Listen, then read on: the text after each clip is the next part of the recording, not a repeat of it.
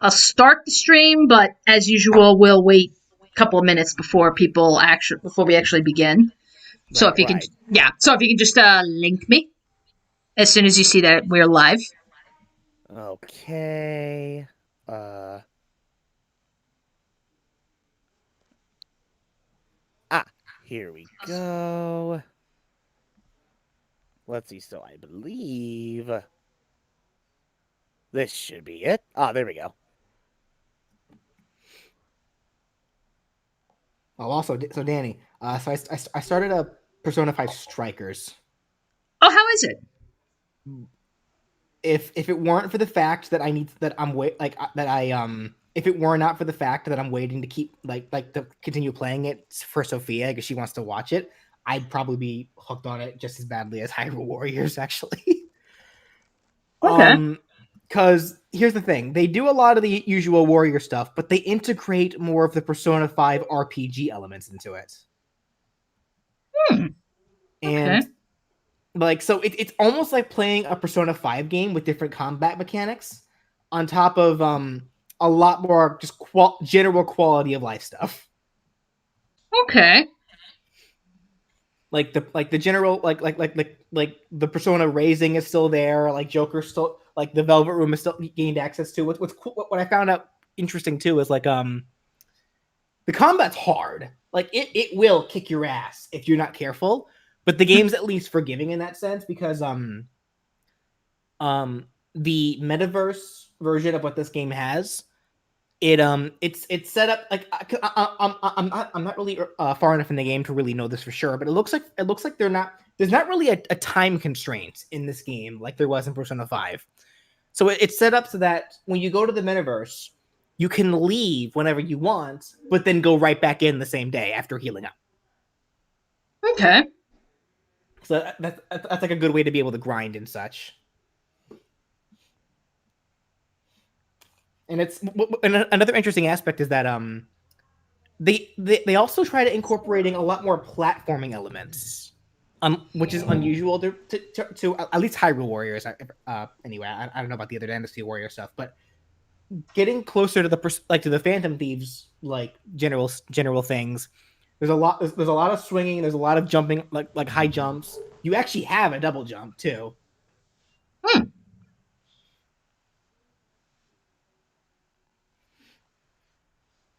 Yeah, Okay. so far it's actually really interesting, like how they're playing it off the story too. Because like without spoiling anything, the story takes place about a half a year after the vanilla Persona 5.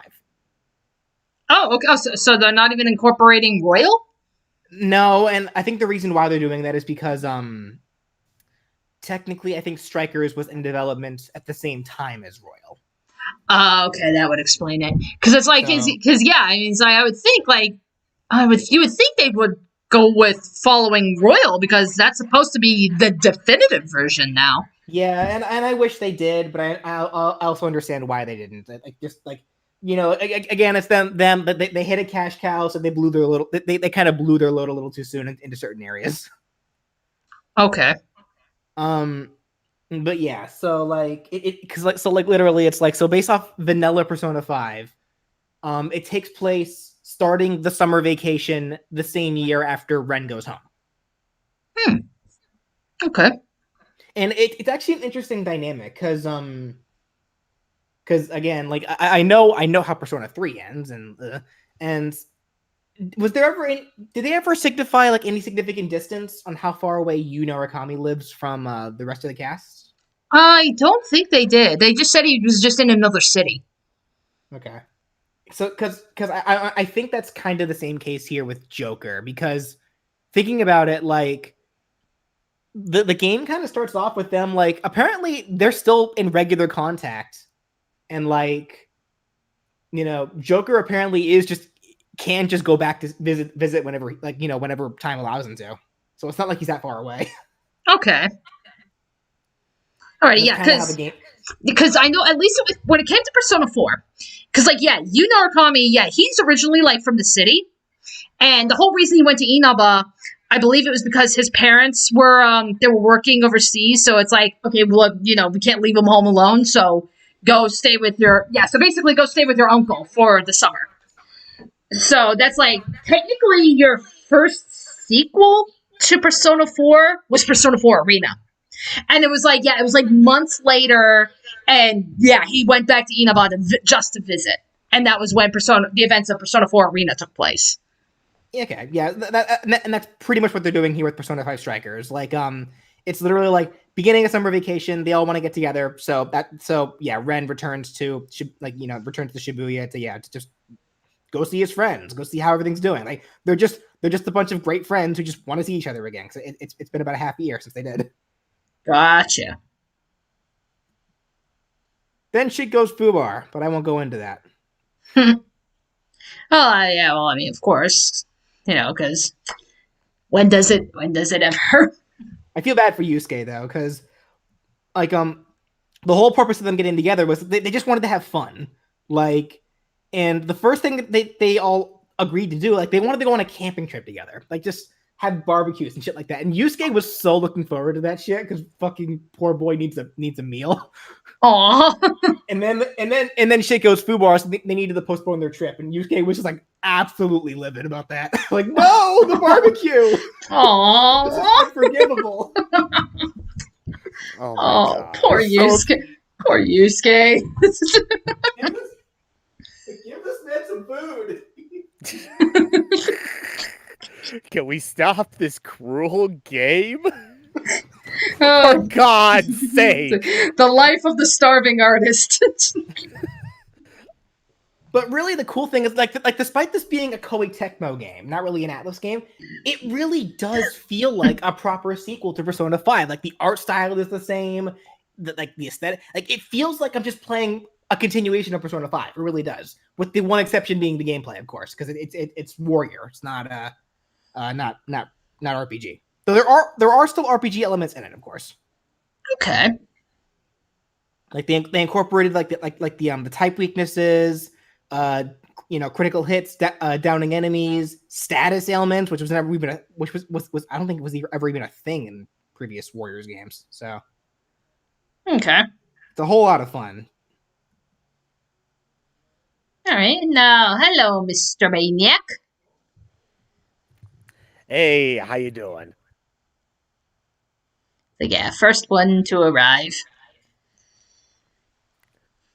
It's like It's like wait.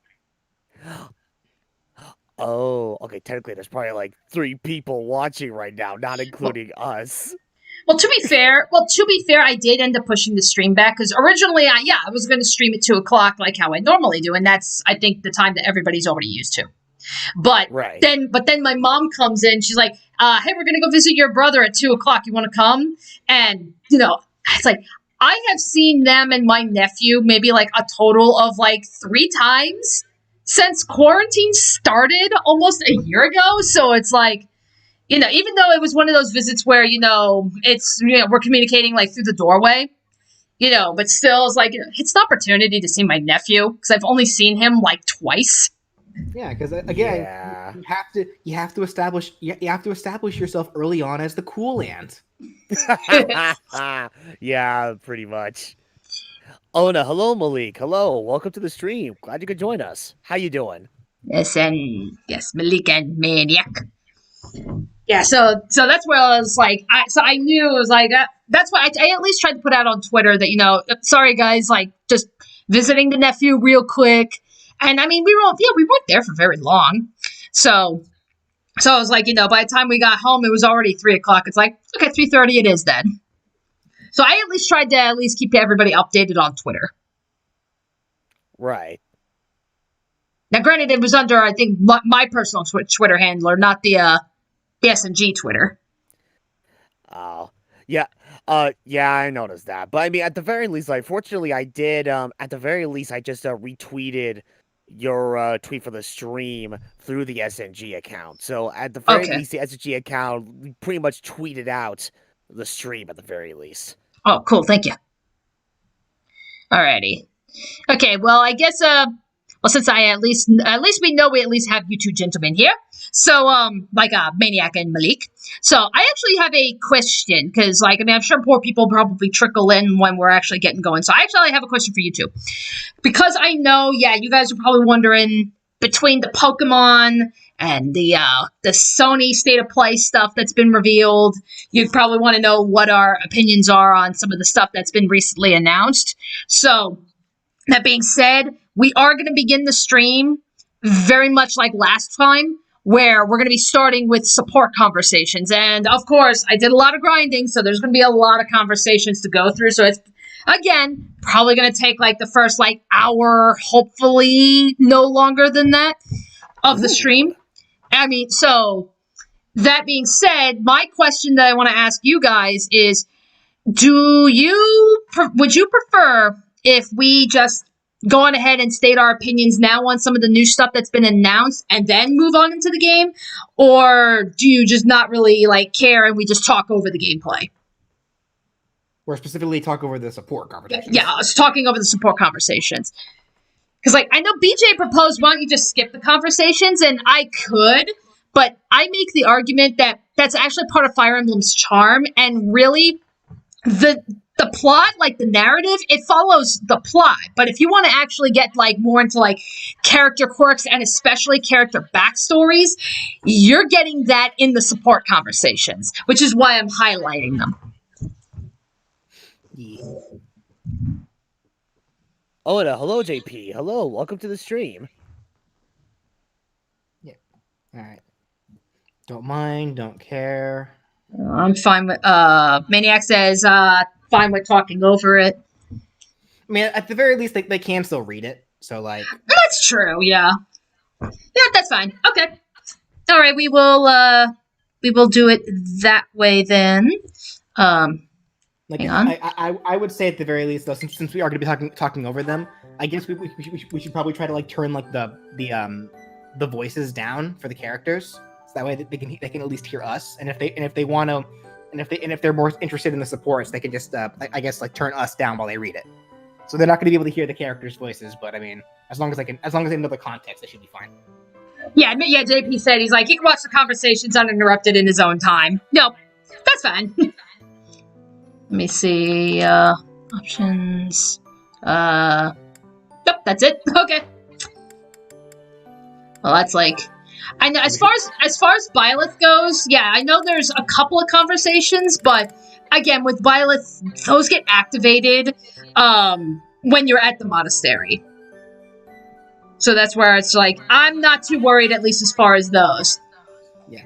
But then it's like, okay, he got all of these for Claude, all of these for Lawrence, and, like, I mean, pretty much, like, everybody down the line.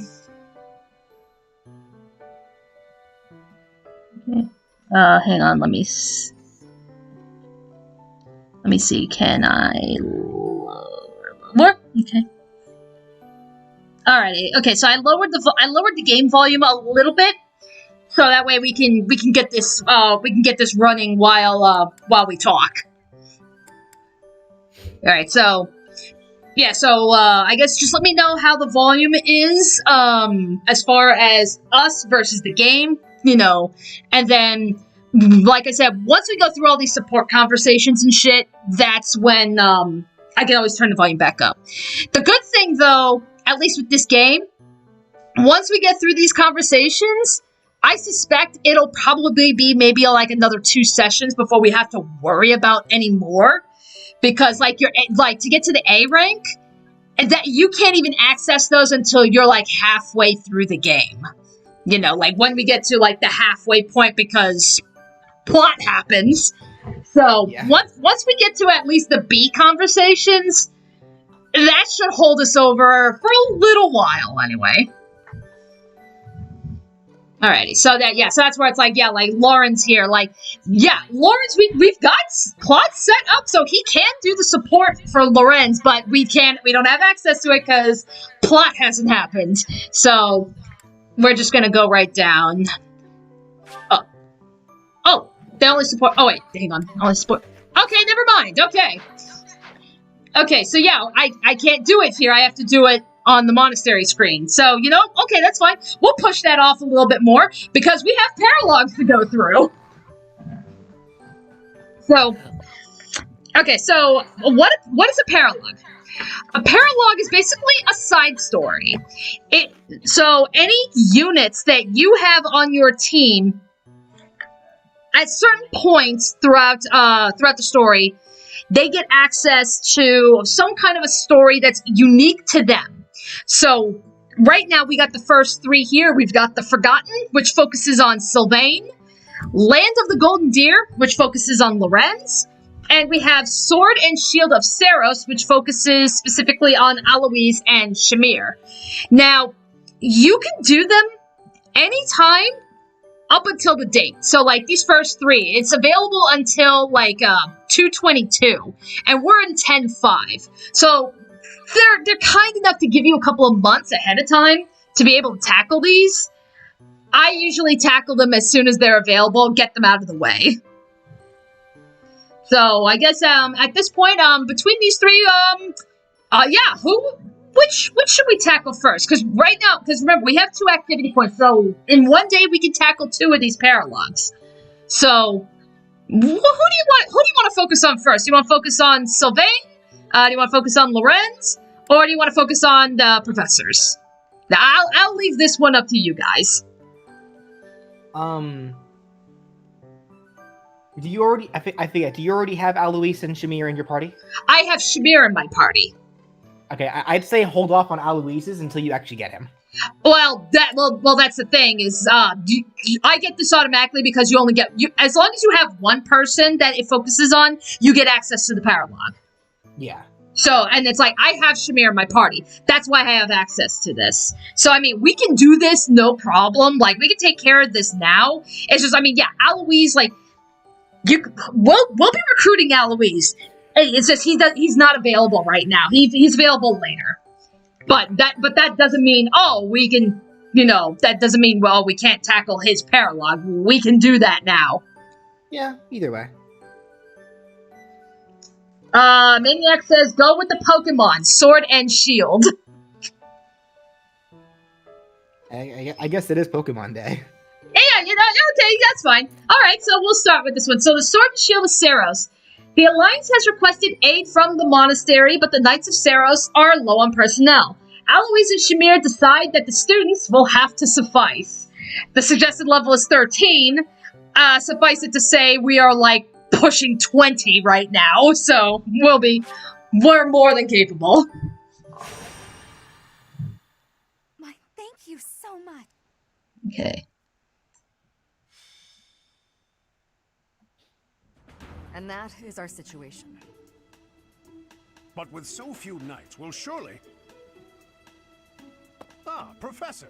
Excellent timing. Alois, you're not going to suggest we send students, are you? I am, actually.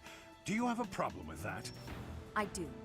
We can't send them out on a knight's mission without Rhea's blessing. I'm sure I can get the go-ahead. I'll just say the students have a new field training opportunity or something like that. Besides, we'll be there. We're not going to let them get killed by pirates. It'd be awkward if you were playing Classic. There are pirates causing havoc in the port of Deirdre, at the center Right. of Regan's territory. The Merchants Association sent a request via the Eastern Church asking for protection. You haven't heard of the Eastern Church? I suppose it's because they don't have much of a presence. The Eastern Church controls Eastern Fodlan. They don't have a standing army like we do. So, for incidents like this, they customarily ask for help from the Central Church. I imagine they want to contribute to make their presence known in the Alliance. Be that as it may, we knights are quite busy. We don't have personnel to spare. Therefore, we're enlisting your help. You should have some experience dealing with pirates from your mercenary days, right? The students have dealt with pirates, so this shouldn't be a problem for them. Come with us, won't you? Think of it as a training exercise. The Merchants Association will reward us handsomely. Yep, so we're just gonna go right down then. We don't have time to lose. Let's take care of this quickly.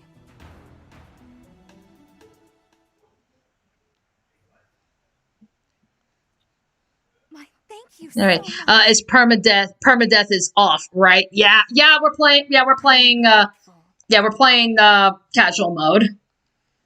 At least for this playthrough. I have That might gratitude. change for future routes. Thanks so much.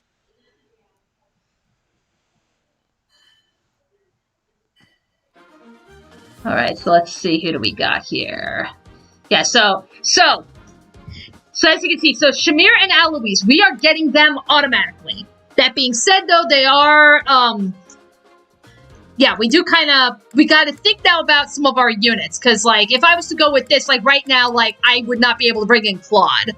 And I want to bring in Claude, because Claude's fucking good, so I'm thinking I'm actually gonna replace him with, I'm gonna switch him out with Ignatz, just because right now, the two of them are the archers, and between two, I'm gonna take the better archer.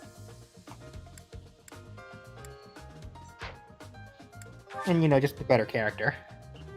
Alright, so let's just take a quick look at the map. So yeah, so basically you got two ways of getting in. So basically, like, all the pirates and shit that we're fighting, they're coming off of the ship. There's two ways.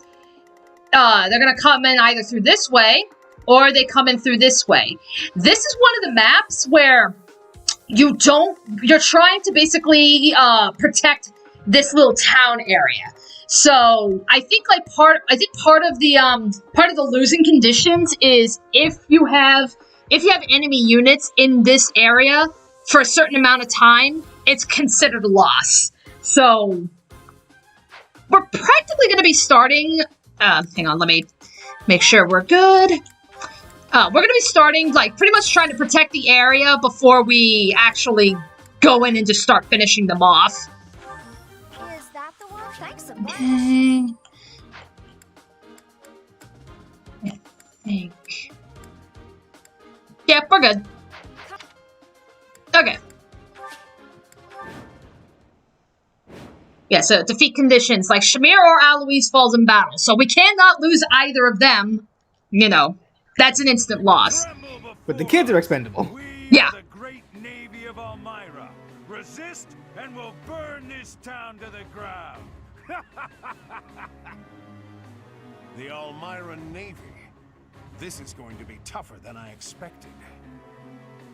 Huh? Sure, those look like Elmira ships, but I guarantee you they're just common pirates. They're obviously bluffing, but it seems to be working on the merchants. Shall we? It's the knights! Please, save us! We'll reward you handsomely! It would be a disaster if they attacked our shops. Please, don't let them into town. We've got you. Leave it to the Knights of Seros. Yeah, so protect the town from pirates. If the pirates get into town and remain for a total of 5 turns, you failed the mission. So yeah, we don't want anybody going over the pink barrier right here. Ready and able. Alright, so I guess now that I can play, yeah, now I guess we can start talking games. So I guess Stay focused. I'm trying to think Ryan, I know I'm aware you were streaming last night. I tragically missed it. But what are you? I guess what's the consensus for you guys as far as, like, all this Pokemon bullshit that's going on right now? All right, well, yeah, so kind of like what I pretty much mentioned, like, before I usually started playing I Love You, Colonel Sanders last night. Yeah, putting aside the utter stupidity that is the Pokemon community and how they complain about pretty much the most smallest things that don't mean jack. Okay, look, as someone who never had the opportunity to try the original Diamond and Pearl, seeing as how I didn't have a Nintendo DS at the time, nor could I get an actual copy of those games when I used to play my 3DS all the time. Yeah, I know a lot of people, including I know everybody pretty much called it, and the predictions were right that yes, they are. Yes, putting that aside, I'm honestly very curious to see. Yeah, I'm curious. I'm curious to see how Gen 4 is, because I know I missed out on. Oh man, I pretty much missed out on Gen 4 and 5. So the fact that I'm able to actually, try out Gen 4 for the first time after all these years, that I'm already pretty excited about. And honestly, I'm actually liking it how it's like, unlike more recent games where they try to make it, they kind of steer away from like how like the classic Pokemon games used to look and such or whatever, and it's like, okay, it's definitely more three-dimensional at the time, like with free roam and all that stuff. I'm actually really liking it how this time around, like even though this isn't Game Freak who's developing the game or whatever, I'm liking the direction they are taking with the remake and actually keeping it more simple this time around, where it's like, yeah, it's more or less like, it looks pretty much similar to how it is if you were to play not just Diamond and Pearl, play in the more older Pokemon games from years past, and just try to make it more traditional gameplay-wise. I guess that's the word for it. I don't know. Or they're trying to make it more traditional from an aesthetic standpoint, like either or. It's like, I know a lot of people, of course, they've been complaining about, oh my god, I can't believe they made the Dawn or whatever like so freaking small. But I'm just like, okay, well, at the very least, I'm just grateful that they're not, just copying and pasting like assets from Sword and Shield and just being done with it.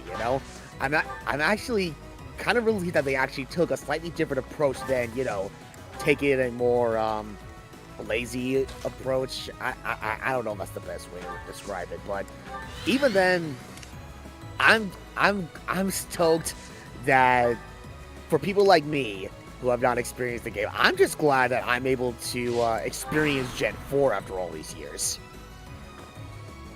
Okay. As for Pokemon Arceus Legends, that's another thing that got my attention, if only because it's like, okay, yeah, we're not just dealing with like, a game that is connected to Gen 4, but it's an open world Pokemon.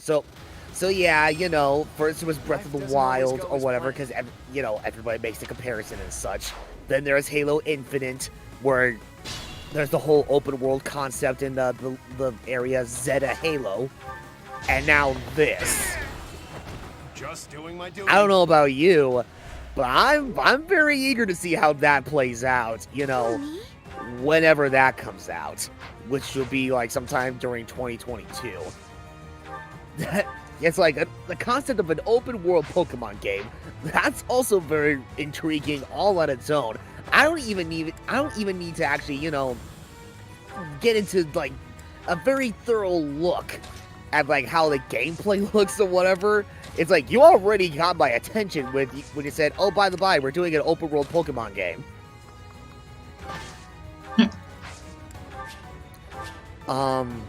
Let's see, yeah, it's like, sadly, even now, I haven't had the time to sit down and watch the entirety of the Pokemon Direct. Like, all I know is, like, yes, there was the confirmed Gen 4 remakes. There's Pokemon Arceus Legends. And supposedly they, also, gave us some new details about new Pokemon Snap, like a photo editor. But that's pretty much all I know. Okay. Okay, BJ, how about you? I'm definitely way more excited for Legends than I am the Diamond and Pearl remake, but that's mostly because I actually kind of find it funny, Ryan. You said how everyone predicted, this remake and how everyone was expecting it. I actually wasn't, but not because I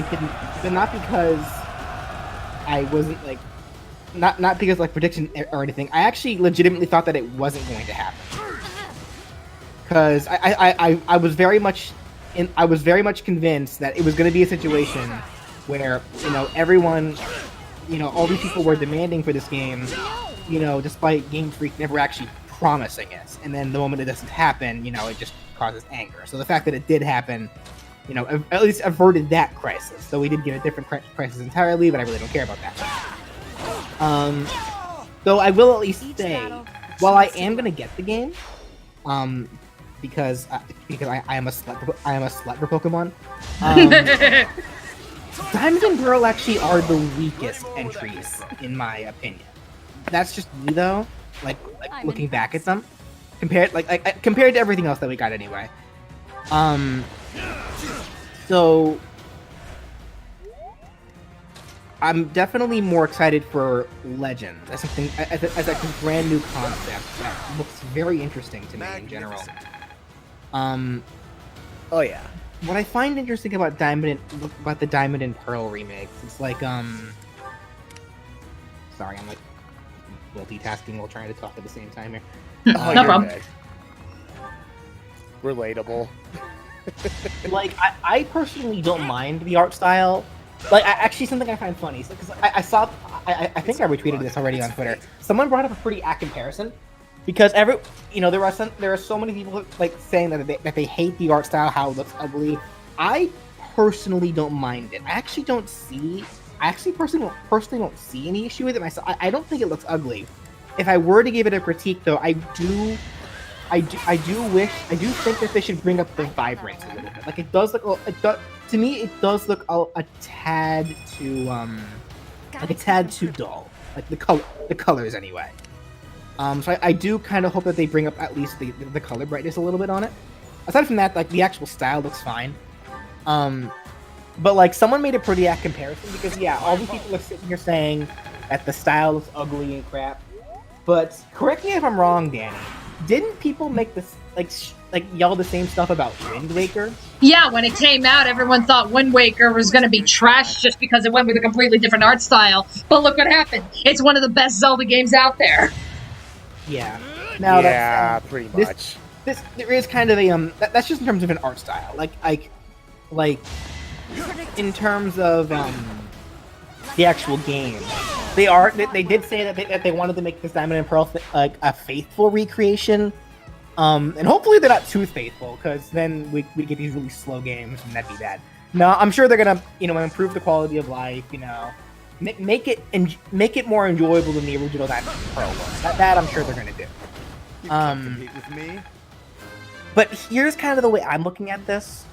And it's kind of depressing for me to have this mindset. I kind of have a feeling that that the reason why they made this decision, like all the decisions that we've seen with Diamond and Pearl, or I should say Brilliant Diamond and Shining Pearl, they're testing the waters on a couple of things. I feel. I'll celebrate later. Well, specifically, actually, I think they did this for 3 reasons. One, after all the backlash they got in Sword Shield, I'm sure they saw the demand for Diamond and Pearl, so they probably did this simply to appease fans. That I'm fairly certain of. 2, they're dipping their feet into the idea of Pokemon games being made out of house, because this is a completely different company making it. It's the company that makes Pokemon Home that's making this one. Right. So they're testing the waters for how these games can be made from from people that aren't themselves. And 3, they probably are just testing the art style out as well. Like they want to see how people respond to it, and see if it's something that people would like. Because something interesting I noticed, especially with a lot of these 3D remakes, they do tend to vary in art style. I have a feeling that they're probably still trying to figure out one that everyone kind of universally agrees is good. So we'll see on that one. Okay. I really do have a feeling that these Diamond and Pearl remakes really are just more of a test ground kind of game. And another reason why I think that is because of the fact that I do believe Diamond and Pearl, in terms of sales, were some of the weakest in the Pokemon franchise. So they figured if they were gonna do some experiments, may as well do it on Diamond and Pearl. Okay. Alrighty. Okay, I guess as far as I'm concerned, I'm with you, BJ. As far as Diamond and Pearl, I mean, Diamond and Pearl, they're not bad games by any means, but they were probably the ones I was probably like the least. I probably enjoyed the least. I was just very kind of, it's okay. Yeah. You know, so that's where it's like, you know, for the people that, you know, I'm happy for the people that love Diamond and Pearl that, you know, hey, it's coming back in some kind of a form, you know, all right, that's cool. You know, I'm happy for you guys, but as for me personally, I'm kind of, whatever on the Diamond and Pearl remakes. What I'm curious about is how are they pulling off the Legends Arceus game? Like, having, like, really pulling Pokemon into an open world. I'm real curious to see how they're going to pull that off. So that's the one I'm honestly looking forward to. And even then, like, I swear to God, people, or I guess maybe just the Pokemon community in general, do not know how to read because the freaking bottom of the trailer says game footage not final, and everyone's bitching about how the game looks, and it's like, but it's not the final footage. This is clearly a work in development. Do you not know how to read? So it's like, I think that's more so where my frustration comes in, but ultimately I have to remind myself that at the end of the day, I guess it really doesn't matter because this is the Pokemon community we're talking about. So at the end of the day, bitch and moan all you want, they're gonna buy it anyway. And that's and that's what they're gonna care about is whether you're buying it or not. Like, you know, and it's like, I've seen people say how they don't like, you know, if you don't like the art style, or if you're like, you know what, I haven't really enjoyed the past couple of Pokemon games, I think I'm gonna sit this one out. Fair enough. Yeah, at least you're being honest. I can appreciate that. But so many people, you just know that they're gonna bitch and moan all you want, but you know they're gonna buy it anyway. They're gonna get their money, and that's it. So I mean, we know that's gonna happen. So at the end of the day, that's like, I have to just keep reminding myself of that. But it's like, yeah, Arceus I'm looking forward to. Pokemon Snap, of course, I'm looking forward to. And, I think, yeah, at least as far as Pokemon goes, that's pretty much it. State of Play. Well, actually, real quickly, Danny, Malik did make a donation because he also had a point. He said, this is actually something I actually wasn't even aware of. Apparently, a lot of those lost sales that I mentioned with the Sinnoh games was because they were heavily pirated. That's the goal. Oh. Yeah, more than 1 million, according to Malik. Right. Okay.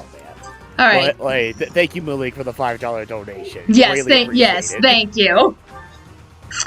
Okay, and then Anyway, anyway. Go ahead. You were saying something about the State of Play. So State of Play.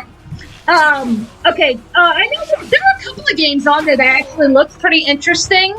I think it's like Akina was one of them. That one definitely looks interesting. God damn it, Scott Cawthon, I don't know how you're doing it, but you're getting me interested in Snap again because you're making it goddamn free roaming! It's like, I know. I talked about this during I Love You, Colonel Sanders, but I'm just like, oh my god, it's so weird to look at it, looking at this game, because I'm so used to being stuck in a freaking seat, just waiting for these animatronics to stuff me in like in a freaking in an animatronic suit, or right. from vent to vent. I am not used to seeing this game go like all free roam.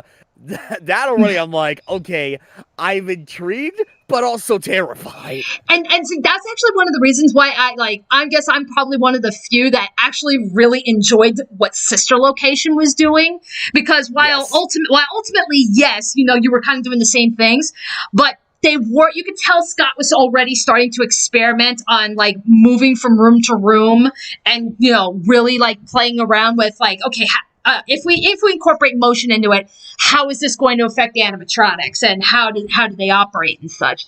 So it's like, you could already tell he was starting to play with that in Sister Location, and I actually really liked that.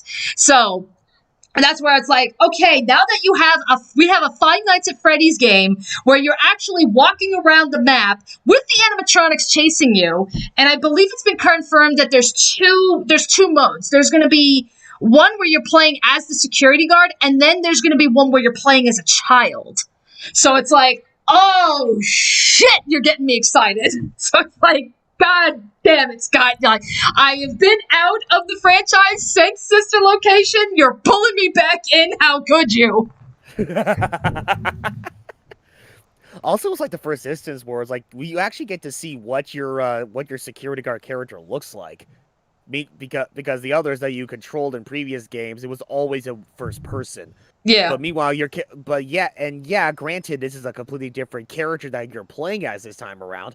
But you still get to see, all right, so this is a security guard you're playing as now. This is what she looks like.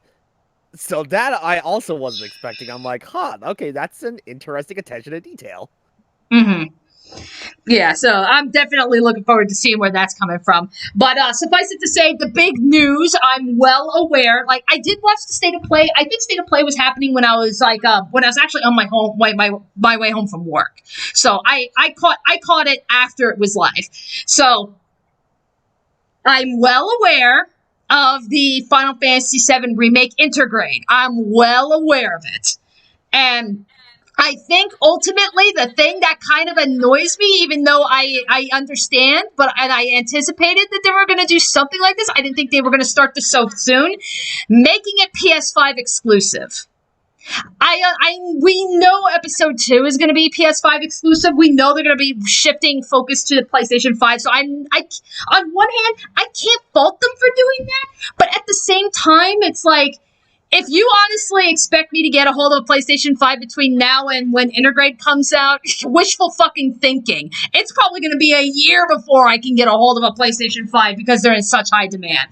So it's gonna be some time before I can actually get my hold on the game and experience it. I'm aware that they're doing, like, if you bought the game on PlayStation 4, you can transfer the data over, so it's like you don't lose anything, which is nice.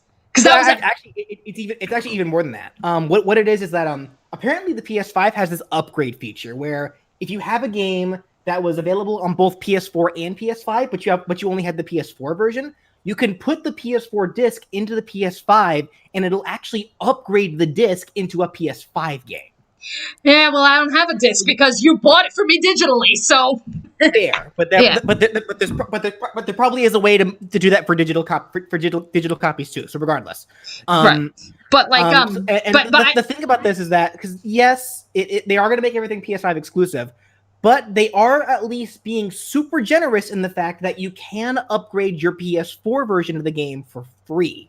As well as move your data over for free. Mm-hmm. They're not charging you that at all. Yeah, you do not have to rebuy the game. Yeah, so that's really nice. So it's like, thank you for that at least, because that's where it's like, because that was honestly gonna be like, okay, you mean to tell me I'm gonna have to buy the game a second time and play through it again just to be able to experience the DLC? And that does not seem to be the case. So I'm real happy about that.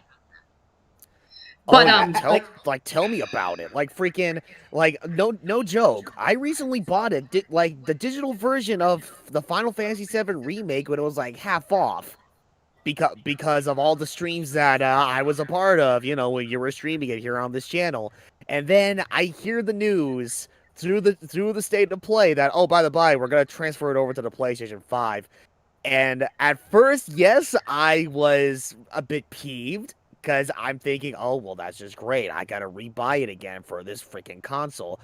And then they're like, I'm sorry, no, you can actually upgrade it to the PlayStation 5 if you have the PlayStation 4 version. Physical or digital. So I'm like, okay, I was going to say. And at the same time, I do also completely understand, again, aside from the points you brought up, a big reason why Intergrade is PS5 exclusive is because the whole point of the package is to make the game look prettier. To update the game's like overall art style and like textures and everything with PS5 hardware that they originally could not do on the PS4. Right. And and I mean that's like I said, we know focus is going to be going to the PlayStation 5 exclusively. I just was not expecting it to happen so soon. So, but So if you guys are wondering, am I ever going to, when am I going to stream Intergrade? I guess it's whenever I can get a hold of a PlayStation 5, which will probably be next year. So it's going to be some time before we can actually, check out that at least that I can check out that DLC and then stream it for you guys. It's going to be some time. But at least as far as outside of that, from what we've seen, it's like, okay, cool that we're seeing how Yuffie is going to play. That's pretty cool. I mean, because they actually. It's like, I'm sorry, like. Yeah. You go. Exactly to Yuffie what I was kind of hoping. They made, because she's so acrobatic. It seems like a lot of her tricks are going to be really aerial combat based. Yeah. Yeah. So that got me excited. Yeah. So I mean, not for nothing. That's nice. I get that. Still kind of a little bummed that still no love for Red 13. Whatever. But yeah. But it's like episode. But it's like, at least as far as from what we've seen, so yeah, it's like, it's not exactly prequel material or anything. I mean, it's just, okay, they're putting Yuffie now in the middle of Midgar, as opposed to the original game where you were finding her in the forests outside. Like, once you got into the world maps, like, it's like, once you cross the swamp and actually go, like, it's on your way to Junon, because that's technically the first area where you can run into forest, and that's where you can have your first encounter with Yuffie. So it's like, okay, they're moving her to Midgar. I guess they're going to come up with some side stuff for her to do. Her companion, as far as I can tell, this is a new character.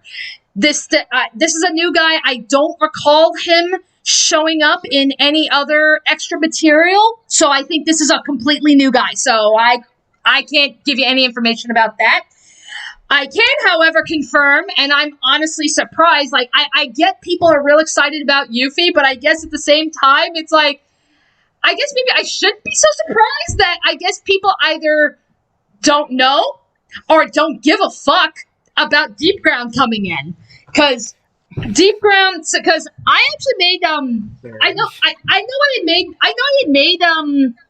I think, like, the part when we were in the underground research lab, I actually made a point that it's possible that maybe this was some kind of an allusion to Deep Ground, because that was Deep Ground's entire purpose. But again, that was just speculation on my part. Now we have confirmation. So those, like, soldiers in the Tron uniforms, and then the guy in the white hair, Vice the Immaculate, yeah, that's Deep Ground.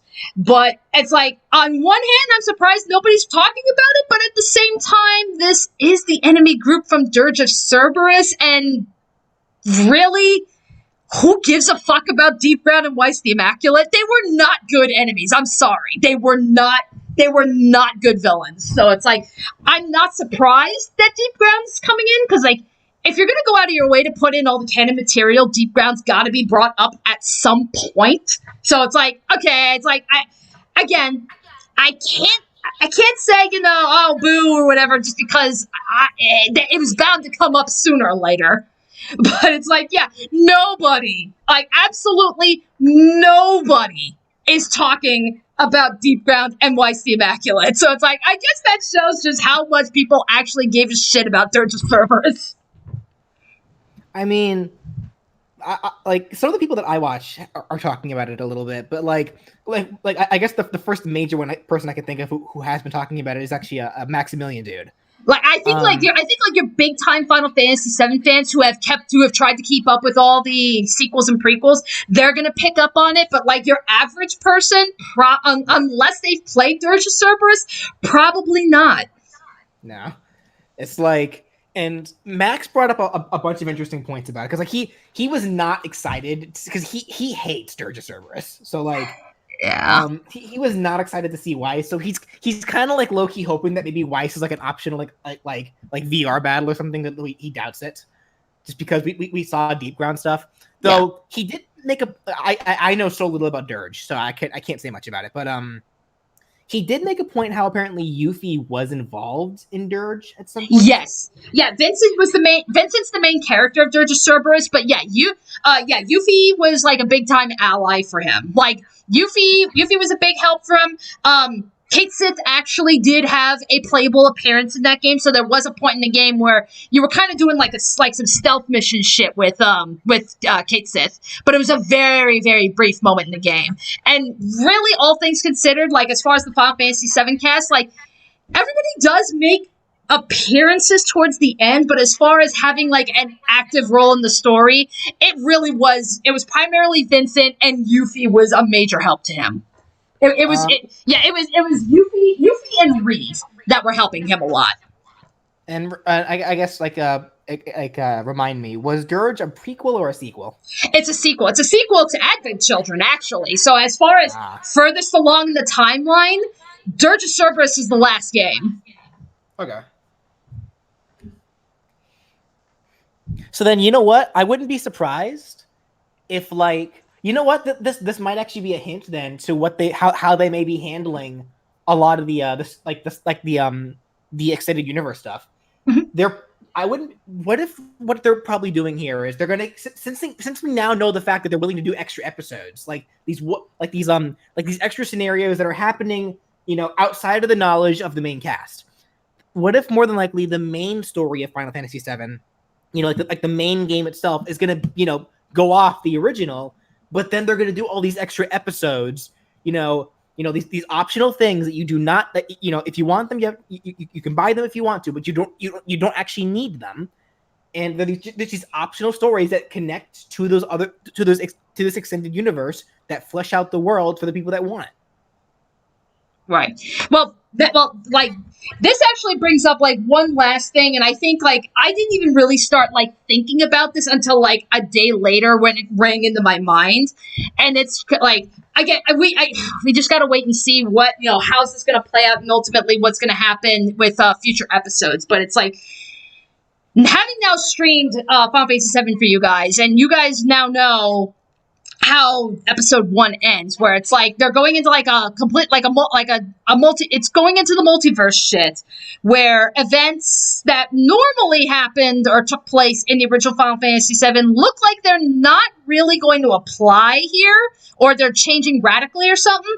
So this does ultimately beg the question that, when you take that into consideration, I get that it looks like they're trying to set up stuff with Wutai, you know, right now within the DLC, which is cool. No, so it's like I'm not knocking them on that, but considering how the first episode ends, whatever happens in this DLC with Yuffie and stuff, is this going to have any bearing whatsoever in future episodes, or is this going to be one of those things where, okay, they've crossed that threshold, they've gone into the light, and now they're going into the unknown future where things are no doubt changing, so is the DLC going to have any kind of merit to that?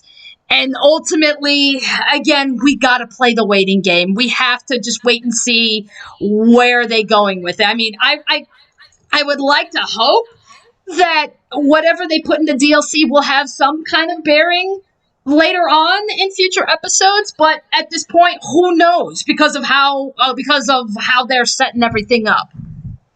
Wouldn't it be funny if, like, because of how Final Fantasy VII ends, and like they effectively made it so that they can change fates, and anything that was fated to happen it is no longer guaranteed to happen. What if they made it like that with this new episode now? So Yuffie somehow is able to change fate now, and then does something to completely wipe Dirge of Cerberus out of canon.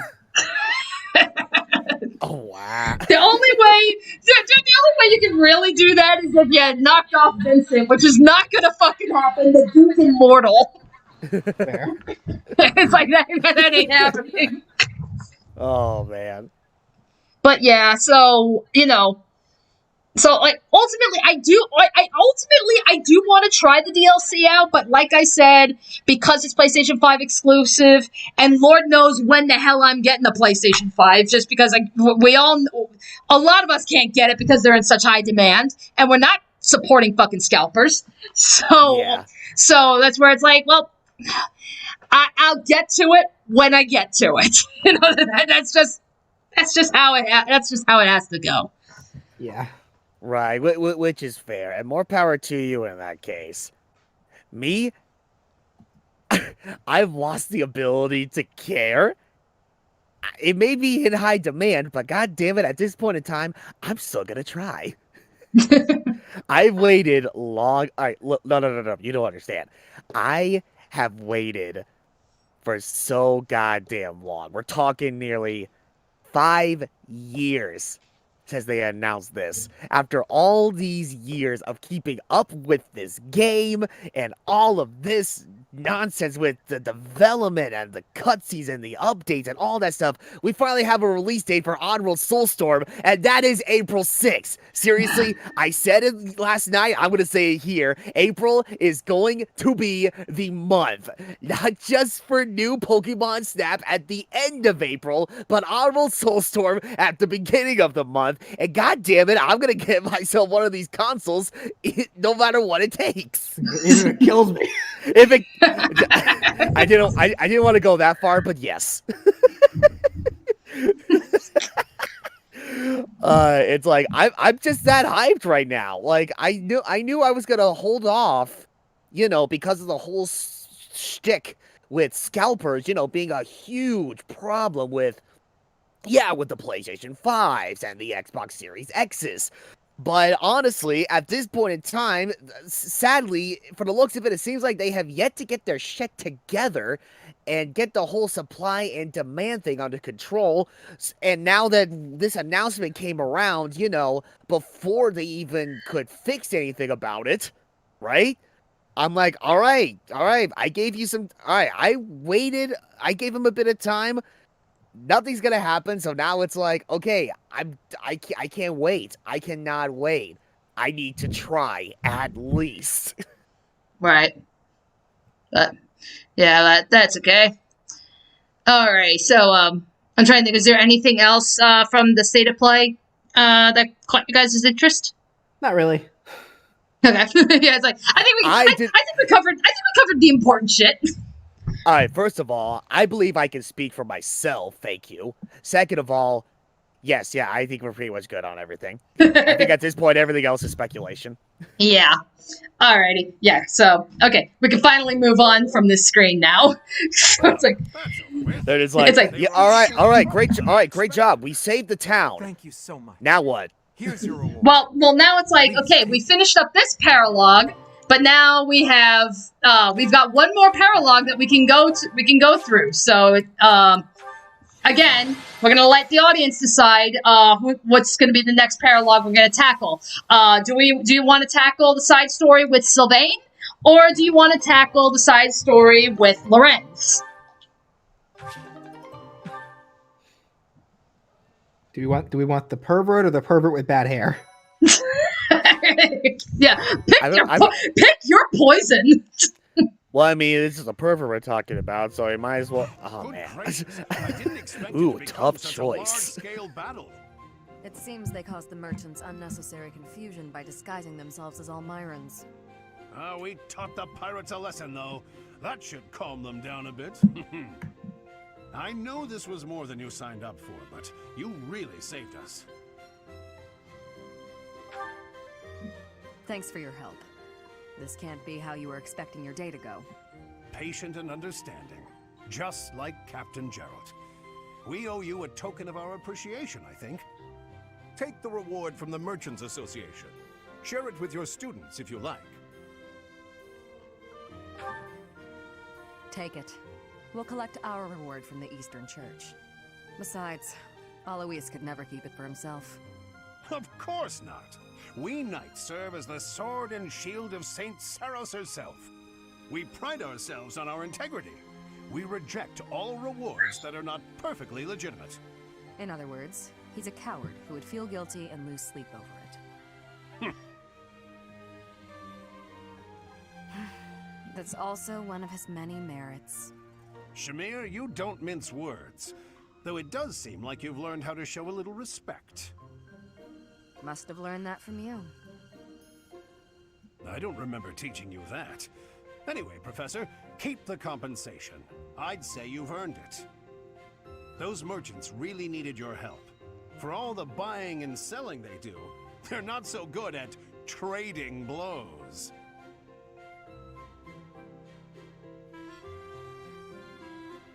You get it? Trading blows? They and merchants? Yeah, that's his shtick. He tells We'll bad have to prepare jokes. for our next mission. Oh Until next no. time, Professor. Yeah, that's one of Aloise's many quirks. He tells bad jokes. It's like, ah. Fuck you, I thought it was funny.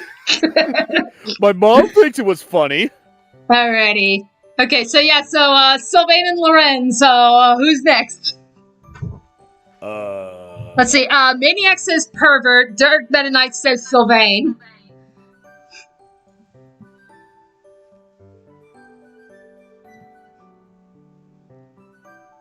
Well, I think pervert lands under Sylvain, so that's 2 for Sylvain.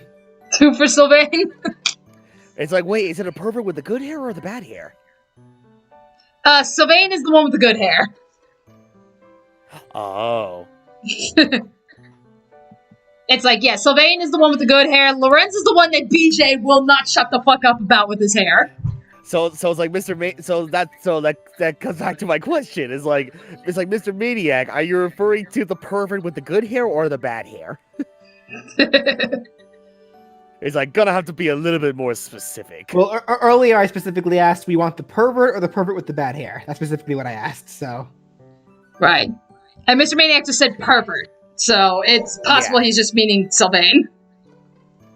It's like it's like Sylvain or Lorenz. Yes. No, really, you can't choose both. It's either one or the other. Come on. Yeah, at least for this week. You know, we'll be getting to Lorenz probably next week. Right.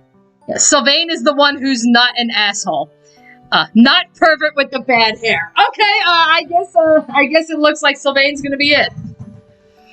Alright, so okay, so Sylvain is unable to stand idly by when he learns that the band of thieves once led by his brother Miklon are again causing trouble in Margrave Gautier's territory.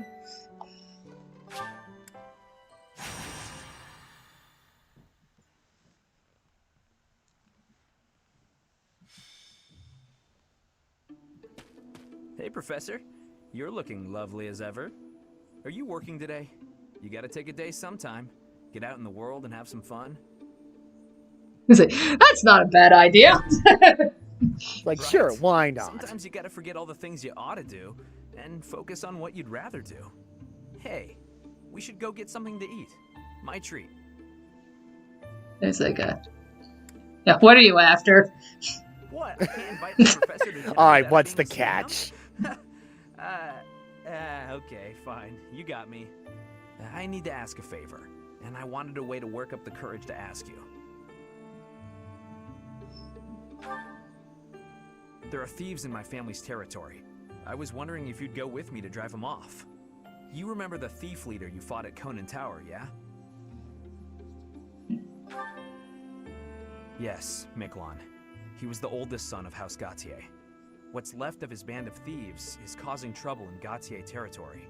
My father has asked me to come home and put down those murderous jerks. But he's asked for me to come alone. No knights, no backup of any sort. That's crazy, right?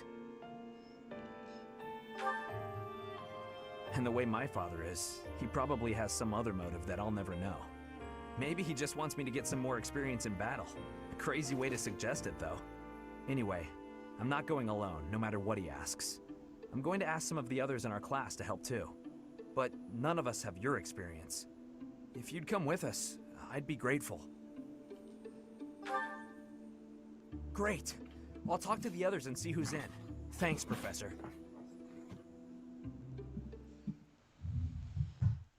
Oh, okay, Crystal Star. We'll see you in a little bit. Mm-hmm.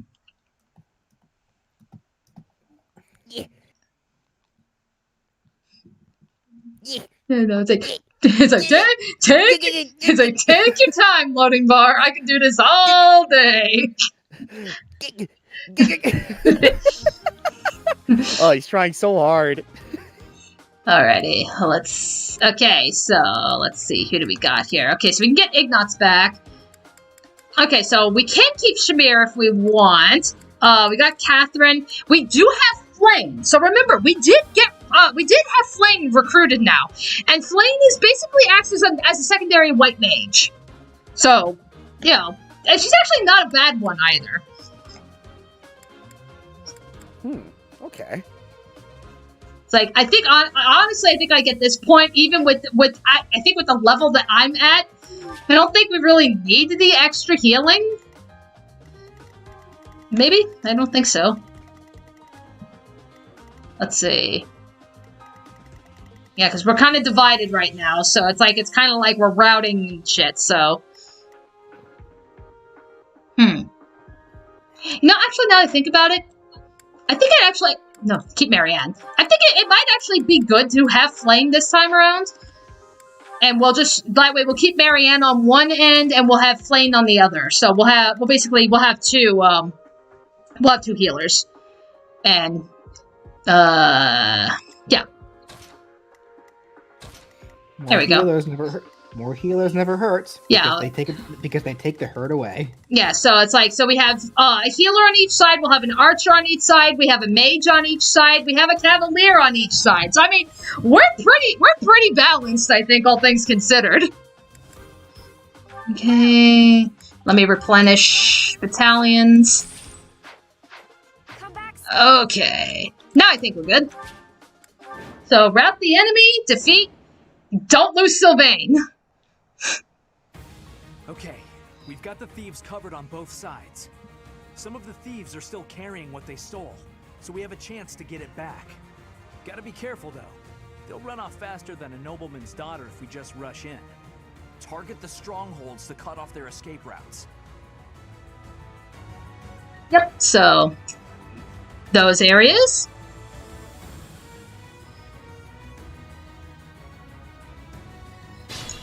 Alright. So, basically, these guys that they look like they have loot, yeah, if we approach, they're gonna try to run and escape.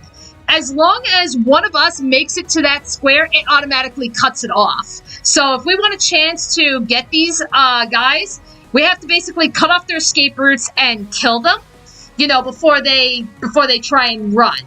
And naturally, like it said, if Sylvain falls in battle, it's an instant game over. But that should not be too much of an issue. Stay focused. Yeah. Kind of awkward conversation to have with his dad, you know, for his son to have died on his front lawn on your watch. Yeah, really. I have some Father's terrible offering a reward news. for every thief and rogue we take out. The more I you don't know how beat, to put this, the more but- you get. Just remember, you gotta take them down fast. Then again, I suppose his dad probably doesn't care too much if he wanted Sylvain to come here alone at first.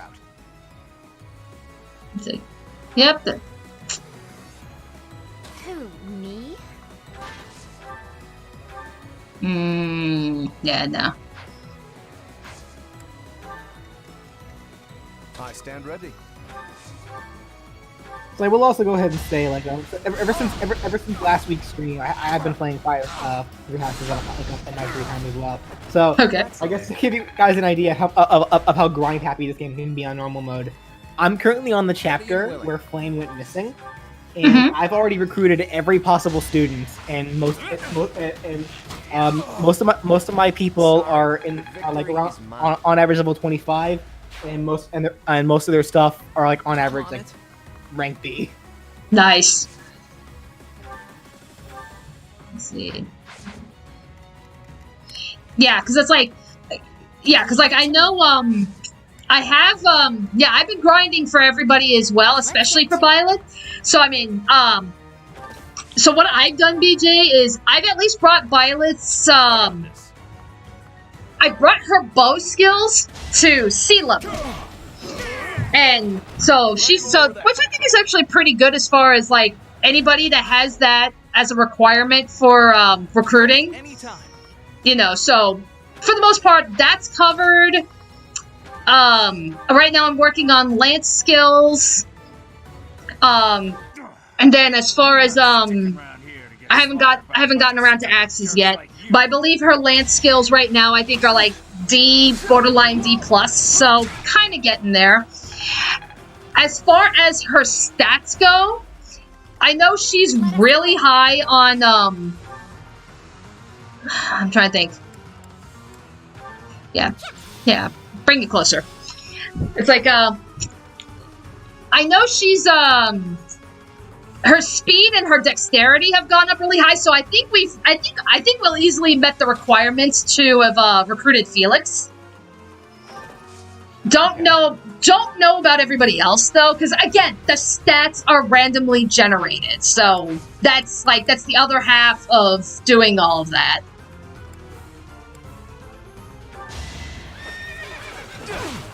So obvious.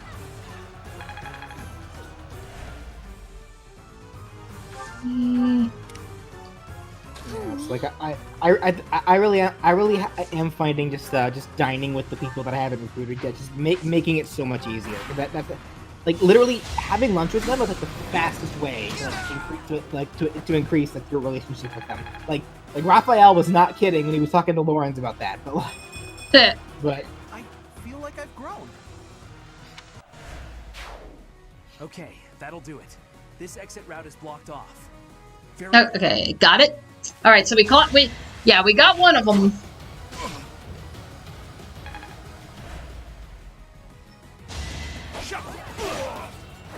What's next?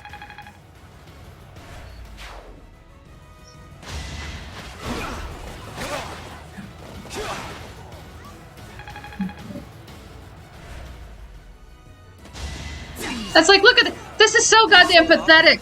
It's like you can attack 4 times and you're doing 0 damage. It's like this is fucking pathetic.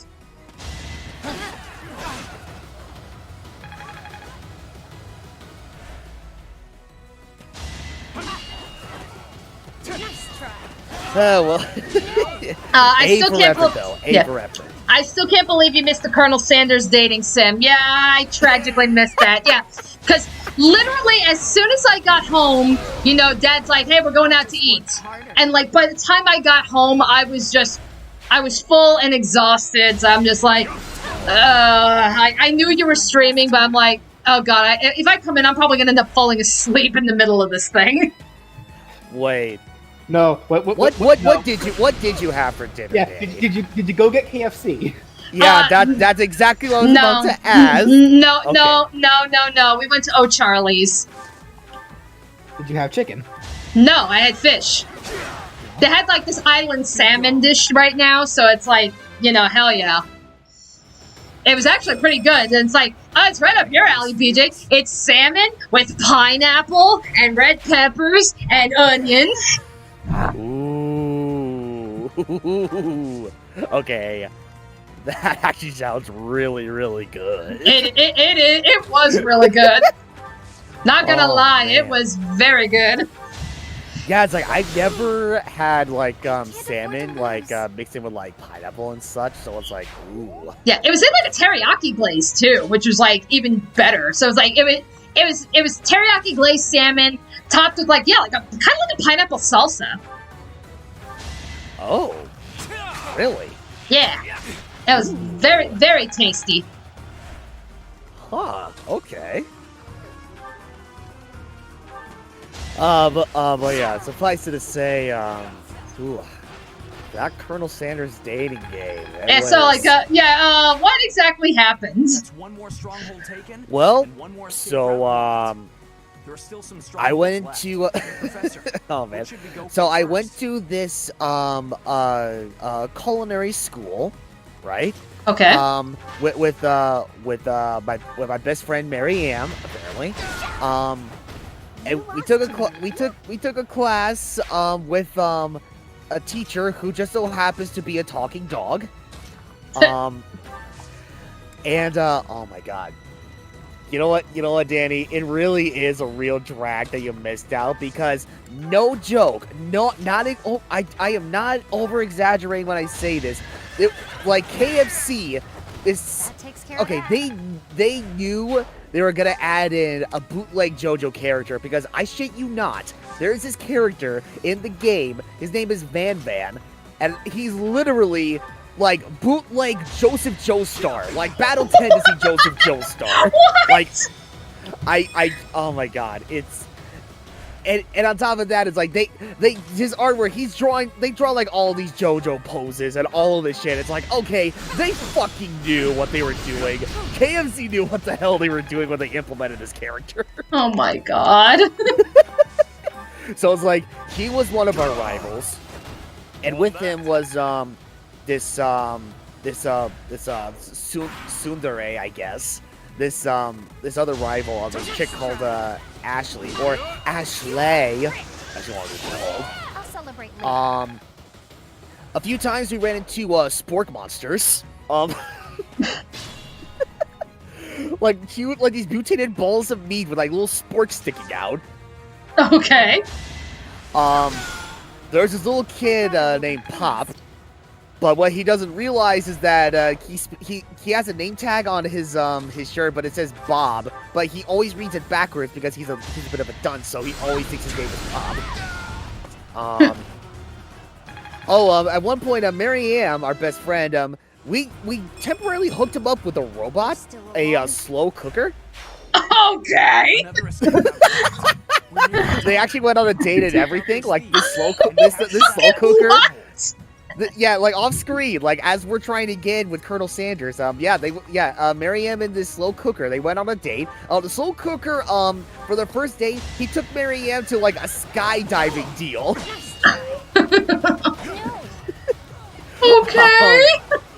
Oh, what else? Oh, there was oh my god.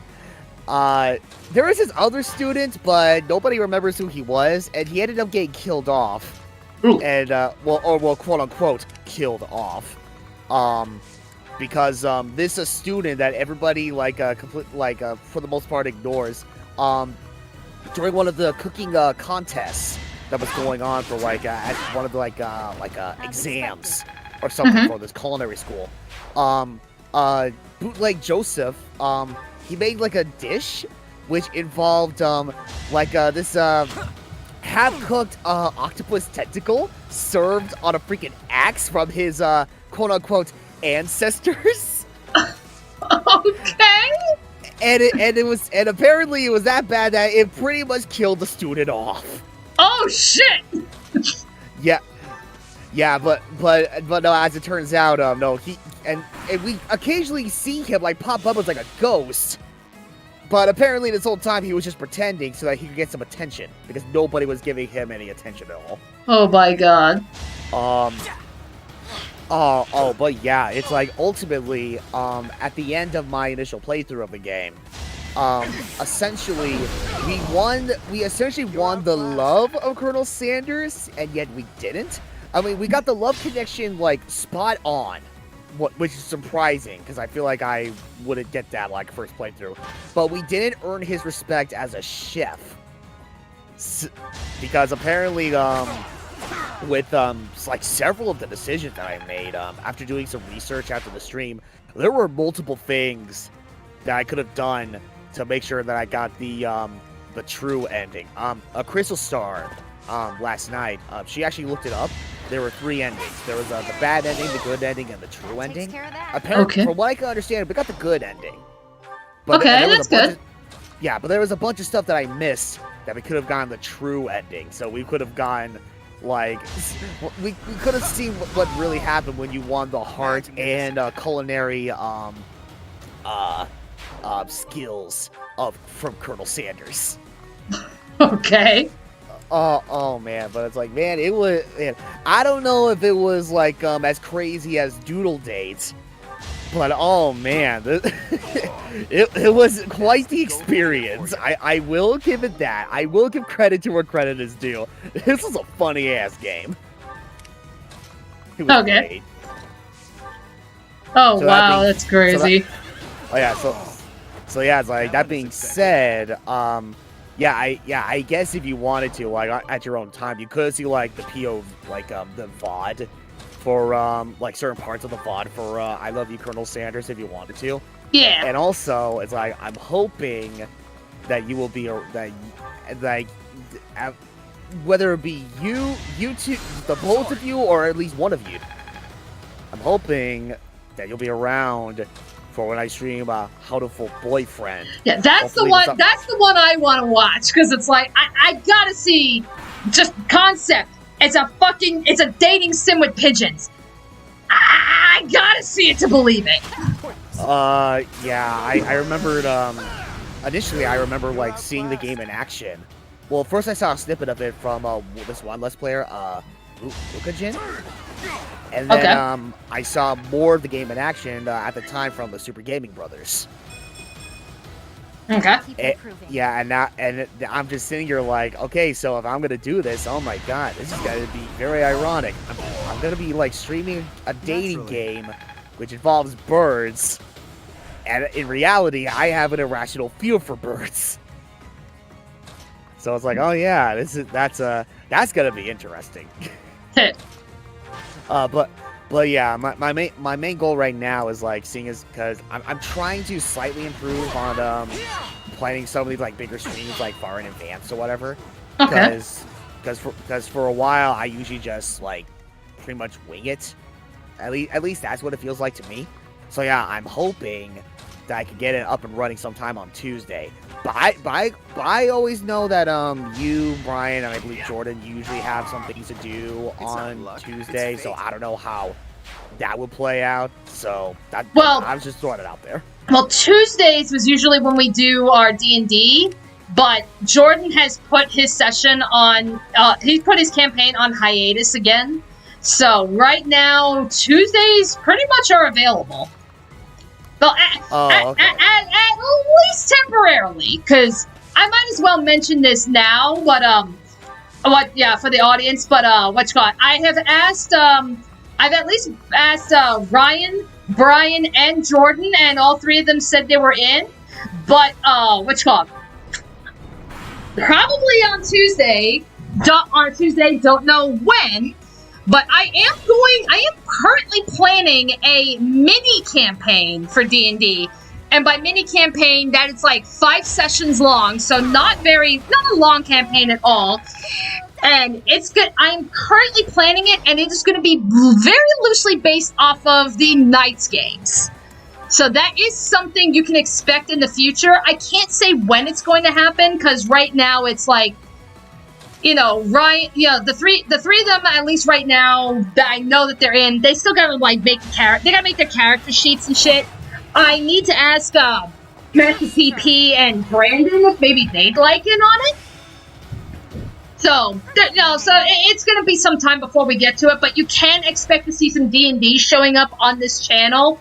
It's gonna be a very short campaign, as I said, but nevertheless, I am going to be bringing one onto this channel.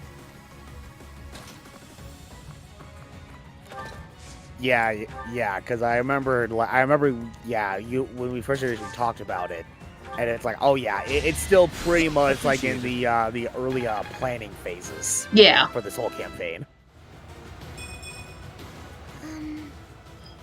Oh, and Jordan, yes, I for years, since I was a little kid, I've had this fear of birds. I don't recall there's a phobia for it, but if there is, yes, I have it. Let's just say as a young kid, I had, like, horrible experiences with, like, wild birds and such. Like, I know I was, like, 5 years old, and I was at this neighbor's house. And this neighbor, in her backyard, she had, like, all these, like, bird houses, or, like, these, like, wooden cages or whatever, and had all these birds in it. And, a bunch of the we were getting closer, we were walking closer to, like, all of these, like, bird houses and, these cages or whatever, just so we get a better look at them. And then just out of the freaking blue, like, a bunch of these birds, like, broke out of the cages, or, like, flew out of the bird houses, and it was, like, a bit of a swarm of birds, like, just flying right at my face, and it scared the living crap out of me. So, that was the starting point. As years went on, there were like multiple other instances where, yeah, I would also have like very dare I say, scary moments with other birds, like geese, for starters. Like my sister and I, we were I think we were like 8 years old at the time, and my dad took my sister and I to this park. It was like right next to a beach or whatever. We noticed this family of geese like sitting in this one spot. So my sister and I we're walking very slowly closer to this family of geese or whatever. Um, just to get a closer look at them. Yeah, you can kind of notice a little bit of a trend here, and the father geese. Oh, he noticed that we were coming, and he was not taking any of that shit. The moment we got close enough, this father geese, he then goes into the defensive position. He puts his head down and freaking charges at my sister. We both just immediately like run away from this thing, from this pissed off goose or whatever. And it's like, all right, that's the end of that. And it also didn't help that there was also like a bunch of like a huge flock of wild geese like just perched around the park as well. So it's like we're trying to play like on this playground or whatever, and fucking. Oh my god! It was almost like the bird. It was practically like the birds, only with geese. Oof. That being said, when I was 9 years old, my dad decided to add more salt to a free wound over here, and actually said, "Oh hey Ryan, you should watch this really great movie. It's called The Birds. I think you'll really like it." And yeah, and I'm sitting here like my 9-year-old self was just sitting here watching this movie, seeing all these like flocks of birds of all kinds attacking and murdering people, and it's just like, okay, nope, that's it. I'm done. I'm done with this. And ever since then, it's like I've just been afraid of birds. That's just the long and short of it. What about Birdemic? Oh, okay, now... It's like, how would you feel if we watched Birdemic? Okay, now that's a different story, if only because, for one thing... That movie would somehow get rid of his phobia. It's like fucking... For one thing, we don't see any of those birds until like 40... as seen from the movie by one John Tron. Yeah, we don't see these birds until 45 minutes into the movie, and second of all, they're CG birds. Shit. Yeah, it's like they're CG birds with like dive bombing sounds. With plain sounds. Yeah. Yeah, see that movie that kind of a movie right there is funny. At least with the birds, it's like they made it like pretty much like realistic birds, like just freaking killing people. Pretty much. Alrighty. Thank you Alrighty. so much. Okay, so we'll continue this Professor, after this. Thank you for your help. Okay, that's fine. Go ahead. We drove off the thieves and got a reward from my father. Job well done, eh? Although, I don't know how to feel about this particular reward. I guess that's why my father tasked me with this mission. He wanted me to prove myself worthy of this relic. This weapon, the Lance of Ruin, it killed my brother. And now it's mine. Not remotely. I bear the crest of Gautier. The same crest my brother wished for his whole life, but never came to possess. I suppose I am. Miquelon hated me from the moment he found out I had a crest and he didn't. He was selfish and egotistical. I know it's not right to say bad things about the dead, but he earned it. Even now, I'm still cleaning up his messes. I have to wonder though, what if it was the other way around? If he had the crest and I didn't, would I be the one my father thought was worth forgetting? Or would my fate have been wholly unlike his? You're probably right, Professor. It's not like me, is it? I don't pray much, but I think I'm going to pray for those who lost their lives to the thieves tonight. And for all of us. I'm afraid there are more days like these coming our way. Vargas has always been a cold place, never very well-to-do. Until about 10 years ago, Our region was a battlefield for the people of the Sreng region to the north. And after the late king fell, the whole kingdom became unstable. So, it's no real surprise that more and more people are resorting to thievery, just to survive. And there are those rumors of the current regent being too busy chasing the ladies to bother with governing. Don't worry, I get the irony. The whole damn kingdom is in decline because of nonsense like that.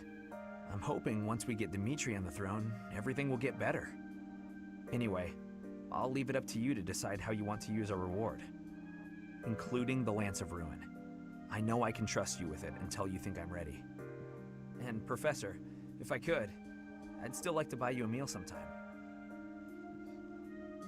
You have another favor to ask? No, I'm just asking a friend to hang out, that's all. Again though, thank you for everything, Professor. I couldn't have done it alone. Yep, so we have now acquired another relic. So it's as Sylvain said, so whenever you get relic weapons, technically anybody can equip them. The caveat, though, is that the characters that have crests, they don't feel any kind of damage or anything. So, like, you don't have to specifically give the Lance of Ruin to Sylvain. You can give it to anybody else, any other spear wielder, as long as they have a crest. If you give this to a character if they don't have a crest, I believe they start taking damage. It's actually, very harmful for them. So you do kind of have to be selective about your weapons. Now, ideally, again, there are some relics that only operate with a certain crest. So yeah, you really should only give it to this character and this character alone. And the one that comes to my mind right now is Felix. Because there is a relic that we can get that it's specific to his family's crest, so it's meant to go to him and him alone. The Lance of Ruin, I'd have to check it again. I gotta remember what it is exactly. If it's something specific to Sylvain, I don't believe it is because I have given the Lance of Ruin to other characters. But I think suffice it to say, I've already built up Sylvain already. I think it's safe to say that he's probably going to end up being a permanent party member unless we happen to get somebody better. So I think it's pretty safe to say we'll probably end up giving this to him. Oh, okay. My, thank you so much. All right, a couple people are saying, Ryan, if you wanted to do an Animal Crossing stream, March would be a good time to do it. For what regard exactly? Why specifically March? I think. I don't know. Because I have not kept up with Animal Crossing New Horizons in God knows how many months. I'm the same way. Same. I know, it's embarrassing, I know. Yeah, again, it's I'm really intimidated to actually open up Animal Crossing New Horizons because I have no idea, what I have wrought on my island. I know for a fact my island is gonna be 100% covered in weeds. Oh, God, yes. Yeah, God help my island. Yeah, and...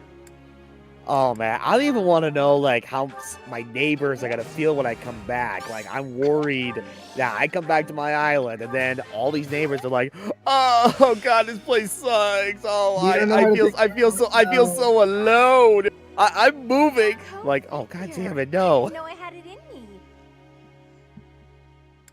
All right. Yeah, it's because of the Mario stuff that they're adding? Oh god, yeah, that's right. They were adding Mario items to the game. Yeah, so the Mario shit's coming in, and then April, so next month, that's when the Easter shit happens. Oh god. So that's when discount Bonnie shows up. Oh god, that's right. He returns. Oh my god. How could I forget? Not reopen Animal Crossing. It's like, well, okay, well now I'm definitely not going back to that game. Oh my god. Wait. But again, that's in April. So you still got a month before Discount Bonnie shows up. Oh, Jordan, so Ryan, did you hit under your covers when you see Pet Shop from Stardust Crusade? Jordan, don't be ridiculous. That bird isn't real. He can hurt nobody. Except for anybody in the show. he can hurt dogs. Yes. Yeah, it's like sucks if you're a dog. It's like, oh no, he can not only hurt dogs, he can devour dogs.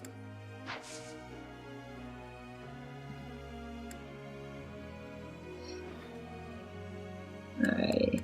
I can try to remember. Oh, that's right. Okay. I have a question. Oh, Crystal Star. We also said about helping you out on your island by cleaning it. I know, I remember that, but it's like, alright, it's like, and, oh man. I mean, I didn't, I don't know. It's like, okay, I don't know. Hypothetically speaking, of course, if I really needed help cleaning up my island, I have to pay you for your services. Because it's like freaking... It'd be like the equivalent of mowing somebody's lawn or whatever. It's like, no, I do not expect people to take the time out of their day to help clean up my island for free, okay? Okay, hey... It just doesn't seem right to me. Anyway, Ryan, Hilda would like to speak with you. Wait, specifically me? I don't know. Hilda would like to speak with you. Is now a good time? Yes. Yeah. It's the next support for it's the next support conversation for Hilda. So that's where it's like, here you go. Oh, okay. Yeah, sure. All right, what you got for me, Hilda? There are a lot of hardworking people here at the academy, huh? Even Claude. He acts carefree, but secretly he's so serious. Everyone focuses on training without even needing to be told. Maybe they think I must protect my friends, even if I have to risk my neck. You won't protect your friends? Of course I'll try to protect them, but I don't understand why anyone would want to risk their life for someone else. When you die, no matter how you died, it's over. To me, it's more important to enjoy life. We only live once, after all. It's a waste to spend all your time working and being responsible, right? Well, no matter what people may think, I'm going to keep being me. So in our next battle, I'll support everyone from the sidelines. Aw, come on. Not with how I'm building you, Hilda. You're going on the fucking front lines. Something for you as a way of saying thanks. She's my defensive tank. I'll let you join me for dinner in the city. Two pretty ladies strolling around town. I'm sure someone will treat us. Okay, just think on it.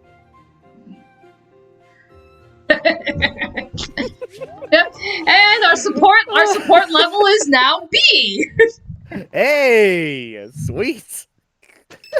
Well, fucking Hilda. That's okay. Well, now Flame would like to speak with us. Excuse me, Professor. May I have a moment of your time? Ah, wonderful. I was hoping you might enlighten me. About yourself, that is. You see, I happen to be quite curious about you. Well, because there is something different about you. You possess an air of mystery. I could not help but notice when first we met. I am intrigued, to say the least. I find it rather difficult to put into words. Were I to wax poetic, I would say you remind me of the sea. Have you ever been, Professor? The sea is vast, boundless. On the surface, all seems still. Yet beneath that stillness, it is unfathomably deep. Within, it teems with life. Yet without, one is lucky to glimpse a fleeting shadow. And yet, all one must do is cast a line to grasp hold of all that life. You cannot see it at a glance, but it is there all the same. About hungry? fish, of course. Oh, bother. I got sidetracked, didn't I? Right. About the sea. During a storm, the once calm waters become mighty enough to overturn even the vastest ships. Not unlike you. You are calm. You carry yourself with poise. Yet you wield great power. My brother was uncertain of you at first. He once referred to you as a youth of dubious origin. Oh, but please do not think ill of him. He is incredibly dedicated to his work. So surely you understand why he would have doubts about one of whom he knows so little. Nobody even seems to know your age. Incidentally, how old are you? That's it. I don't actually know, or I'd rather not say. It's like, yeah. It's supposed to be. Her name is supposed to be question mark. It's supposed to be question marks, but I think BJ mentioned like, didn't she? 21? Like, yeah, didn't she get confirmed recently? Yeah. 21. I wonder. Could you be younger than your own students?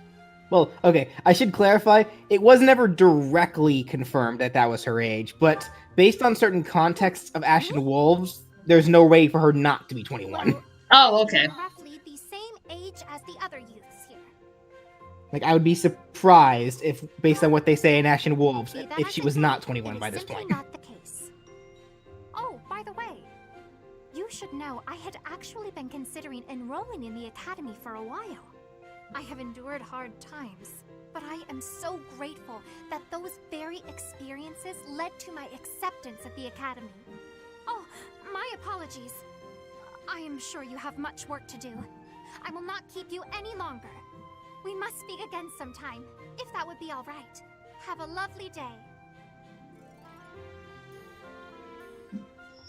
Yep. And level C.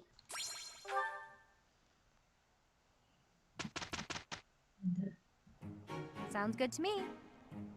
Yes, let's do our best. We did some great work. Go. Ooh, who learned dexterity? Oh, yeah, Ignatz, okay. Next I'm building up to be Bow Knight. Aha, I'm getting it.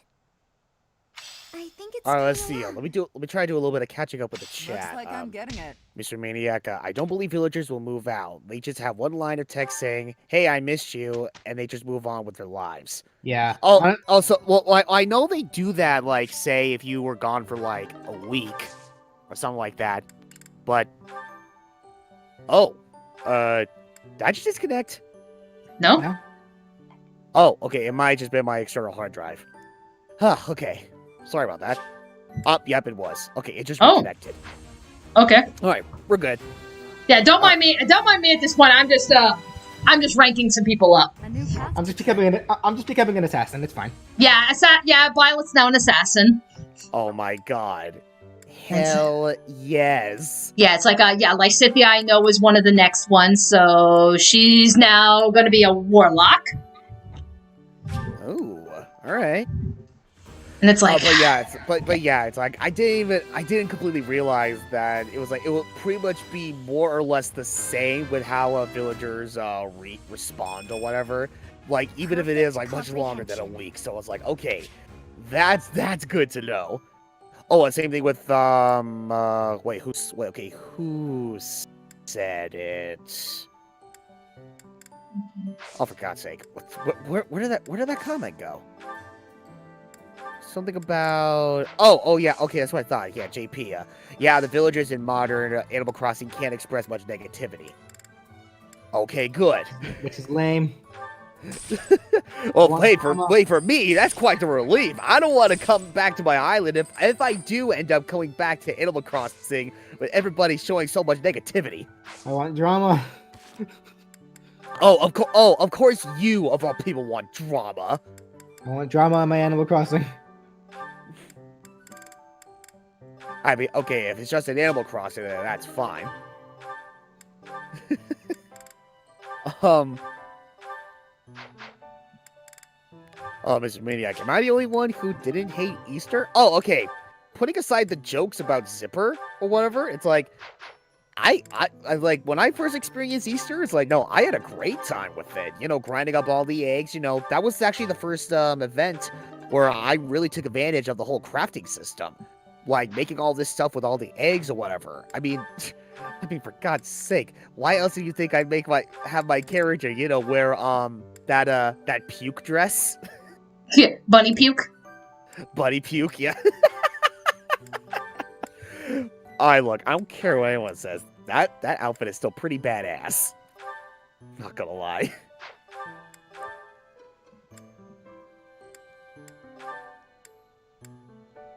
Alright. Yeah, it's like I'm at it. Yeah, so it's like technically Sylvain's good for leveling up, but I don't have advanced seals, so like I use the two on Violet and Lysithea, so I'm gonna have to wait till I get some more. You should be able to buy more. They're not in the marketplace shops right now. Advanced ones? Nope. Beginner and intermediate.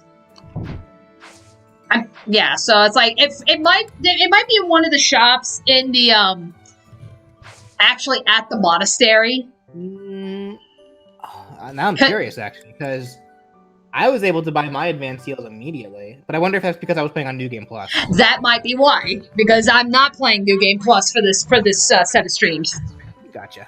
Okay. That being said, now we can actually we can start tackling some of these supports. I guess, because again, we have a lot to go through, so, I mean, I guess at this point, it's,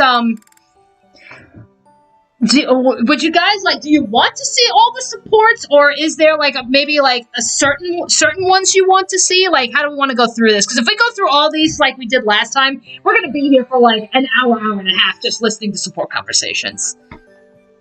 You know, it's like, I make the argument that, like, the support conversations are good to listen to because this is really when you're going to start getting character backstories, because you're not going to get a lot of it in the narrative itself. It's through the support conversations, so it's like, I would say, you know, it wouldn't hurt to listen to them, but at the same time, like, you know, I don't want to bore you guys to death either, so, you know, how do you want to approach this? I was gonna say, like, didn't we agree, like, we were just gonna go ahead and just talk over, like, the support conversations? Well, that was before we decided to just, that was for when we were going to talk about, like, the new games and such. Yeah, because you have to be, like, at the monastery to activate the support conversations. Okay, that's right.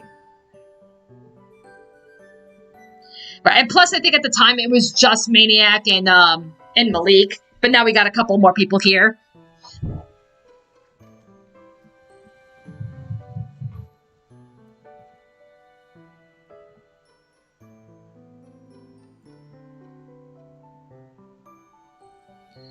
Let me see, Crystal Star Girl's like, Ryan, I'm sorry that happened to you. I think you talked about it during the Sly Cooper Let's Play. Now thinking about, God help us if we get a remake of Sly 1 and they make Clockwork more scary. Oh yeah, it's like, I apologize, Crystal, for not being able to get to, that comment you made, earlier in the stream. Yeah, this goes back to, when I was explaining my, fear of birds. Yeah. Oh man, I mean... Yeah, it's like, if that moment does come and they do end up making a remake for Sly Cooper and the Devious Raccoonus, and they somehow slightly alter Clockwork's design to make it look even more intimidating, oh man, yeah, it's gonna be a kind of a love-hate thing going on, if you know what I mean. I love the fact that, oh my god, this revamped Clockwork is gonna look more badass and intimidating. But on the other hand, he's gonna be scary as fuck. Right. Alright. Okay. So I'm seeing a couple people saying that they don't mind, so, alright. Maybe it's like, you know, I'll go through as much of these, and then, you know, if it starts dragging on way too long, then it's like, you know what, we'll move on to plot. Because, we do need to make a dent in the actual freaking plot. Right. Yeah. Alright, so as usual, we'll go down the list. Now, again, as I mentioned before, so now some of these end with B. So, like, usually, like, people end up like Claude here, like, he only goes up to B with Raphael and Ignatz. So once we go through them, that's it. We don't have to worry about it anymore. As far as A conversations go, there is a point in the storyline where we'll actually be able to have access to them. So, like, technically you can see, like, I'm already set, so once we get to that point in the storyline, we can access the A conversation for Lorenz immediately. So, take this with it, take this, as it is. But I mean, like, pretty much, like, after we go through a lot of these, it'll be a little bit before we get into, like, a massive dump of supports again. But, anyway. Jordan asks, question, who's the best Fire Emblem Avatar protagonist? Robin, Corrin, or Byleth? Hey, Raphael. This scene, why is it oddly I'd personally say Byleth. Byleth it just has the most interesting backstory. Yeah, for me, it's a toss-up between Robin and Byleth. Like I said, I've never played Fate, so I don't know. I really don't know much about Corrin. I heard that proper knights always help those in need. Isn't that right? Well, you're not wrong, but I think most people would consider that only a small part of a knight's duty. A knight's main function is to fight and defend, don't you think? That said, I'll agree that helping anyone and everyone who needs it makes you a remarkably virtuous person, which is even better. If someone virtuous becomes a knight, they'll be a virtuous knight, right? That's about as proper as you can get. Yes, I suppose so. I, for one, would certainly look for virtue in any knight that I recruited. So you're saying I'm the type of knight you want to hire for House Regan? Absolutely. If I somehow actually manage to become the head of my house, that is. I can't see into the future, but you have my word that I'll do all I can to help make your dream a reality. That is, if you're actually able to let somebody help you out rather than helping out the whole world by yourself. I'm not gonna stop helping others, but you can do me all the favors you want. All this talk of being proper is making me hungry. For my first favor, why don't you bring me a snack?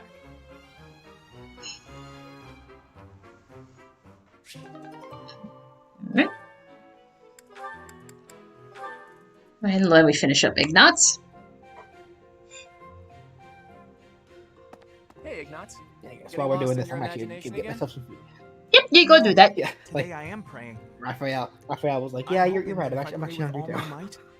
She will appear before me. The goddess, you mean? Oh, man. Yes. Alright, in the meantime, Dark Minute and I asks, Ryan, does this mean you have trouble dealing with the Untitled Goose Game? Oh, god damn it. Especially your version of the goddess. Okay. Totally Alright, well, That's a disrespectful way of putting okay. it. Doesn't mean you have just trouble believe that she's a dealing with the... divine beauty. Okay, alright, look, have here's to the be. thing.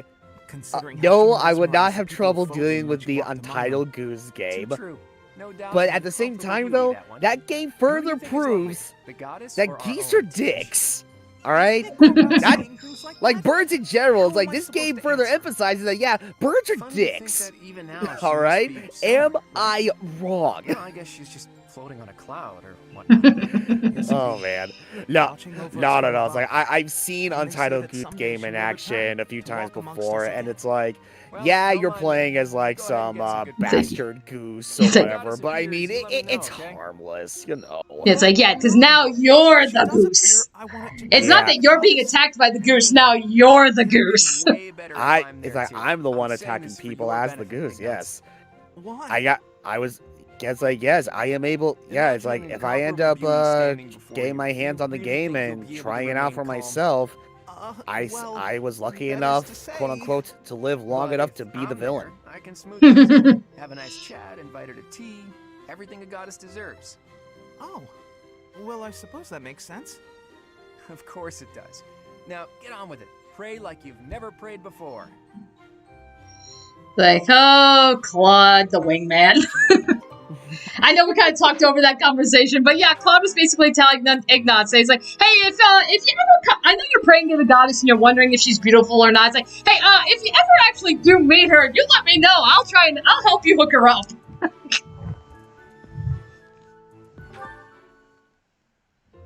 As you can see, if All you right. face an enemy on this terrain, I would go here, and you would go here. Hang on. If we're trying to repel the enemy, I should be positioned there, correct? Huh? I'm not sure that's the best idea. Take a closer look at this map. See, there's a graveyard over here. Might run into some of those ghosts you hate so much. Claude, will you knock it off already? So help me. If you continue treating me like a child, I'll... Easy there. I'm sorry, okay? Just don't start blasting off any spells in here. I've more pride than to turn an unarmed soldier to cinders. It wouldn't kill you to speak to me as an equal when we're discussing matters as serious as this. Actually, I see you as more than an equal. There's no questioning the power you wield. And I was being serious about the formation just now. The bit about the ghosts was just me having fun with you. Or trying to. You're so smart, I figured you'd catch on to that right away. But back to the formation. Can you see why I arranged it like I did? The area I want you to guard requires the ability to adapt to an ever-changing situation. Who else could I trust with such a difficult task? You're my best bet for something like that. Perhaps that's true. Think back to the times we fought together. When have I ever treated you like a child on the battlefield? I depend on you, Lysithea. I value your power almost as much as I do Teach's. Truly? I swear to you on all of Fodlan, I'd like to have my fun, but I wouldn't joke about something like that. I consider you a valued ally. I'll stop now before I inevitably drift back into teasing you again. Just know that I meant every word, okay? Fair enough then. From here forward, see to it that you treat me with the respect of an equal. And I admit that you are not short on talent yourself, but don't go getting a big head over it.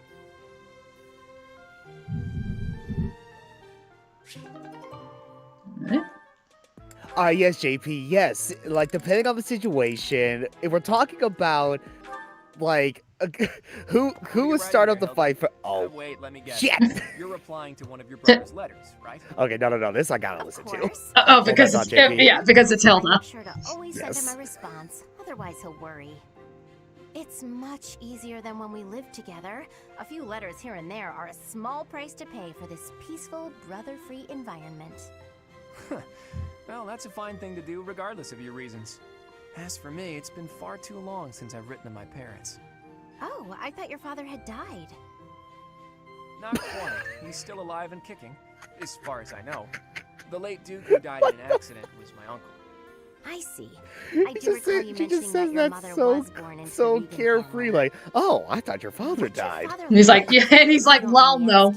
JK, not dead, lol. When I was a kid, he used to tie me to a horse and drag me around. Excuse me? In all fairness, I was quite a little brat. The horse thing sounds worse than it is. There's sort of a trick to it. A trick I hope I never need to learn. Your mother didn't step in and make him stop? Gods no, she'd just laugh right along with him. If my father is extravagant, my mother's more like a warrior goddess, or maybe a demon queen. This one time, she got into an argument with my combat instructor and wound up in a full-on fist fight with the guy. What's more, she won. My instructor was a mighty warrior, undefeated in 100 battles, but even he was no BJ's match back for for her. food. Yeah. Back for a second with Mother my is a two lady cooks. of nobility. Oh, okay. True, but she was the kind of woman to elope with the man she loved and throw it all away. Not your average duchess at all. Ooh, they eloped. I like that. It's so romantic. Imagine abandoning your family forever to be with the one you love. Not everyone can do that. It's not a question of can, it's a question of will. Even someone like you who generally despises effort would pull out all the stops for something you really care about. Isn't that right? Excuse me? I put in plenty of effort. Hey, that was a compliment. Anyhow, I look forward to the day when something inspires you to try your absolute hardest. It will be something to behold. And now we know why Claude is such a badass, because his parents are badass. Anyway, so continuing your conversation. It's Hey, Leone. What are you up to? what? Oh wait. You were talking about geese.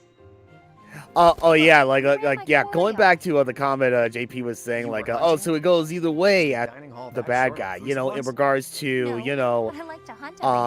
when something like a goose or like a bird or something, starts to, get all defensive towards like a human being or something. I mean, yeah, that is true. Yes, it all varies on the situations because yes, there are those other jerks out there who antagonize birds to get some to rile them up for no apparent reason. I don't know. I'm more But I mean, that still doesn't excuse the fact that birds are still dicks, though. Okay, yeah, here's a situation where it goes the other way around, and I'm sure some of you, where it's like you have this guy, he's out fishing on his boat with his dog, right? And then just out of the blue, this angry as hell goose starts attacking the freaking dog. Now, it was not established why the goose was attacking the dog, but for all we know, it could just be protecting its territory. But my god, this goose was just not liking this dog. So the owner, he just kept constantly, grabbing the goose by the neck and just tossing him away, getting him off the freaking boat. So it's like freaking, and they did not antagonize this goose in any way, shape, or form. This goose was just pissed off. They should both be revered for what they are. I mean, it's like, oh man, oh Look, god, this is and just my don't personal opinion. even get me If you truly believe that everything started depends on the with goddess of Saros, oh that's god, you. what was okay, worry hold about on, me. give me a sec. There is I'm a this believer, one but I'm aware of those breed who of aren't. turkey, or like your way of like thinking. these wild Giving thanks to turkeys, nature and all. It makes sense. caper I knew a wild caleys. I girl believe that's like what you they're called, would be able caper to get caleys. behind an Oh idea my like fucking that. god. What? Like I'm feral or something? If you want to scare the living shit out of me, Hey, this then you'll see this could be video, used heresy. this viral video, where, Yeah. oh, bless you. Oh, thank you. We'll just have Oh, to you're keep it to welcome. ourselves. Where this caper cayley, this wild little black turkey, he attacks this news reporter and his cameraman because again, these are very territorial birds. But again, they didn't antagonize the freaking bird. Yeah, they would try to swat it away after this caper cayley makes the first move or whatever, occasionally. But even so, it's like, again, birds like that are dicks, and it's like, oh my god, literally the first thing you see in this video is this incredibly up close shot of this caper cayley, like right up in the freaking camera, attacking the cameraman. It almost looked like this little black turkey has like fucking red eyes. It's like, for me, it's like, that's fucking terrifying. Cold. Think about who you're talking On top of the kind of sounds that they What are you make. to me? You don't know who I am? Oh my god. You're Claude, House Leader of the Golden Deer. That's not what I mean. Well, never mind then. Tell me, don't you ever miss your homeland? Elmira? Yes, Elmira. Judging by that expression, I'm guessing you're not terribly homesick. Life was a whole Oh. lot Yes. better for me Okay. there than Thank it's you, ever been Billy. out here.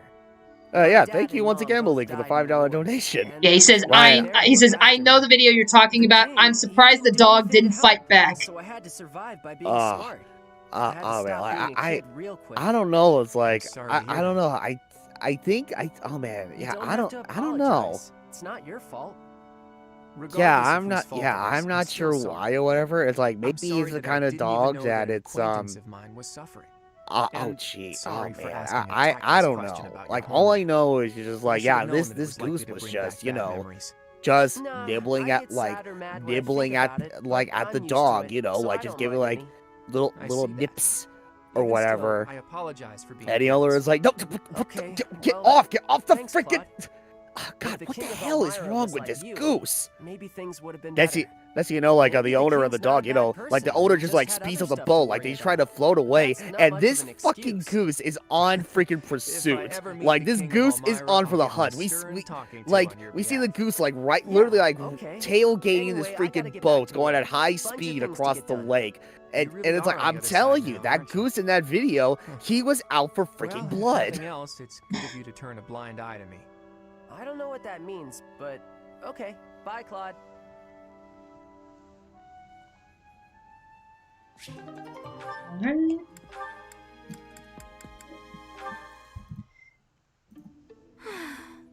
As expected, I am not finding anything at all.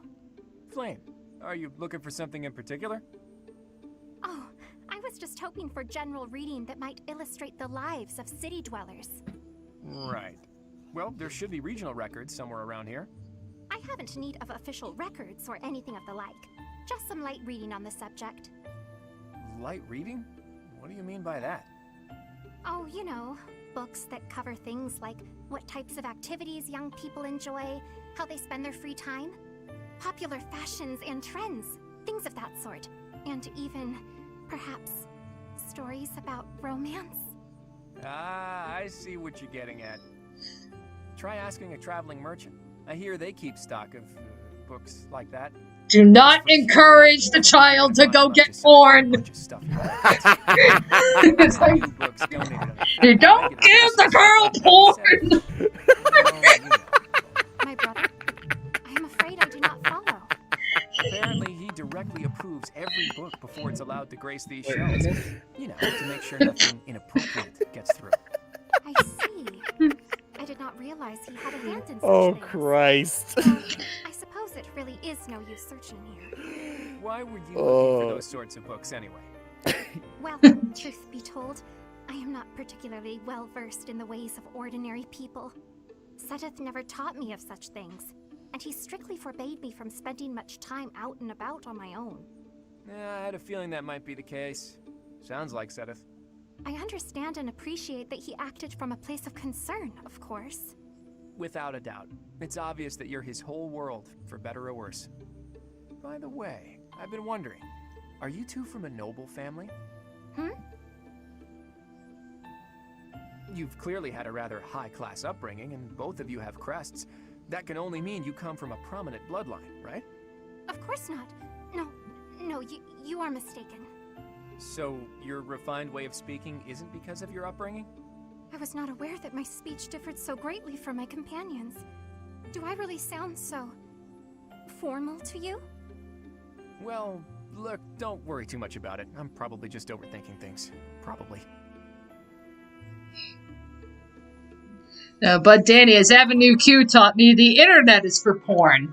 Well, yes, porn. Yeah, the internet is for porn, but as far as we're aware of, there is no internet in Fire Emblem. At least not yet. There's really no better place for only in midday nap books. than under the shade of a nice big And that's weird considering the setting of this game, which you'll see as we go later in. Oh no. Ah, is that a dagger? Am I being ambushed?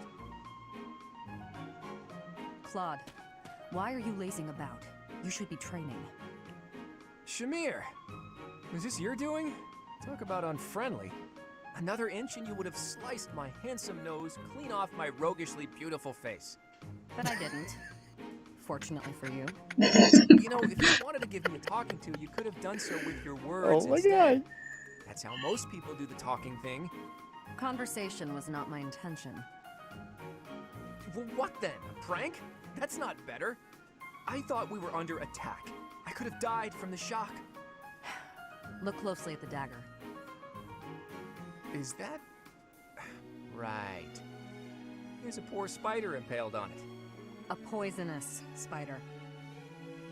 The tiniest bite from which can cause fever, headache, and relentless vomiting. Or worse. Yikes. I guess this little guy is more vicious than he looks. I noticed it descending towards your face. Ah, so you saved me from a certain doom. Well, in that case, I'm sorry for questioning your motives. I promise to repay the favor someday. I'll keep that in mind. Wow, so that's what the greatest sniper of all the knights is capable of. Absolutely incredible.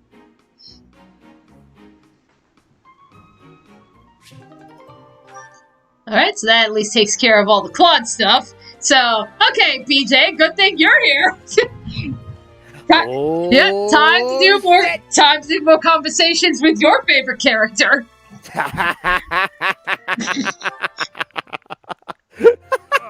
So hungry. I gotta eat something. And Maniac says, Fire Emblem has carrier pigeon porn. Oh god. I can have this? No. But don't you need to eat after all that training? Why would people want to watch carrier pigeons have sex? Your strength is a great asset. It would be a But I think it's like people draw porn and they send it out via carrier pigeon. No noble can look upon the hungry with indifference. Nah, I get it, but Seriously? Wow, that's awful generous of you. It's like, dude, you could ask that for pretty much any kind of animal mating, all right? It's like, why would you watch animal mating on YouTube? I don't know. People are weird. And in return, the commoner you know what people have their deference. This is not pedophilia. I don't care. Naturally, right? Yeah. There is a certain tendency toward 100% agree. Yes. Because we are classmates. However.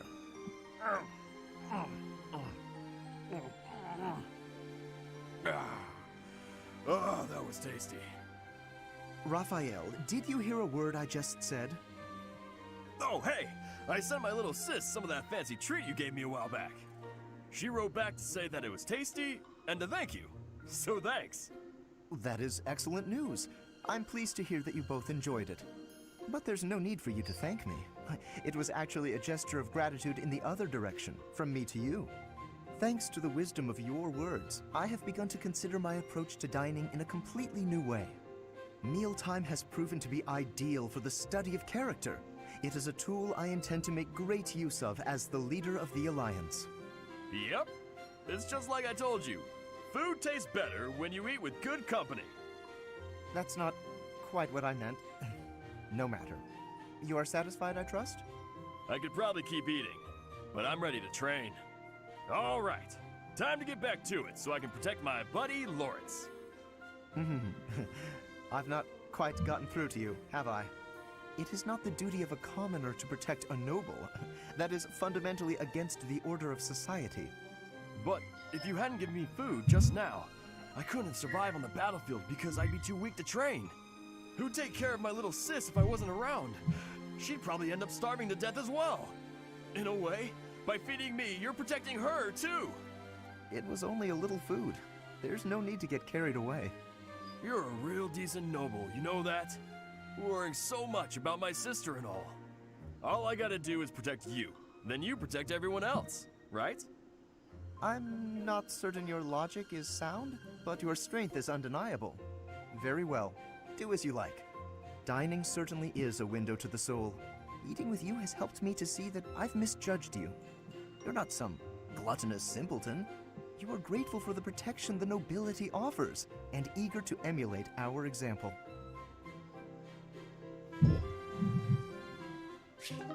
There we go. And Mr. Maniac says, yeah, you can have your kinks so long as you're not a map. Map is no good. And it's like, yeah, I mean, that's kind of stating the obvious. Yeah, but sadly, the obvious is not so obvious with some people on the internet. What is it that you were drawing? True. Jot down some Sad, sketches but of everyone while they're true. training. And then later on, I'll try to practice their moves on my own. But I can't really concentrate on sketching if someone's watching me. Just sketches, Even so, they're lovely. There's such life in them. It's as if they're moving on the page before my very eyes. You really think so? You know, I always hoped to be an artist. With skills like that, I'm quite certain you could easily make a living of it. And your demeanor is different when you draw. Bolder somehow. Ah, yes, there's an idea. Perhaps in the future you will join my retinue as my personal painter. Wait, have we not discussed this arrangement already? I had decided to take you into my service as a knight, had I not? Becoming a knight was my father's idea. Being an artist is out of the question, I'm afraid. So you've said. Well then, I suppose you shall simply have to become a knight, who also paints. A knight who also paints? I have seen your talent and can attest to it. Your gifts are too great to wither away in obscurity. A knight with the rare gift of artistic talent would be most welcome in my employ. I had never thought of that. Still, I don't understand why you'd want me as one of your knights. As a fighter, I'm unremarkable. There is more to knighthood than combat. Courtly manners, a dignified bearing, and an aesthetic sensibility are also essential. A knight with an eye for art and the talent to create it is sure to improve the image of the nobility. Lawrence, I'd never have guessed you were prone to such eccentric ideas. Thank you. I'm feeling a little more confident after hearing your kind words. Oh, no cause for thanks. It is a noble's duty to provide guidance to those in need. Alrighty. And I see, okay, so I see a couple of people there asking, what do they mean by a map? So, might as well, short, sweet, to the point. MAP stands for Minor Attracted Person. The argument is that these are people that are attracted to minors but never act on it. Therefore, it's supposed to be okay, but it's really not. You know, because you should not be attracted to minors when you are an adult. That is a hard fucking no. Yeah, that's just called pedophilia. Right. Yeah. They can call it whatever they want. Like end of the line, they're just pedophiles. Right. You know, exactly.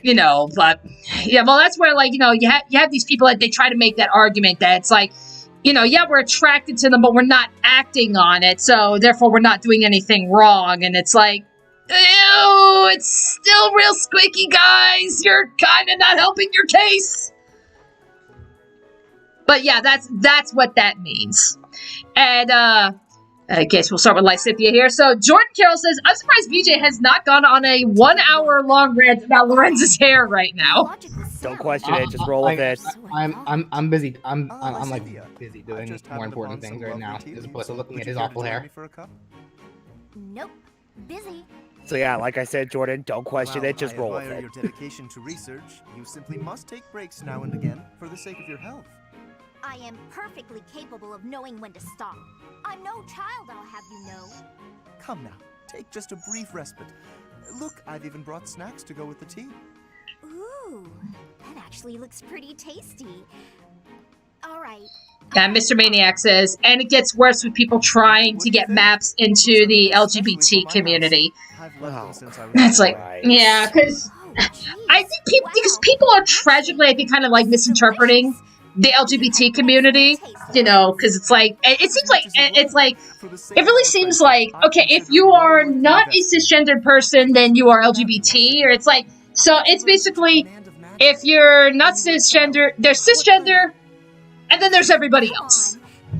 And it's like, there's a little bit more nuance to that argument, so it's like, you know, there's more to that, so it's like, yeah, so when you have people that are saying, like, you know, oh, because we have a different, you know, because we're attracted to minors, that means we have a different, you know, sexual persuasion, therefore we belong in this community. And it's like, again, gonna have to say a hard no on that one.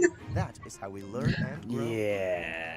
People have to remember the LGBT, as well as all the other letters that actually make up it, generally are supposed to stand for the first letters of your sexual orientation. I guarantee you, there's no M or P in there that stands for MAP or pedophilia.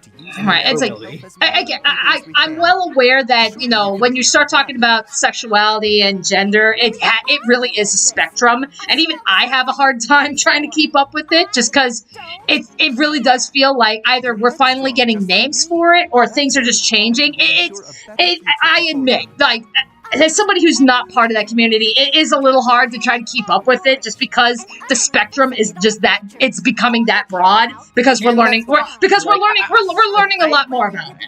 Yeah, I'd say that's fine. Like there's a difference between, you know, having a hard time fully comprehending it, but at least willing to respect it and learn as you go, as opposed to just not being bothered at all. Yeah, there's a huge difference. But like I was about to go on a whole tangent here, and somehow I just missed the train. Huh.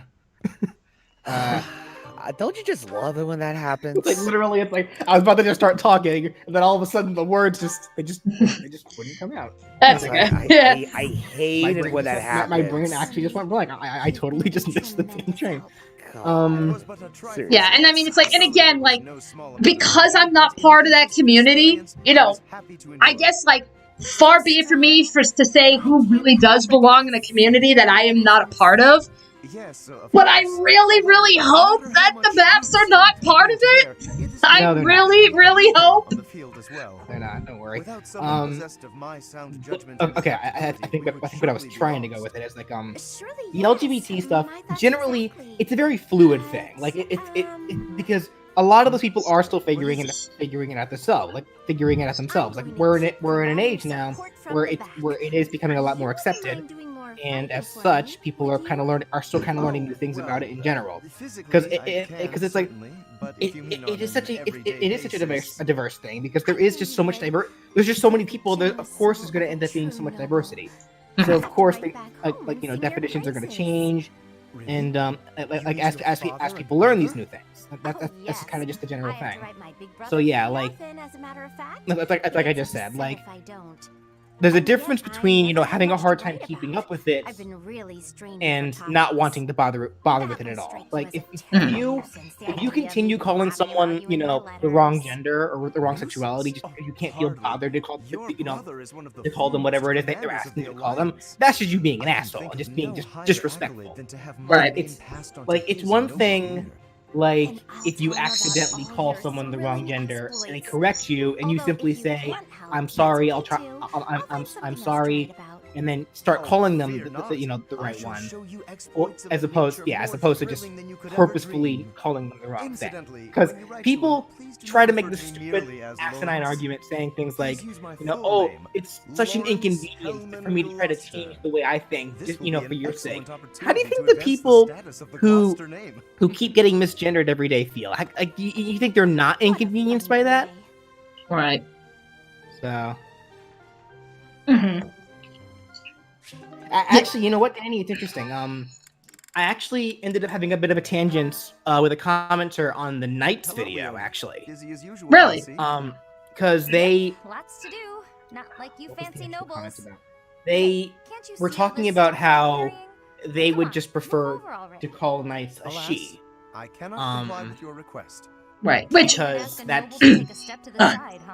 That's a joke, right? And if that's all they said, I wouldn't have said anything. But they said something else in particular that kind of irked me. I need to go back and find the comment. Hold on.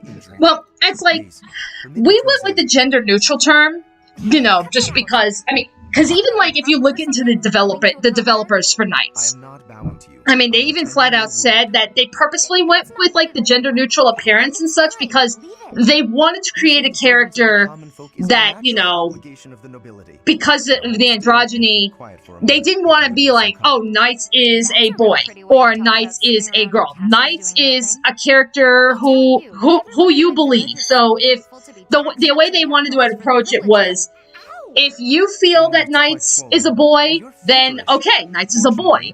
If you feel Knights is a girl, Knights is a girl.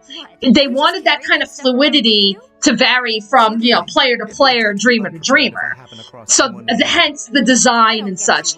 But when it came to that video, while, yes, I understand that's the developer's intention, just for the sake of, for the sake of the video, that was why we went with the they pronouns, rather than deliberately giving Knights a particular gender. The help of a friend.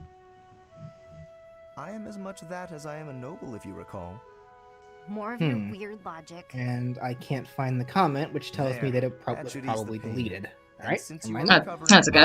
But burden for you as well. Yeah, like the guy was trying to go off saying how literally what I was actually talking about before, how he felt so inconvenienced about the idea of calling somebody like the gender that they would prefer, as opposed to whatever gender he thinks they are. Gotcha. And that's just disrespectful. And literally, what it boiled down to me telling him was, this is just what I think, gender. Well, fine, you can do whatever you want, Just don't expect people to respect you. That's all. Right. Well, and that's like, again, going by the developers, technically, like, again, if he feels that Knights is a girl, then, fair enough. That's how you, that is what the director and the designers intended. But it was for the sake of the video. That was rather than assigning Knights a gender or constantly going back and forth, like saying, oh, for Knights, this is what he would do, and then in the next sentence we go, well, this is what she would do. It's like, rather than doing that, we opted to go with the gender neutral they terms, just to make it easier. Entirely convincing. Honestly, all this talk of maturity and experience. Oh no, you know what? Actually, rather laughable. you saying that, I think that just jogged my mind of what the conversation was actually about. It was the they thing. Okay. Because they being the word they or them being the gender neutral pronoun that's used nowadays. Mm-hmm. I think what it was that initially it wasn't him trying to claim anything about Knights' gender. I think it's been a while. I think what the comment was something along the lines of, I prefer to see Knights as a she. Something along those lines. And again, if that's all he said, I wouldn't have said anything. Why, yes. But then he felt the need to put underneath his comment, hashtag... What was going on about nobility? What was it? It was some stupid, no ridiculous way to thing. win a woman. Hashtag them is plural or something like that. At least twice. And I simply asked, what does that mean? Hashtag them is plural. And then he went on this tangent saying, I will never accept them as a gender-neutral pronoun. It means more than one thing, and that's it. It's like, well, no. Because just like LGBT, English is also a very fickle language. It changes all the time. Like, new definitions are added to words, and that's just how it works. So, the accepted vernacular for a gender-neutral pronoun is them. Right. That's just the agreed upon term. I mean, and the reason why that is because that's inadvertently how it's always been. If you refer to somebody but don't know their gender, you by default just say them or their or whatever. Bring it on, Lord. Like that's just how it was. That's just how it's always been, and. People noticed that and decided, let's go ahead and just make that known as the gender-neutral term. Hello, Catherine. A moment of your time. Right. Well, that's like, again, like, if we were to go back, like, more so, I think, before we started SNG, when I had my old channel that, before it got deleted, and I had initially done, Knight's Journey of Dreams. At the time, during that Let's Play, I actually referred to Knights as a he. I recognized that, that's, the whole gender neutral thing, but at the time, we didn't have a term for it. We didn't have saying, oh, a gender neutral, it's they. And it was either you referred to somebody as he or she, and I flat out refused to refer to Knights as as it, because I think referring to somebody as an it is far more offensive, because you're not even recognizing somebody as a human being. You're not referring to somebody as like an object, and it's like, oh hell no, I'm not doing that. But now that we know the proper vocabulary, it's like, yeah, from here on out, it's like, yeah, I will refer to Knights more so as they. Because that is the more technical term. I mean, back then, all those years ago, we didn't have that term. But we do now. So it's like, okay, I'm aware of it, so I'm going to try and use it. That you have no idea who they actually are. Even if I was from the prestigious house whatever, I would never associate with a blowhard like you. Crystal Star Girl, people are erasing sexual preference. Like, I'm bi. The only thing I worry about is if I date a man, I'm heterosexual, but if I date a girl, I'm lesbian. Like, no, I'm still bi, and they think that bi isn't real. It's like, no, you can't be bi, and it's like, you can be a girl, date a guy, but still be, find another girl attractive, like, and vice versa. I mean, it's indeed possible. Like, I guess, like, a lot of people may not realize this, but, like, as far as media goes, you want a good depiction of a bi character? Bob Belcher from Bob's Burgers. He's canon bi, but he's married to Linda. He has children. He loves them dearly. But there have been times in the show where he's flirted with other guys. So, I mean, it's like, it's a very real thing. What's gotten into him? Yeah, it's like, just because, yeah, like, I do agree with that, Crystal. It's like, it's literally like, people seem to have this idea that you're bi when you're single, but the moment you start dating somebody of whatever gender, you're magically just now the sexuality to that. Like, no, that's not. Yeah, no. What's going on with you? Yeah, no. Want to talk about it? I don't know about worried. It's just, you know. Now, that said, this is actually something that I am actually legitimately curious about, because, What is it? This is one that I guess I do want to learn a little more about, because this the difference between these two sexualities does kind of confuse me a little bit. What's the difference between bisexual and pansexual? Because bisexual is being attracted to like both men and women, whereas pansexual is seen as like being attracted to any gender. This is where my confusion starts coming in, and this is where it's like I am trying to learn. I'm trying to learn the spectrum and proper pronouns. I am actively trying to learn all that. But yeah, there's a bunch of them like that where it's like, so wait, one little thing apparently makes it something completely different like that. It's like, that's when I start to get confused, and that's where I'm like, okay, I don't quite get it, but I don't know, I think maybe maybe that one needs to be explained to be a little bit clearer, because... Yeah, I don't mind the little tiny things, separating things, because that's just real life in general. Like, there's a difference, there's a difference between... I don't know. I guess a coconut milk cupcake and a cow milk cupcake. Like, yeah, they both have milk, but they're the tiniest difference does separate them still. Yeah. But it's like What's going on? Everything okay? Like that one, I think does that one I think does need to be explained to me though. Like the difference, like that difference, because because obviously bisexual, I think, kind of oxymoroned its way is a little bit oxymoronish to me anyway, because bisexual says I'm attracted to both men and women, but nowadays the spectrum dictates that there's more than two genders. And I think that's what pansexual is supposed to. Is that what it is? Because I'm literally, I guess, is that what it's implying? Like, bisexuals are only attracted to just strictly men and women, whereas pansexuals they're attracted to to anyone, regardless of. Even those who I guess don't identify as man or woman. And it's like I guess that's where I'm that's where I'm kind of that's where I'm trying to figure out the difference there. Yeah, that's where it's like I gotta do more research. Oh, let me see. I gotta figure that. Yeah, like not limited in sexual choice with regard to biological sex, gender, or gender identity. What I mean to say is that I want to help. Okay. So let's see. So essentially, pansexuality is the attraction to people regardless of the gender. Pansexual people are sexually attracted to people of every gender identity. Okay, so that includes like non-binary, agender, gender fluid. Like that makes a little bit more sense. Yeah, but then is that implying that bisexuals aren't attracted to those other things? Like they're strictly male or female? Is that the difference? Wow. Well, let me have a. Wait. Who entered? Who joined? Brian. Hey, Brian. Hey, Brian. It's like, well, we are having stimulating conversations while going through.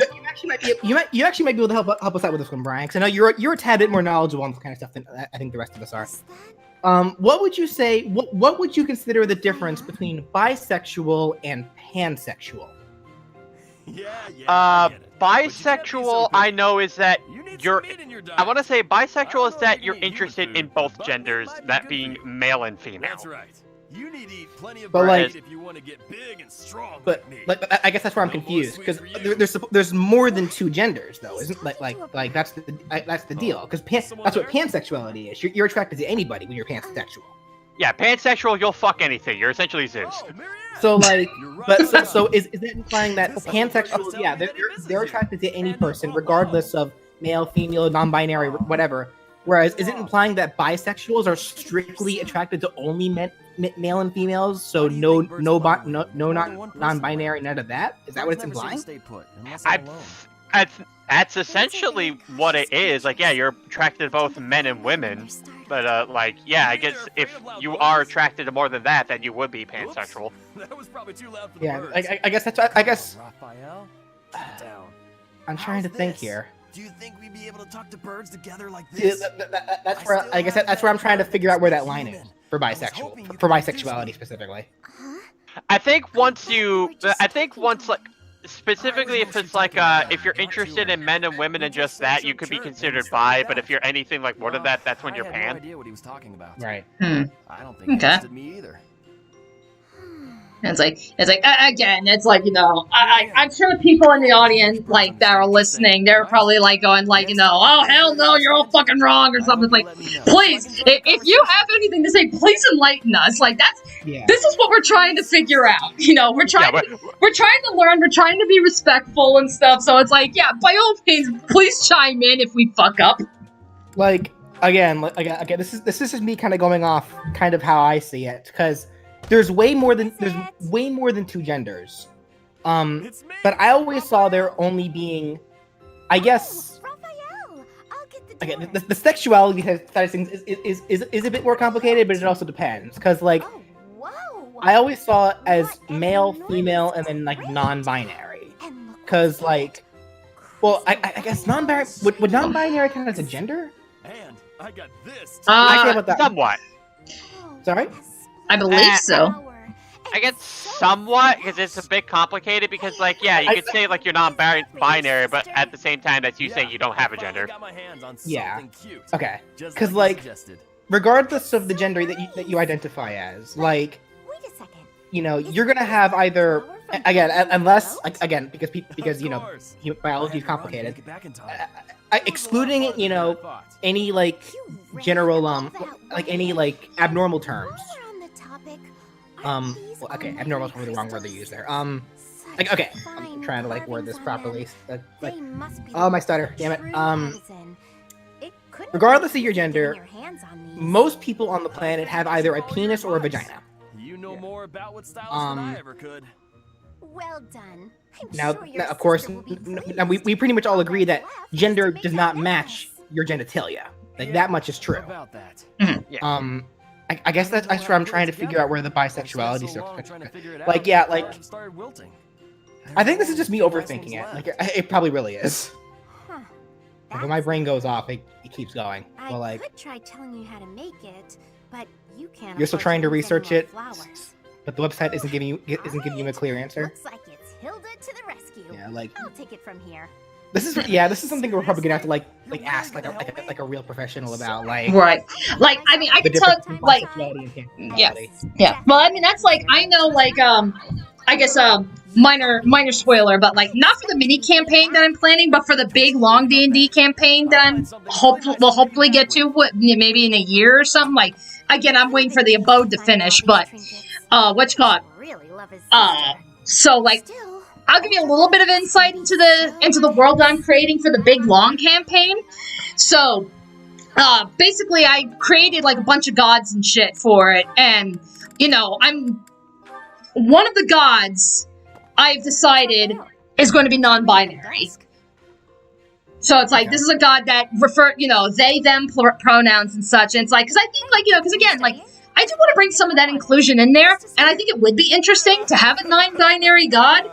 At the same time, though, I do realize I'm really going to have to do some extensive research as to, like, you know, what does it truly mean to be non-binary, because the last thing I want to do is to be like, you know, yeah, I want to bring in, you know, like to bring in somebody from like, you know, another part of the spectrum and get it so completely wrong.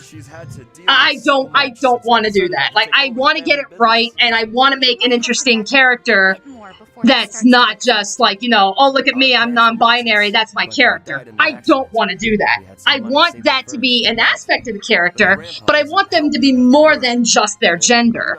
But I want to make sure I want to make sure I'm getting that aspect right, because the last thing I want to do is to get it so fucking wrong that it offends somebody. I might be able to point you into someone who can, because I actually am friends with somebody who is non-binary. Oh, cool. My sister wants the best for me, but Yeah, like Dark Meta Knight's also asking what would like what are the other genders? Because there's man, women, there's non-binary, transgender. I believe agender is one. Yeah, agender is one. Like, you know, yeah, because it's like non-binary. I think, if I recall, that is you don't really identify with either. Yeah. Yeah, like there's that's one of them. There is a term. I know back in the day, like when you have somebody that has both genders, they were called hermaphrodites. I don't know if that term has changed or not. For all I know, it might have. Because back in the day, there used to be straight. Now it's cisgender. So for all I know, the terminology has changed, and I'm not aware of it. But I know I haven't heard anything about the term hermaphrodite changing. But I never really associated that specifically. I never really associated that with gender. I associated that specifically with your genitalia. There are some that was actually kind of what I was alluding to a little bit earlier, because like there are some people out there who are in fact born with both sets of genitalia. That is possible. Yeah. I'd be worried if you went by yourself. So like that's kind of what. So like I haven't heard anything about that term being changed at all. I think that's still the accepted term for that specifically, but not for gender. I don't think that was ever a gender term.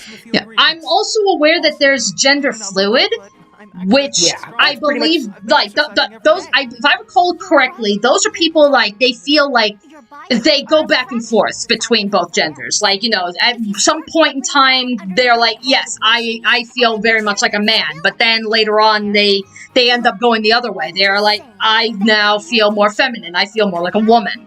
And it's like, because they're fluid, they go back and forth. I believe that's the definition. I see. Yeah. If that's how you feel. It's like, again, this freaking, I get this freaking spectrum. It's like, I'm trying to get everything right. I really am. It's so hard. It's so hard to keep track of. There is a lot to it, but it's like I said, there's nothing wrong with having a hard time figuring it out, so long as you're willing to respect it. That's what most people really care about. Like, so long as you're willing to, definitely. Like, because like it costs $0.00 to be a decent human being. Yeah, because I actually remember actually there was a Game Grumps episode where they were playing Viva Pinata, and they had on the show I forgot her name, but it was like a radio like an actress and radio show host, but she was like an ally, like a really big ally, she was like one of the rare allies that like back since like this back in the day of like the 70s. Rare, but like I remember something that she said, specifically the idea that, there's nothing wrong with, having a hard time learning it so long as you're willing to learn it, because most people, despite, contrary to popular belief, aren't sitting here trying to, catch you, like say, haha, you got it wrong, you're homophobic or whatever. Because if there are people like that, guess what? They're just assholes. Like, doesn't matter what they identify as, they're just assholes if they do that shit. But like, and honestly, the way I see it, because actually, and this is the interesting thing, because this is something that actually happens a lot on my What If Frisk video often, because Frisk is another like androgynous character, because people generally try to refer to Frisk as non-binary, but it's never actually stated what gender Frisk is. I think they're just supposed to be androgynous, like knights. Like, I think Frisk was pretty much designed to kind of be whatever you want them to be, because they're supposed to be the player character. That's what I was under the impression of, because I do not recall seeing Toby Fox mentioning like, or confirming anything. I mean, unless there was a tweet that he mentioned out there somewhere that's floating out in the abyss that I don't know about. Yeah, I never saw it. Like the closest we ever got was the fact that the other characters in the game do refer to Frisk as they, which again is just a gender neutral pronoun, which can really imply either. It doesn't really matter. Like you can call people who do identify as one gender or the other, whatever, as they, because it's just neutral. But back to my point. I, for the most part, in that video did refer to Frisk as they, but I think there was one point in the video that I didn't catch, where I did call Frisk a she, and that mostly is because when I first played Undertale, I thought Frisk was a girl. That's just because, like based on the design, and it also didn't help that the first Let's Play of it that I watched after I played it, the Game Grumps, that Barry and Ross did, they referred to Frisk as the girl as well. Okay. Oh, thank you, Malik. So, $5. BJ, they are people who act like that. It's just not as common as the internet makes it out to be. Yeah, I'm aware. But yeah, like, so pretty much because I said she one time in the video, I've had people try calling me out saying, it's not she, it's they. Like Frisk is non-binary, come on.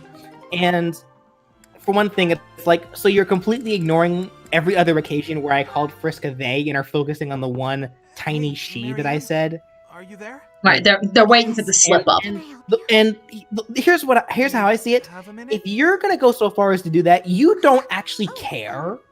You're just trying to pick a fight. That's all you're trying to do. And you're just an asshole is all you are. Yeah, because unfortunately there are people out there that are like that. Like, I mean, whether it's like, for whatever it is, like, arguing over sexual identity, arguing over genders, or arguing over, women's rights, black rights, trans rights, whatever, like, unfortunately there are people out there that they are looking to pick fights. They are looking to start shit. And it doesn't help anybody in the long run. No. There, right there. Perfect. Now open your eyes. The town is glowing from the sunset. Yes. Isn't it beautiful? Very much so. I was looking at it earlier and I thought to myself, I have to show Marianne. But why me? Because you're always looking at your shoes. You never get a chance Because to I love appreciate you. the scenery. I love you. Who knows who these characters are going to hook up with. It's handled differently in this one compared to, like, Awakening, and I don't know how Fate's handled it, or how any of the other games, for that matter, handled a lot of relationships, but it's like, it is handled very differently in this game. Thank you. Like, I know, like, I know... In Fate, it was handled just like Awakening. Oh, okay. So it's like, it's based entirely on the supports. Yeah. And technically the other games do that as well, but here's an interesting thing about the other games. I don't know where this started. It might have started with Awakening specifically, but in prior Fire Emblem games, you weren't able to have all the characters support with as many characters as you wanted them to. They actually had a limited number of supports. Where is it? Right. So like, it's like in a Blazing Blade, like Elliewood's game. I think every character only had a max of 5 supports that they were able to do overall with any character. So if you wanted characters to marry each other off, you needed to finish their supports within the 5. I'm really sorry. And Gotcha. I think that pretty much guaranteed that they were only able that they could only possibly marry one character. I'm rushing to grab some medical supplies. Okay, gotcha.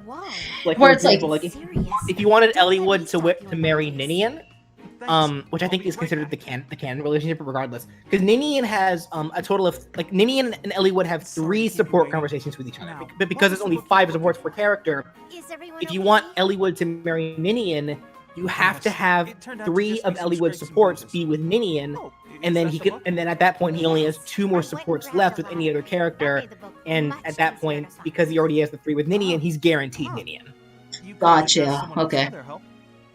Yeah, because that's like, because in this game, you know, everybody at least has B supports. A supports are either meant to be romantic or they're meant to be like, okay, these people are like best friends.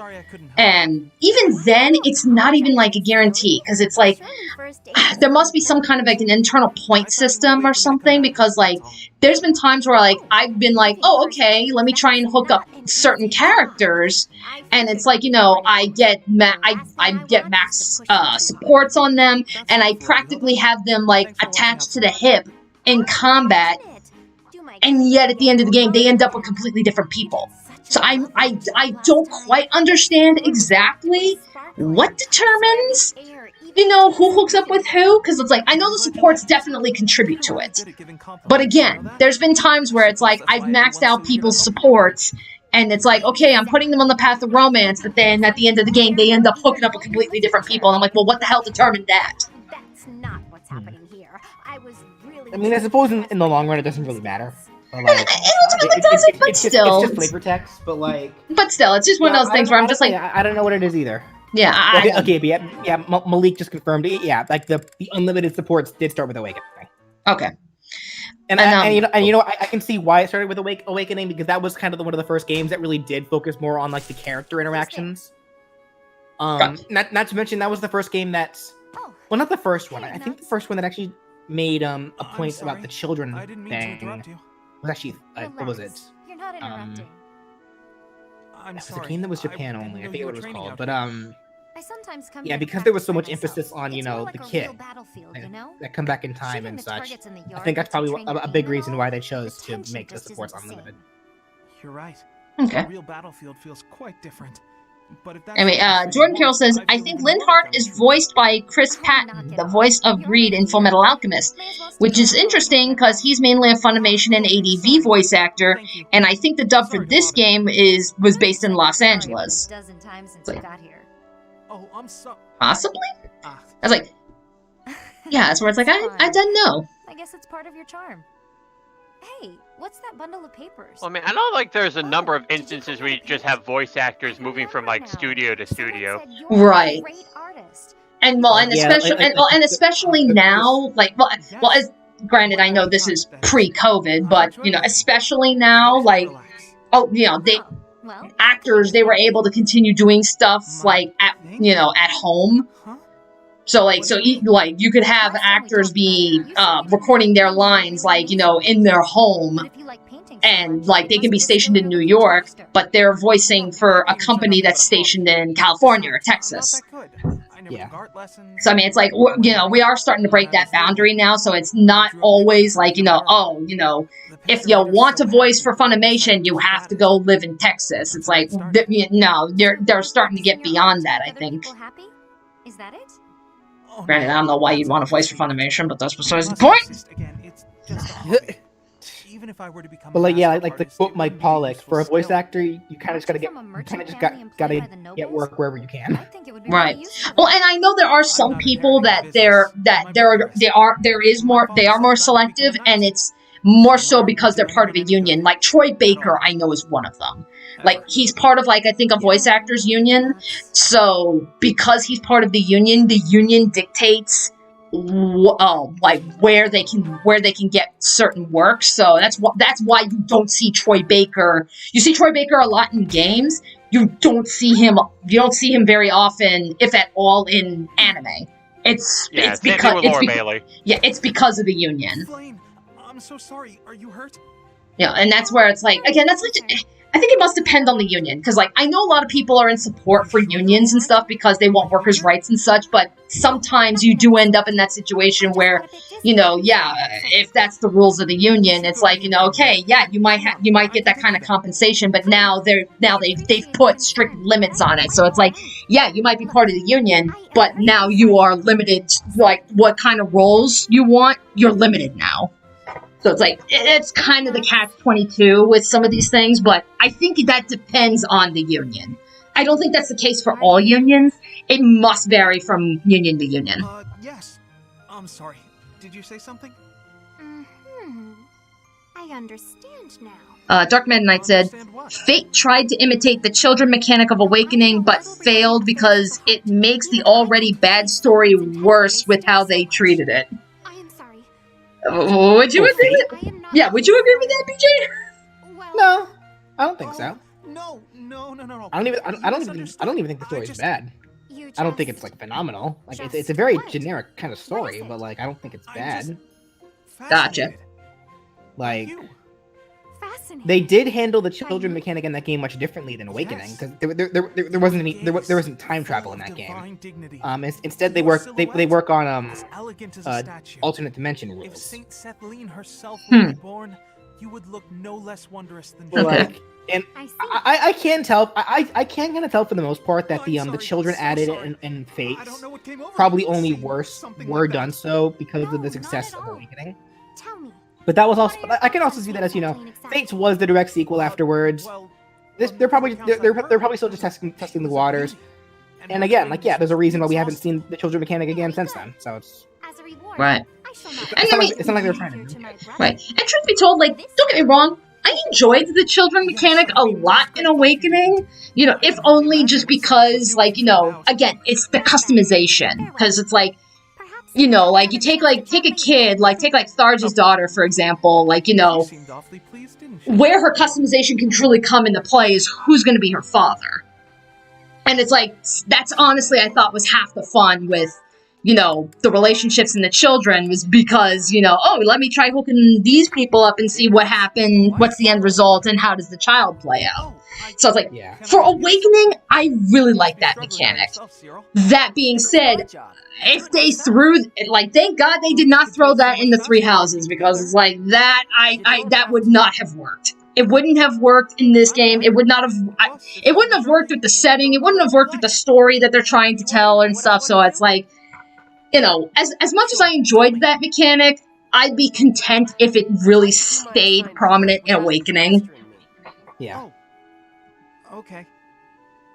Why are you always so Aura Element says, Fire Emblem Fates, let's have babies and put them in different dimensions where time moves faster and collect them when they're old enough. Great parenting. Is that what happens? Yeah, that's effectively what it is, though. It's a case where, it is kind of a case where, again, how do I explain this properly? They didn't have much of a choice. Because, unlike Awakening, where the children come back in time, the only child that's born during the time of Awakening is Lucina. Yeah, because it's implied that the rest of the children are born later on after the war. You don't get it. Whereas in Fates, the children are born during the war, so they can't keep the children around. So they have to send the children to places where they can be safe, where their enemies won't find them. And their only option, based on the setting of Fates, are these separate pocket dimensions. Okay. Yeah, because it's like, what's it called, that kind of reminds me a little bit of how, Rydia was handled in Final Fantasy IV. Because that was part of her story, was like, you met her when she was a kid, and then there was a part of the game when, everyone was getting separated, and she ended up in, the world where the summons lived, and that was, on a completely different plane where time operated very differently. So when Rydia would end up returning to your party, she went from being, the last time you saw her, she was, 6 years old. When she comes back, she's, she aged 10 years, so now she's a teenager.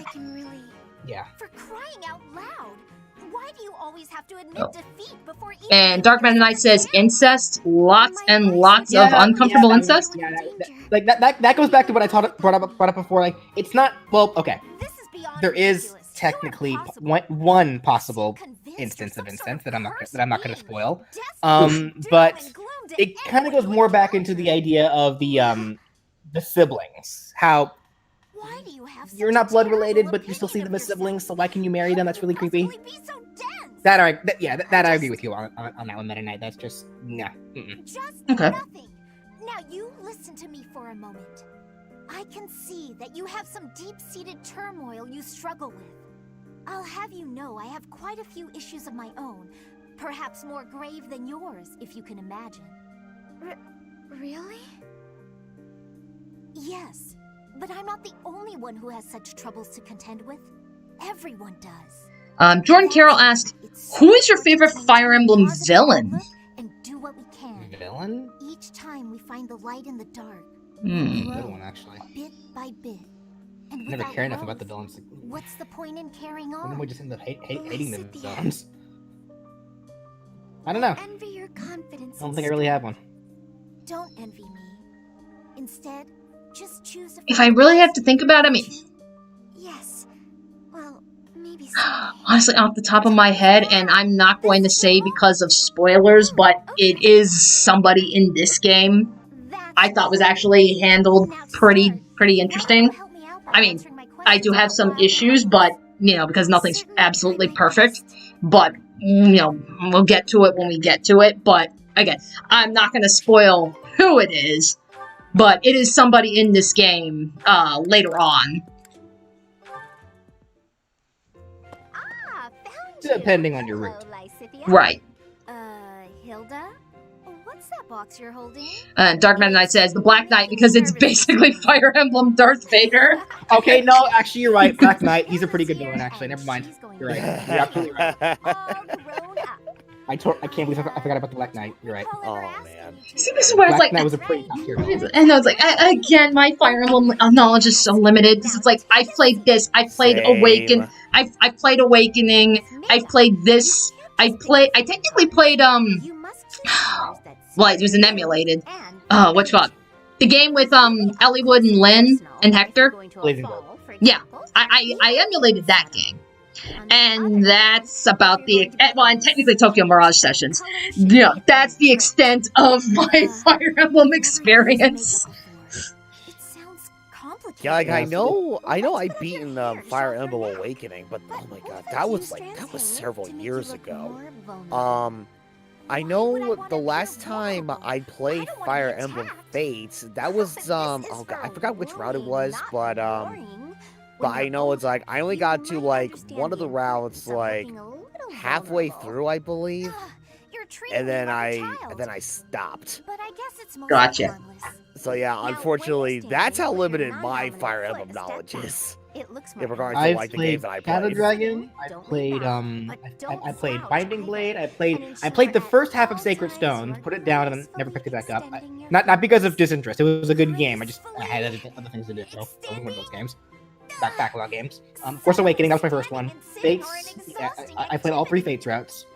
Of course, yeah, of course. I started Echoes, but that was another one that I put down, and that one mostly actually was a bit more due to disinterest. Like that one didn't really interest me as much. Okay. It wasn't a terrible game, just like yeah. I started Path of Radiance, never finished it. I think for some reason, Sacred Stone too. And it's sad too, because I actually picked up both. I actually own both Path of Radiance and Radiant Dawn. I actually picked them both up the last time we were at MomoCon. I was just about to ask you, like Path of Radiance or Radiant Dawn. Yeah, those are the ones you picked up at MomoCon, if I memory serves. But yeah, so, sure like, enough. I found them for really good prices at MomoCon, considering how expensive they are nowadays. But it's like, yeah, like I never finished Path of Radiance, and I still never touched Radiant Dawn. Like, damn it! Really? Oh wow! I mean,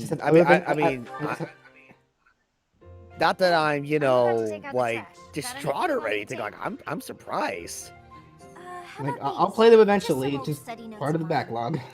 Relatable. Dreaded video game backlog. It's like it's crazy too, because I years ago I thought it was just a me thing. But then the next thing you know, like I see other people on Twitter say like, oh my god, I have like a huge backlog of games. I'm like, oh my god, I'm not alone. And my backlog just keeps growing. I know. The cursed backlog, where video games go and are never played again.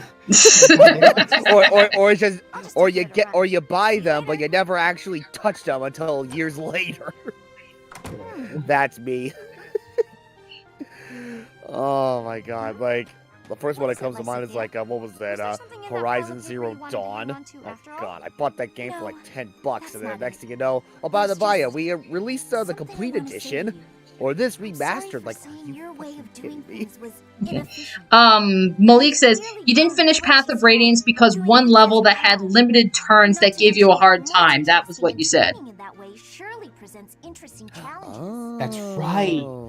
Right, I forgot about that. You're right. You're right. Everyone has their own methods. Good then call, your Malik. methods aren't wrong either. Thank you. All you did was share them. I forgot about that. So there's no need for apologies. I'll go back to it eventually one day, though. I think it was literally just like I spent a long time on it, and then yeah, I couldn't get past it, so I put it down, and then like so I can get other things to do, and then yeah, I just never picked it back up.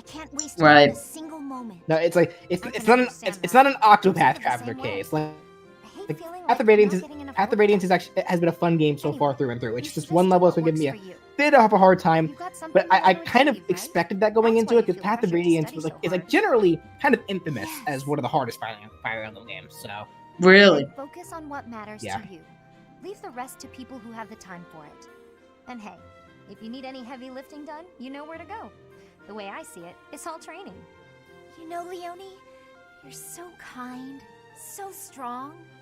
Whoa, what's with the compliments all of a sudden?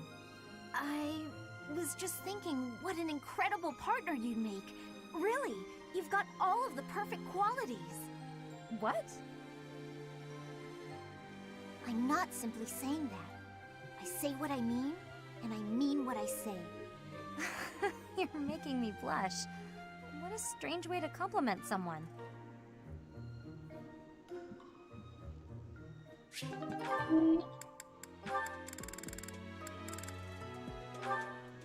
Just going down the list. I've been looking for you. Do you have a moment? Hey, Lysithia. I was about to grab some food. is there a character in this game that has a tragic death? Depending on what routes you take, yes. The dining hall isn't exactly relaxing. Again, it varies. Yeah, it varies from route to route because, yeah, certain routes you get access to characters that you normally would not get in other routes, and you know, yes, there are some tragic deaths that happen. You know, or it's like, yeah, like the fates of some characters in one route are drastically different than others. So it's just, yes, there. Yeah, like it's not until we get to the second half of the game, because it's like, yeah, the first half, because basically the first half of this game, it is a lot more lighthearted and such. Once we get to the second half, that's where it's like, that's where a lot of like the tragedy and the twists and turns in the story will really start coming. It starts coming in the second half of the game. And there it is. It's like, I want to say Fate was probably the first one to kind of do that, because Fate was one of the first games, or I think it was the first game, with like a branching pathway kind of deal. Look, and yeah, like there were characters, including main characters, who would die, in like who die in certain rooms, depending on in fact, the path you take. Say I was happy about it, just a bit. Seriously? It sure didn't seem that way. Well, it's true. Your behavior is maddening, but in retrospect, I realize that was you treating me as you do all women, rather than like a child. I wasn't thinking about it like that at the time, and so I snapped at you.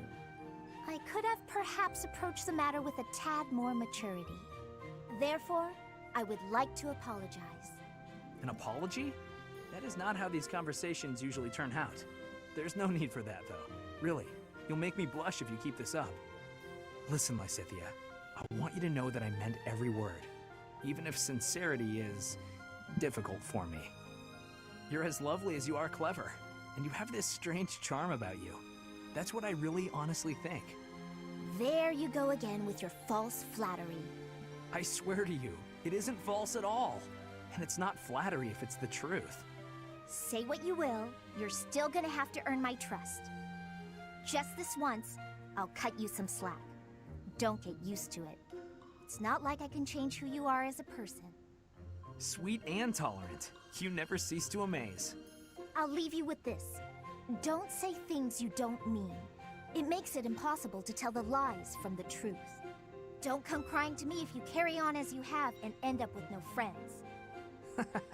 I have to say, Lysithea, your harshness is one of those things I find so charming about you.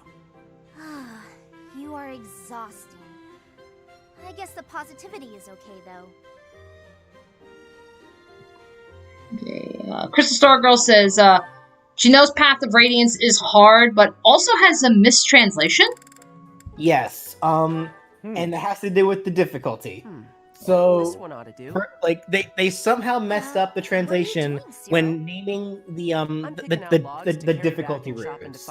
So the normal mode of the game is like America's normal mode, Japan's hard mode. Logs are heavy sometimes. Wait, what? Yeah, when they translated the games, somehow they messed it up and moved the difficulties up in English. So English's normal mode was originally Japan's hard mode. Totally fine. Oh god. Just kind of losing my grip. Oh jeez. So imagine most people surprised when they tried normal mode and got their asses kicked. Oh. Yeah, that kind of difficulty. That heavy. I couldn't even walk in a straight line. Like, how do you fuck that up? I told ya, logs are heavy sometimes. It's hard work if you're not used to it. Man. I feel foolish. Well, if you've learned your lesson, I'm gonna go carry the other logs. Hang on. Shouldn't you rest for a bit? Wood still needs chopping. I got a bunch of other stuff needs doing before sundown, too. In that case, let me help you carry the chopped wood. You know how rough firewood is? You'll get splinters if you carry it with your soft hands. You can't be serious. You're just not cut out for this kind of work. Look at your hands. They're like a princess's. No point in you learning to chop wood, is there? You don't need to know how to do that stuff. You and me live in different worlds. There's no point lowering yourself down into mine. Our worlds aren't so different. We're together right now, aren't we? Sure, we live in the same places now, but that's not gonna last forever. Don't see how it could. Unless I actually turned into your little brother or something.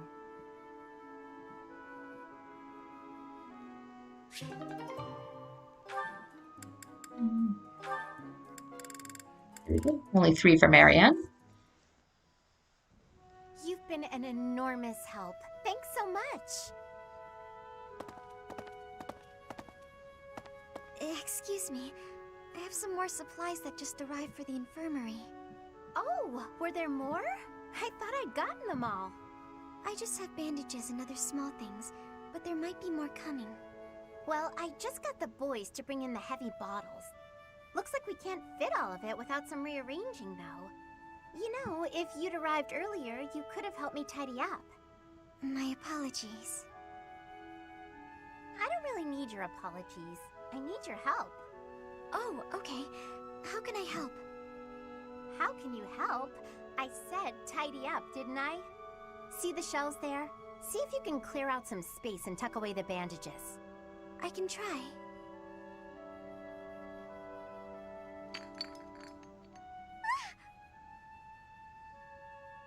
Hey, careful, Marianne.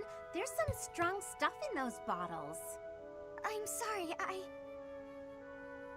No, look, just leave the bandages for now and move the bottles from the shelf.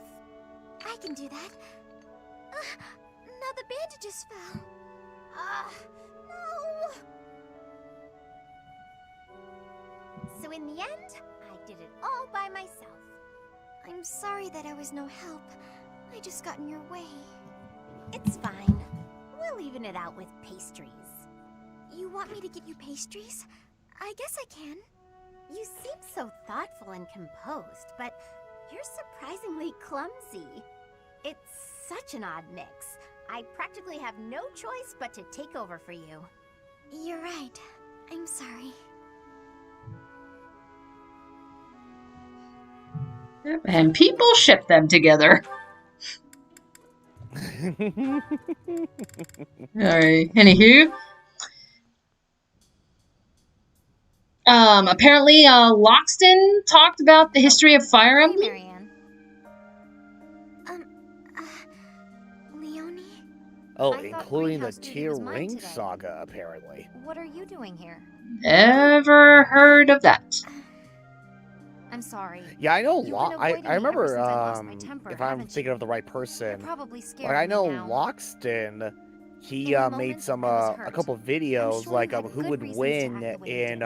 like If you want me to leave a you few alone, videos of I this will. subject actually. I Like promise. if You've you were to got put nothing certain to fear from Pokemon me. into like a huge Leon, battle royale, such as like I've watered like all a the regular plants, so I'm done Pokemon here. or like a I'll get out of your way. legendaries, Pokemon in like their baby forms. Huh? Hmm. Hey, what is it? Okay. And then Terminal Montage ended up making a few animations about that. Nice. They were funny as hell. Okay. But yeah, But, like because I know Malik said, like, from what Loxton said, English to Japanese translation is not easy. It's like, About anything. Just while I've never attempted to learn Japanese, like my best friend growing up, when we were in college, like, she actually did take, like, intro to Japanese, and yeah, she says it is incredibly difficult. Like, trying to learn Japanese is one of the harder languages. Yeah. And it's like, not just with speaking, but especially with writing. Because you have hiragana, you have katakana, and it's like, those are two completely different things, even though they're part of the Japanese language. There's two different forms of writing. So it's like, yeah, whereas like English is widely regarded as one of the easiest languages to learn, that's why so many countries bother to learn English. Japanese is notoriously difficult. Anything. Okay then. Yeah. Honestly, yeah, I can see that actually. Where I come from, Mhm. those have a completely different color. You know, that's where it's like, you know, I may love Japanese things, but it's like, I am terrible with foreign languages. So that's where I'm just like, oh, I am not going to even try to learn Japanese. Like, I'll get some of the basic words and phrases just from watching my anime. You know, like a fucking weeb. No, it's like, no, that's not the way to learn Japanese. You don't learn Japanese from anime. It's like, don't you know? It's like, I am an expert of Japanese culture because I watch anime and play video game. I'm not avoiding you.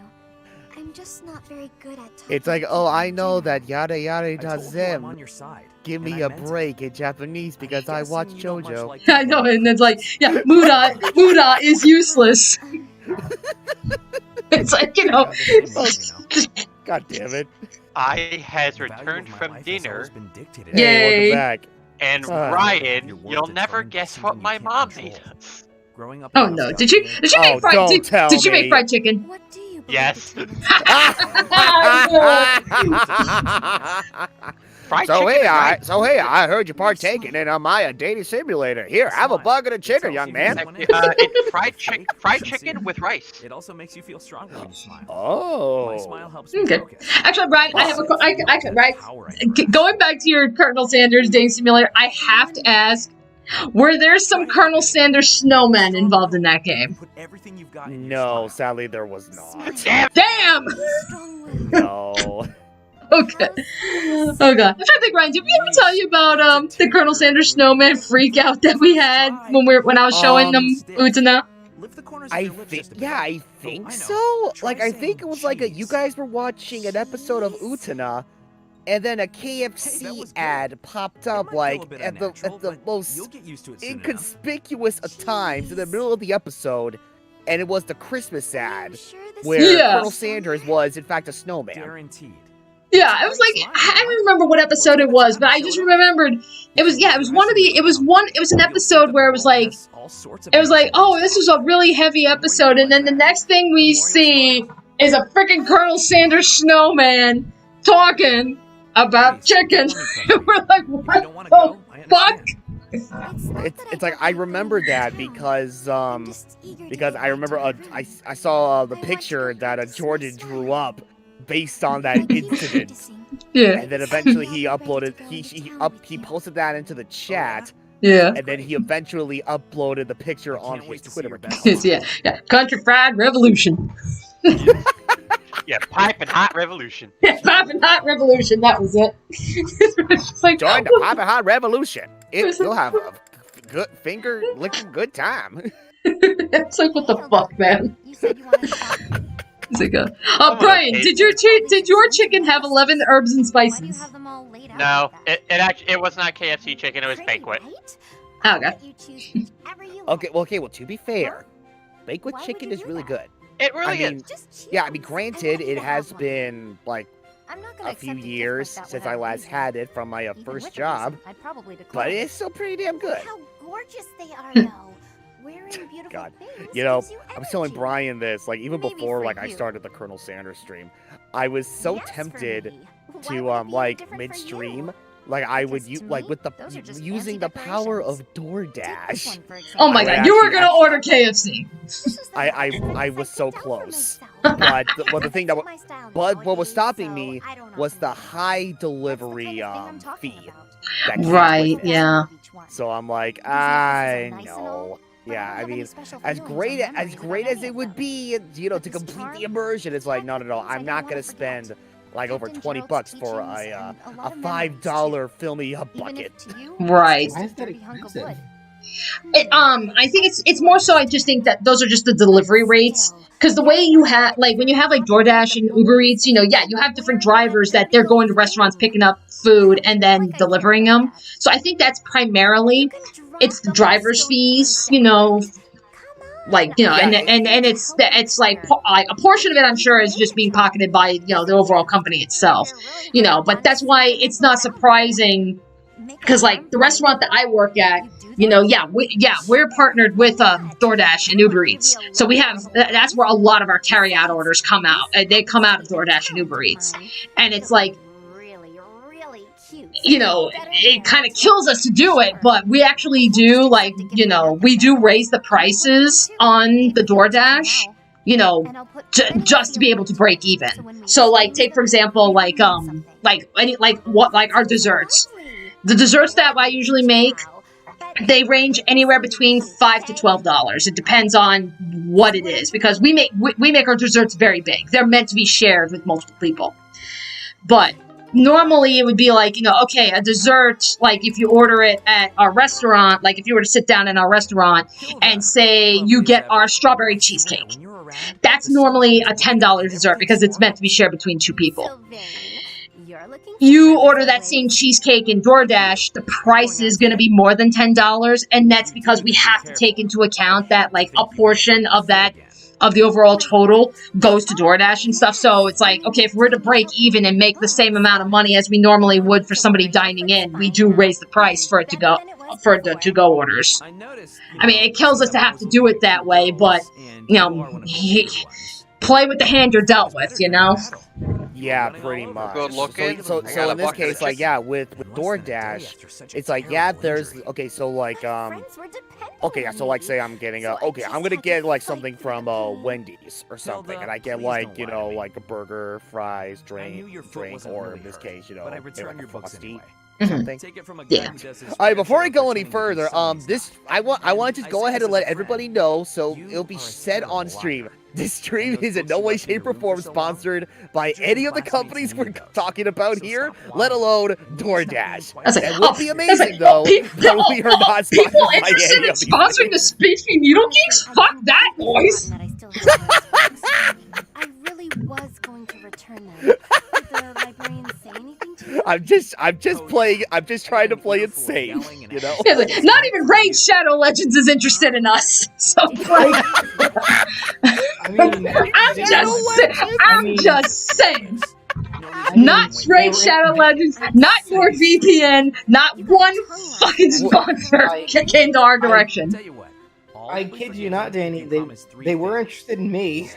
Well, to be fair, you have like 10,000 more subscribers, or like 10,000 times the amount of subscribers compared to this channel. So of course I'd be interested in you. BJ share. Not that there's anything wrong with that. I mean, seriously, that's amazing that ExpressVPN came to you for a sponsorship. That's phenomenal. Even though it never went anywhere. Like, I let them know that I was willing to do it, and then I never heard from them again. So, Yeah. Huh. Interesting. Business fail. Yeah, which is weird. Because even at the time when I got word from you, BJ, that ExpressVPN came to you for a sponsorship.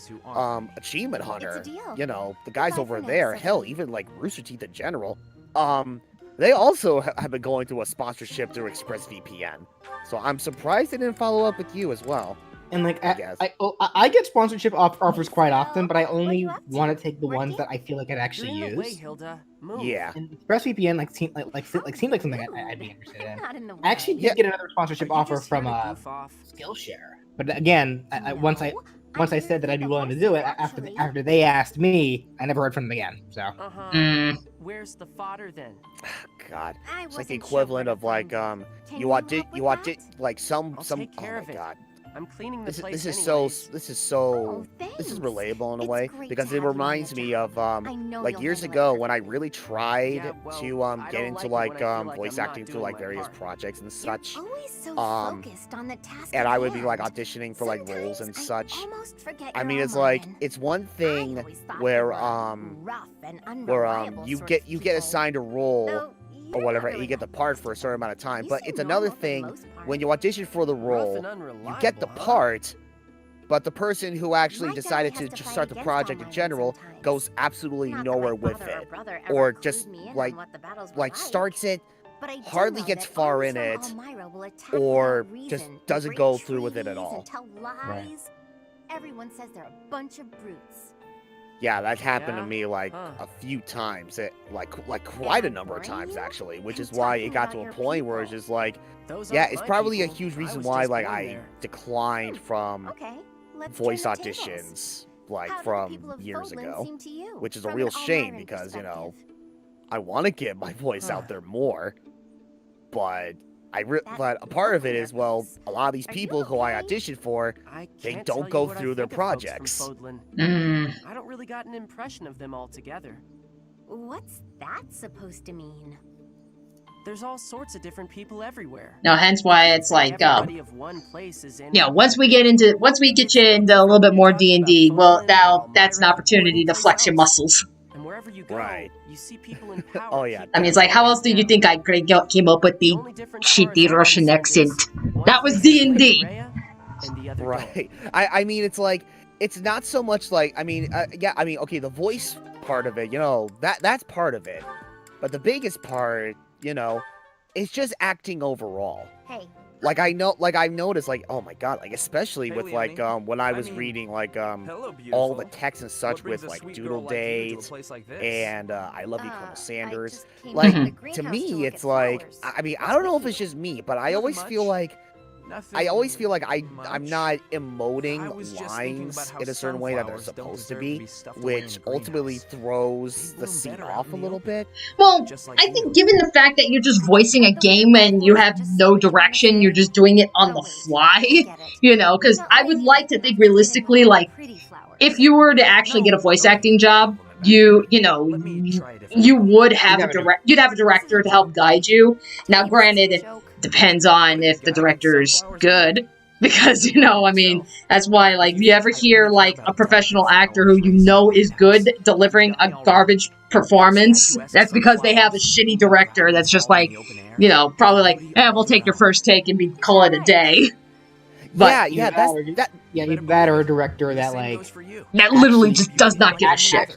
I think that was actually from what I heard, that was actually one of the biggest reasons why Sonic 06's voice lines ended up the way they did, because apparently Sega, I don't know if this is still the case, Sega had a bad habit of having Japanese voice directors who barely spoke English directing the English cast. Really? Well, I know that was the case with Shenmue. Because, I remembered, I think, I was watching Super Eye Patch Wolf, because he did a couple videos on Shenmue. Like, he did one video about the history of the series, and then he did a video talking about Shenmue 3. And I believe it was in the first video, he mentioned how, now granted, this was back when we were just starting, like, consoles were getting powerful enough to even have voice acting. So, granted, we were still learning the ropes, but, you know, where Shenmue's English acting was so awkward, like, it was so wooden and stilted and just plain bad. and it was for that exact reason. You had Japanese directors not really understanding how to work with English voice actors, and they were even going so far as, the reason the actors that they picked, it wasn't because they felt like, this is a good voice for the character. It's like, oh no, we're gonna hire this guy to voice the English voice for Shenmue, because he looks like Shenmue.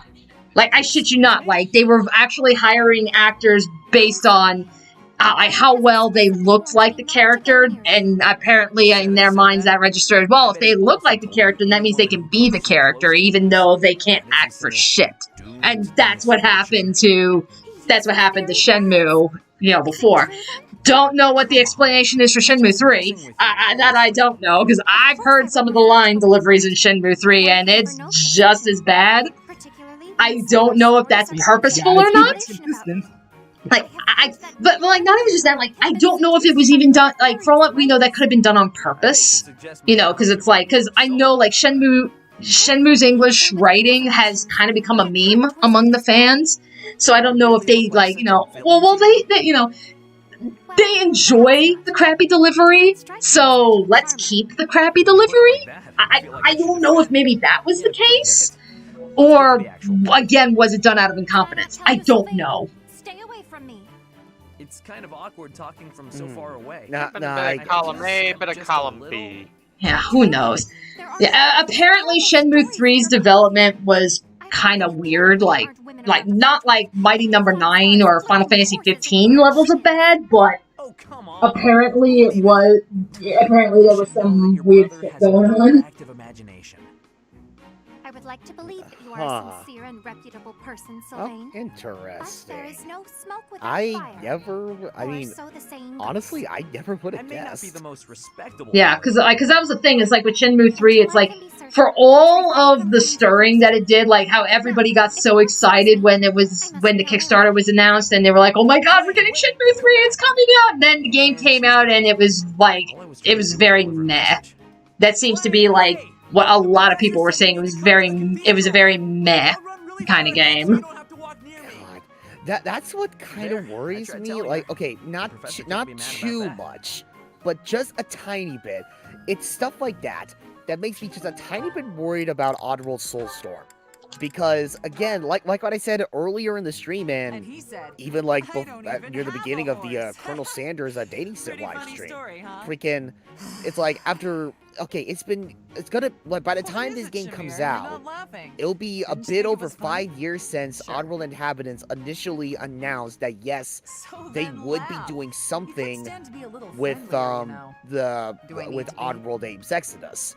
Where they wouldn't make it, supposedly it was going to be just a remake, but ultimately would find out, yeah, it's going to be a remake, but not in the way you're thinking. Oh no, it's going to be how the story of Abe's Exodus was supposed to be told all those years ago, without all the time constraints. But yeah, freaking, yeah, it's going to be about a bit over 5 years since they initially announced it. We've seen all these updates, like the development process with this game, what this game entails from a gameplay standpoint, a graphic standpoint, from a story standpoint, all that stuff. And now it's like, oh man, don't get me wrong, like I'm still stoked for the game, like hands down, no question about it. But again, a tiny part of it I'm worried about is like, yeah, there's going to be like all this build-up, like all this time spent on this game, from this based on this pre-existing game that I figured was, to me, is like the best Oddworld game in the entire lineup. And I'm worried, like, a little bit, if that's how you see it, that after all this time, after all this build-up, it's just going to be a complete letdown, Gotcha. Well, not a letdown per se, but just, yeah, like how a lot of people describe Shenmue 3, just meh, Gotcha. Cause I love Oddworld Abe's Exodus, I want to love Oddworld Soulstorm even more because of that, especially with how they're gonna hit, especially seeing as how this is how Oddworld Abe's Exodus is gonna be told, like how it was supposed to be told. I want to feel more of that love when this game comes out, and not the other way around. Understandable. Anywho, so we're finally done with the support conversations, and I'm hearing clanking downstairs, which tells me dinner is almost ready. So, oh, wow, really? Yeah. Dang, okay. Yeah. So, I will take this opportunity now to go on break, eat my dinner. When we come back, we'll knock out this paralogue with Lorenz, and we'll continue through the month as normal. Oh, okay. Yeah, All right, so, you know, again, thank you everybody for being patient, sitting through those conversations. I know we've been talking over and stuff, which is fine. We said we were going to do that, and a bunch of you said, you know, yeah, you didn't have a problem with that, then you'd go back and watch the conversations, you know, on your own time, which I encourage that we do. But that being said, I am going to go eat my din-dins. So, yeah, if you boys can keep everybody occupied, and that's all I have. Alright. Alright, sounds good. Oh man, it's like, I mean, I'll try to keep the chat occupied, but I don't know. A part of me is also thinking about like getting some food ready.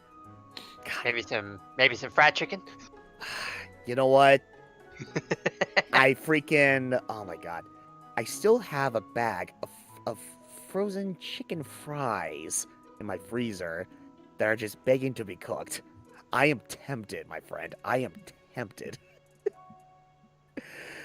And also, it's like I subconsciously opened DoorDash back up, and I'm like, I cannot spend too much on KFC. But then there's Tender Shack with free delivery if I spend enough. Ooh, it's so tempting. But I'm like, no, I can't. I'm trying to save more money, thank you. It's like, oh, God. See, folks, this is what hunger does to you. It makes you do crazy things. Or tempts you to do crazy things. People do crazy things when they're hungry. Exactly. In cases like this, I regret not having a bar of Snickers nearby. By the way, BJ, I'm gonna send you something in private. Okay.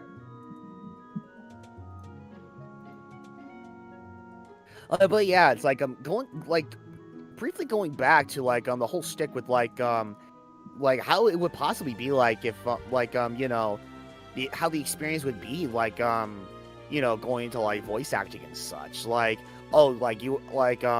that was, you know, depending on how these go, you would need to have a great voice director and such, and it's like, you know, that's just it. It's like, yeah, voice direction is one thing, but from the way I see it, you could have a great voice director, but then it would be not exactly what you expect it would be. For example, they would just have you, you know, just have you jump into this project of yours while doing a cold reading, which is essentially, this is the first time you're reading the script, and you're doing all the voice acting from the script for the first time, and that's gonna be more or less, you know, the official final result, you know, at the end of it all.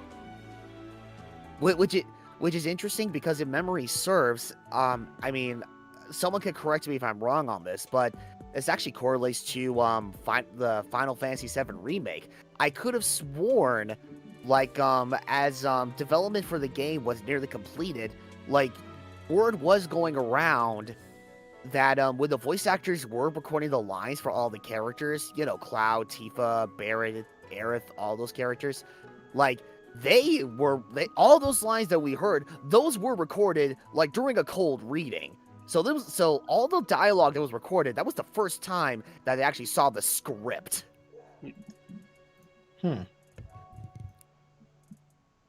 Well, now that was the last time I heard about it. Now I don't know if that was just, you know, I don't know if that was deconfirmed or anything, or if it was just misinformation being flown around or whatever. But I could have sworn I saw the actual voice actors saying in interviews that, yeah, when they were recording the lines for the Final Fantasy VII Remake, it was through a cold reading. Which, if it was the case, then my god, I've got to say, that's impressive. That's very impressive. if you're that skilled enough to do a fantastic performance in any form of media, you know, cartoons, video games, anime, whatnot, you know, then it's like, okay, yeah, like for the first time, no less. That's incredibly impressive. You have to be a very talented voice actor or actress to pull that off.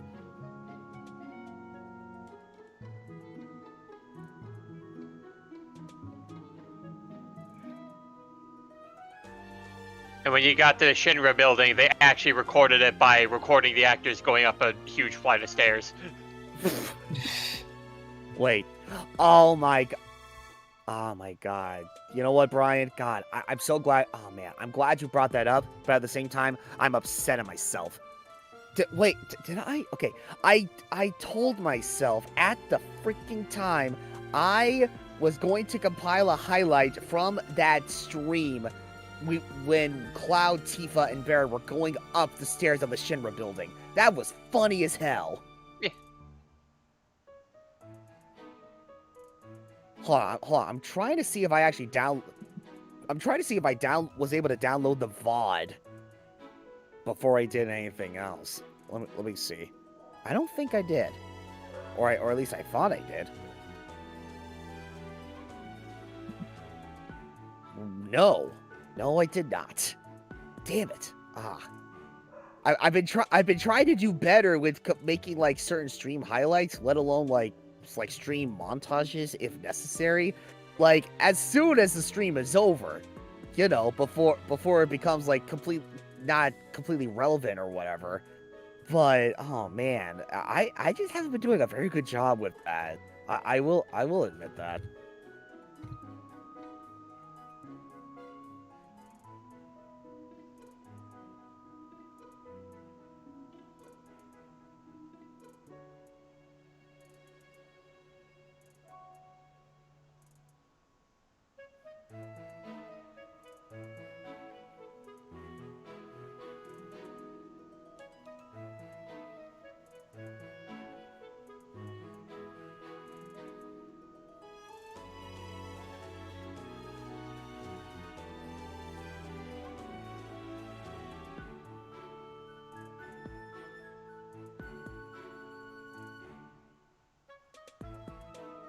Sorry, Ryan. I was while I was in a call with Dani some time ago, I was actually very upset when looking through the Steam through the Steam store. Huh? So, yeah, I was in a call with Dani one time to like show her that one to show her like an edit that I showed you that I did. I was looking through the Steam store to check to see if they still had like the 2 Bone games that were made by Telltale Games, and apparently they've been taken down, and I'm upset about that. Wait, what? Oh. Wow.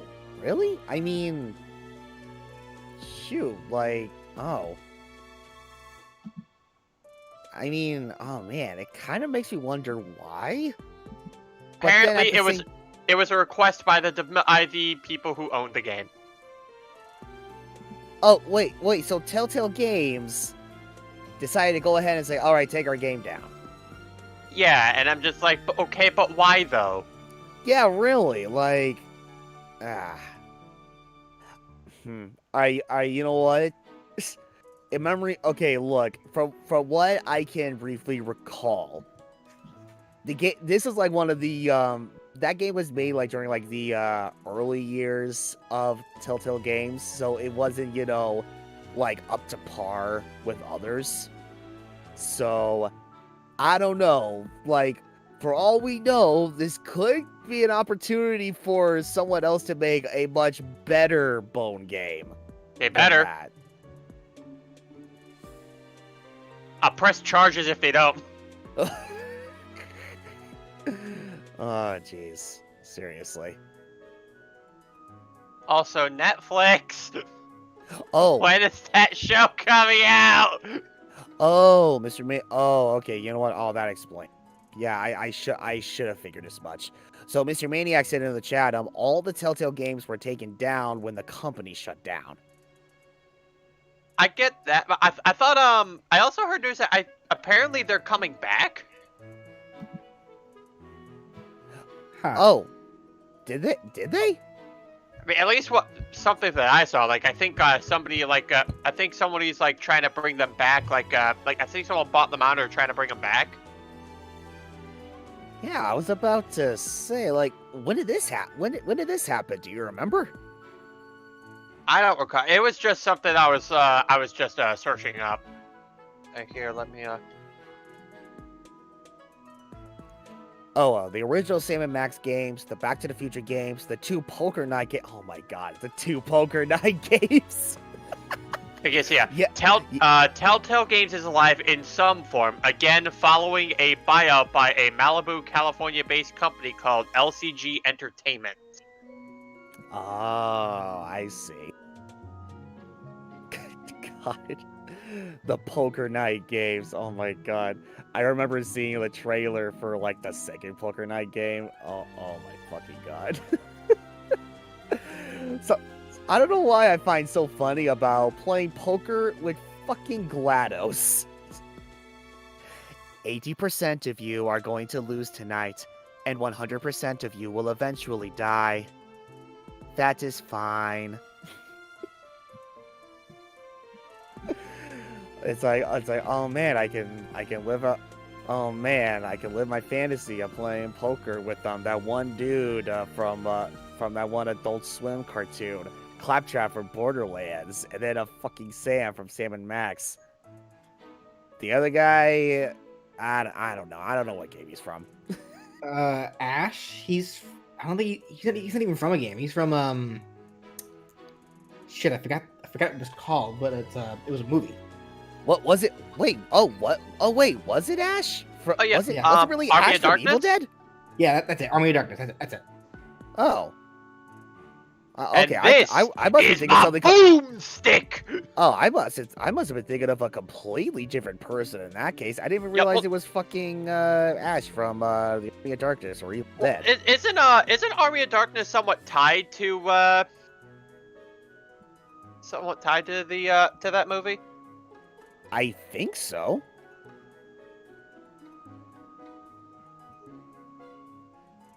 Oh, no, hello, Yari. Hello, welcome to the stream. So Dani just finished all the support conversations in a Fire Emblem 3 houses, and now that she's at a good stopping point from there, she's currently in dinner. And if memory serves, once she comes back, she'll progress through the plot.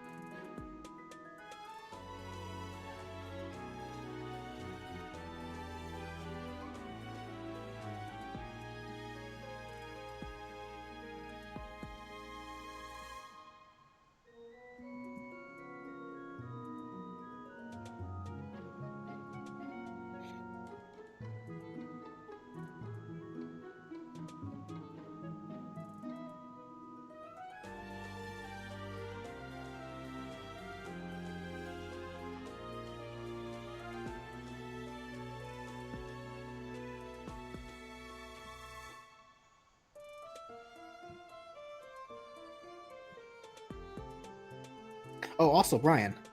Yeah. There was actually a couple of suggestions that some of the viewers gave me regarding Mario and Donkey Kong after I posted the nitpick video, and I wanted to hear your thoughts on them, because these are ideas that I actually really like myself. Because it's like I said in the at the end of the video, I'm actually interested in the idea of listing out ideas that viewers give, but only if I really like them. So, like, one idea that was given to me was actually the idea for Flood. Like, have Flood stay the same if on the ground, but if Flood is used in the air, it turns into the hoverback. That would be cool. Yeah.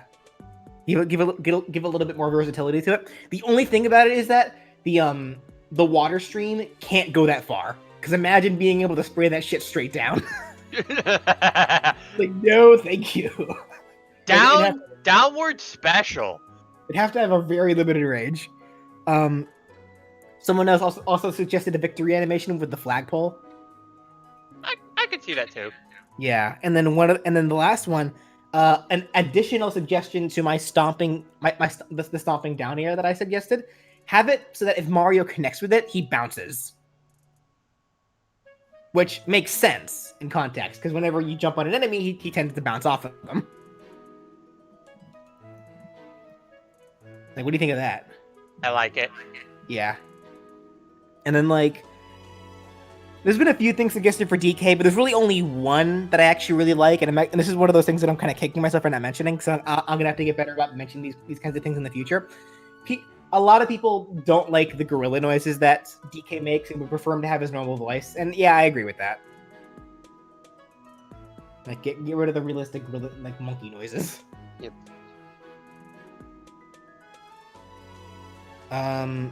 Oh, the Moon Final Smash? Nah, honestly. Well, I mean, it's not a bad idea. I honestly do prefer the punching though, like the rapid punching. Yeah. Me too, honestly. Because yeah, like, and that's something I'm kind of worried about when I get to like making these suggestions. Because I'm seeing a lot of comment suggestions, but for some of them, like, there's just some that I just either I don't agree with them, or I could see it. I just prefer what's already there. Like, sometimes that happens. Like for Mario, a lot of people were saying that his down air should be the ground pound, and I get it. But the stomp, I feel, is better, because in every game where Mario has the ground pound, he also stomps. So he jumping on enemies is just way more iconic to Mario than the ground pound. That's just the way I see it. And then I know for DK, a lot of people also wish that DK had like a special where he throws barrels. Again, I get it. But that's going back to where I don't think DK really needs a projectile. And plus, the way I see it, if you want DK throwing barrels, just turn the barrel item on.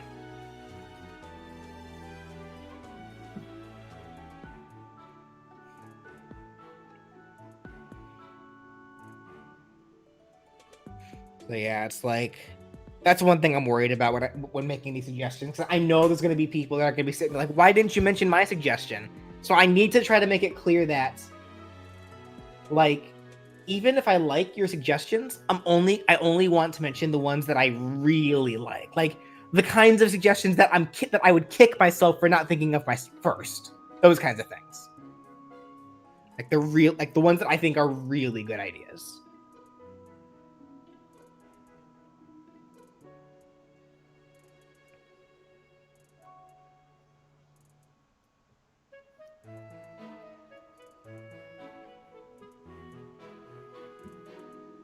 Maybe save the barrel throw for someone like Cranky, because that is technically Cranky's old shit. But you see Cranky picking up those big barrels, that boy will break in half. That boy is retired for a reason.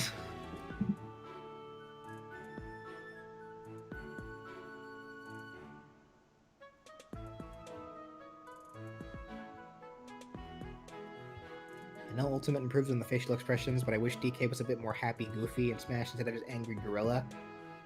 I mean,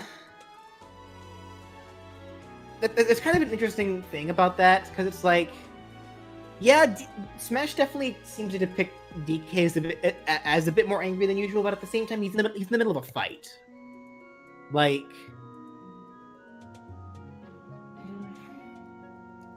that one's a hard call, honestly. Because yeah, I get it.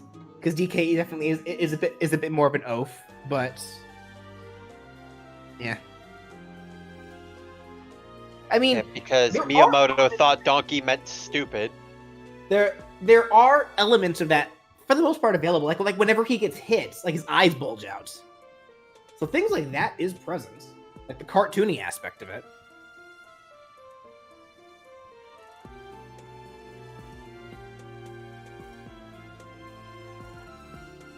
I still just find the idea hilarious that I guess Miyamoto, the reason he named him Donkey Kong is because he thought donkey could have been used as another word for stupid. Yeah.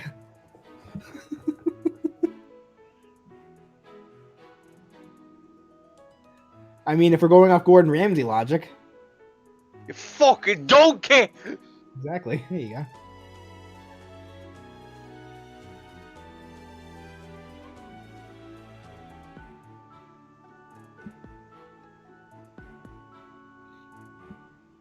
Well, I mean, Maniac, there are some characters that'll have a shit-eating grin in a fight, but I don't think DK is the kind of character who would.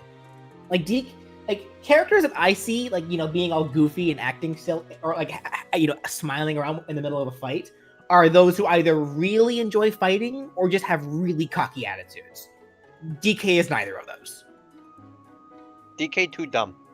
Yeah, like, he may be goofy, he may be laid back, but he's not cocky, and he's not, I don't think he really likes fighting.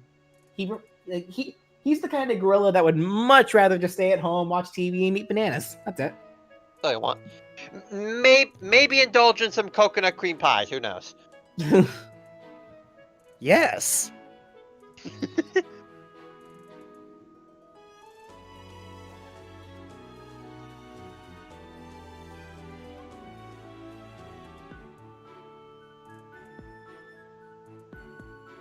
Sonic should have a whole new moveset? No.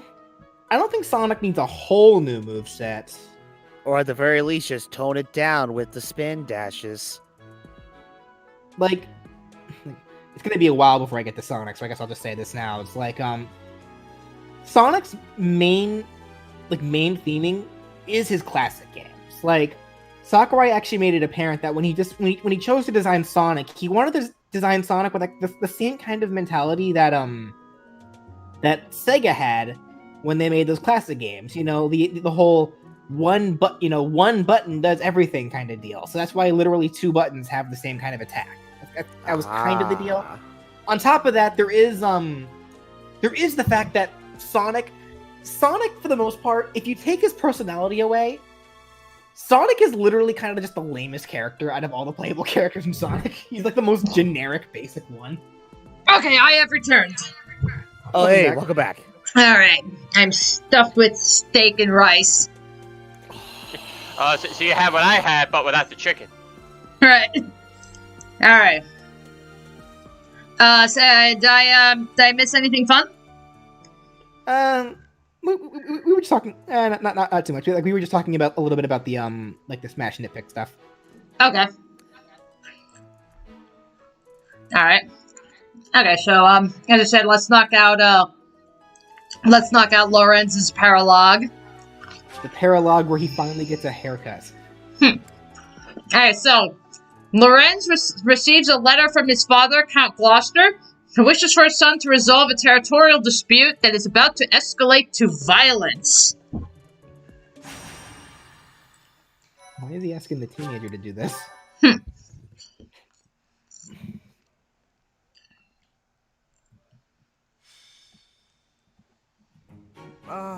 Perfection. Oh, these tea leaves are just divine. Quite the impressive selection, if I do say so myself. Lawrence, so this is where you are. Hello, Cyril. Lured here by the exquisite aroma, were you? No. I've got a thing for you. It's a letter. Alright, well, don't say I didn't deliver it. A letter for me, is it? Curious. Let's see what we have here. Dear son, get her haircut. What is there left? Maybe I'll let you come back. I was like, what is there left to cut for that man? Hello, Professor. It is Honestly, he'd look better bald at this from my point. father, as it happens. Some difficulty with Acheron, apparently. My father wishes me to return home and settle it. A young lord whose domain that's borders right, my father's. this fucking character. Do you know of the Great Bridge of Murden? It is an old Somehow they bridge made a across the character Arabian who's actually more crossing between insufferable Alliance than and Empire Lawrence. Territory. Acheron controls the land on the northern side. Controlling such an essential location gives him quite a bit of clout, which he is ever so eager to deploy toward the purpose of stirring up trouble. Would say clout. This time, he is dredging up an old border dispute that was supposed to be settled some time ago. He has even begun to dispatch military force. It is best we rout his troops before they cause any damage to the surrounding villages. To my father, Acheron is insignificant in the face of far more pressing political matters. Other houses wield far greater power and influence. Goneril, Ordelia, Edmund, and of course Regan. To make his voice heard at the Round Table conferences, my father must keep up relations with them. That is simply the way the Leicester Alliance works. It was, after all, founded with the goal of freedom from Fargus. We prize that independence highly, even if it occasionally hinders cooperation. There is often talk of mutual aid, but the truth is that each noble acts to maximize personal benefit.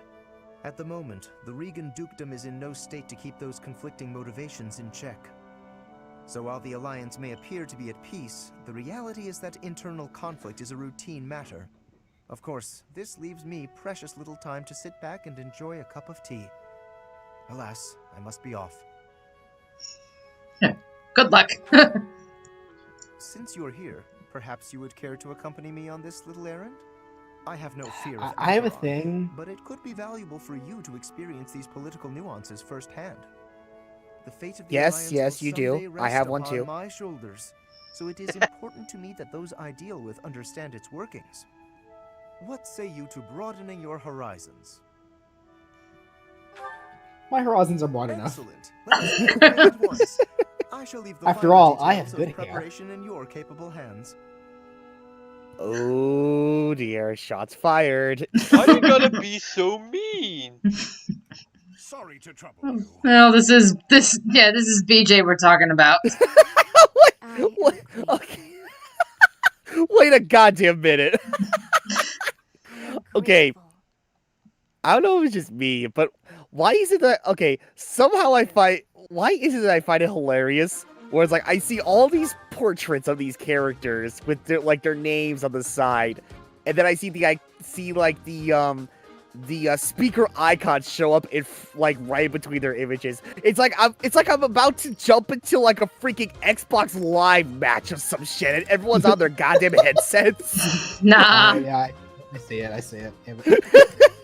You get killed by Claude in Halo and he teabags you. He would be that guy too. It's like, damn it, this sucks. I got team killed within the first 10 seconds. Oh, sorry, man. That was my fault. So I kept shouting in the mic.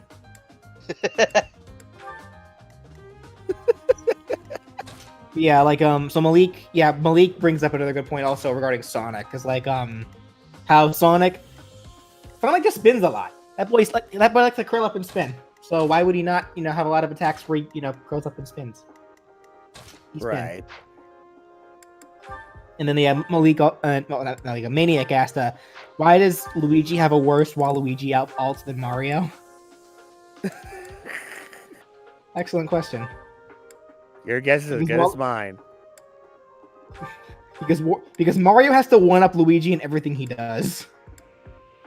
Even when it comes to trying to mimic the worst character in the game. Yeah, I said it. It's like, oh my god, those are fighting words. Fight! It's like, don't speak of him in vain, or you'll get the gas!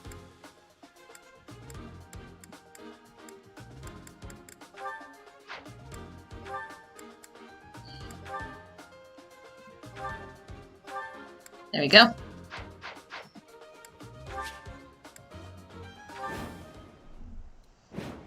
So, defeat the enemy commander, or 12 turns pass. So we can either hold the line, or we can actually try and kill the guy. Lorenz So, defeat conditions. Lorenz falls in battle, or the location that we have to defend is captured. Far more enemies than I expected. I am glad you decided to come with us, Professor. Decided. Oh, and here I thought Count Gloucester would be too busy to send his soldiers here. Ah, well, it doesn't matter. I'll just have to deal with you little meddlers swiftly and decisively.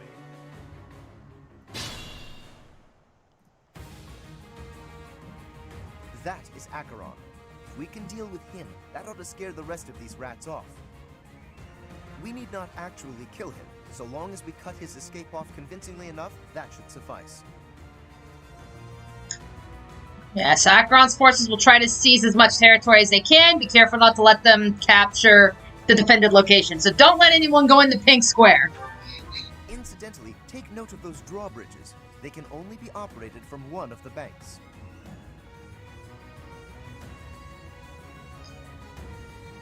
We may be able to use that to our advantage.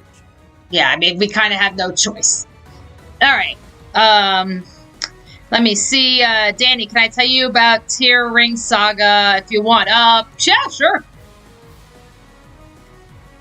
Who, me? Let me see. Where are we going? Yes, you.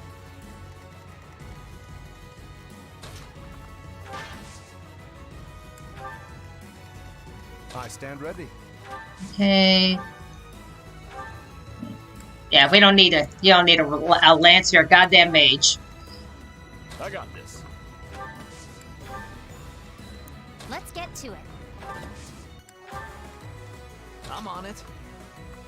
Sonic could at least have the blue tornado. No, because that would give Sonic a projectile or a long range option, and you do not want Sonic with that kind of option. Ready anytime. No, it's... Leave it to me. It's just not right. People are already complaining about Sonic being campy. Like, trust me. We don't need to give me... Like, the only way I can see them giving Sonic those kinds of options is if they gave him the same kind of treatment that I gave to Metal Sonic or Shadow, where he's just super slippery. And no, Sonic should not be slippery.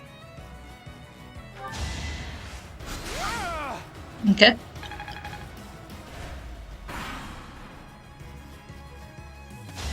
So obvious. You're out of luck.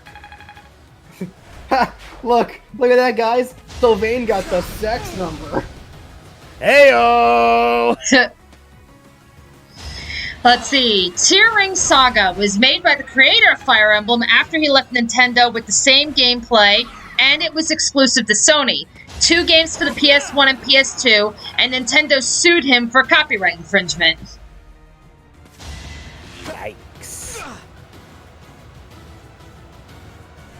Yeah, that's kind of the tragedy when it comes to like whenever people make works and such. It's like, because yeah, I know people like, yeah, you want to be able to be like, you know, oh, I made this game and I made this show and you know, and look how awesome it is and such.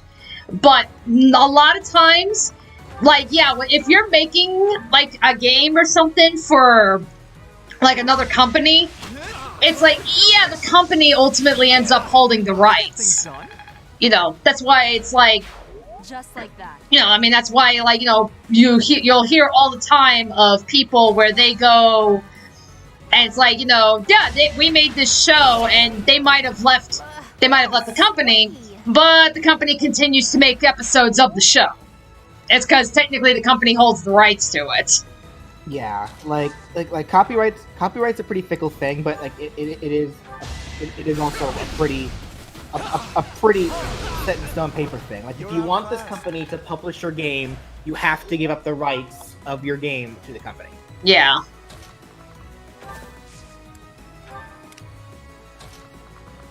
Like it's a trade-off kind of thing. And I mean, it's not necessarily an unfair trade-off. Like you yeah. The only downside is that if you ever leave, then yeah, like you can no longer use your property anymore. But like, sorry, but victory is mine. Other ideas, you know, that can't stop you from making other ideas as long as you do them right. Right.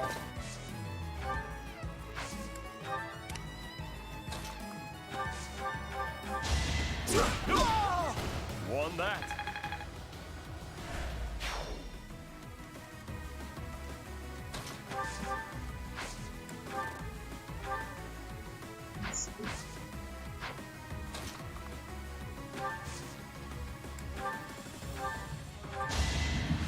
Appreciated.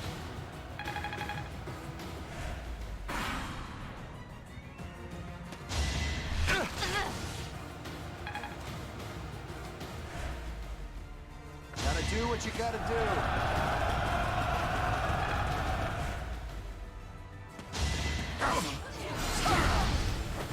A trivial victory.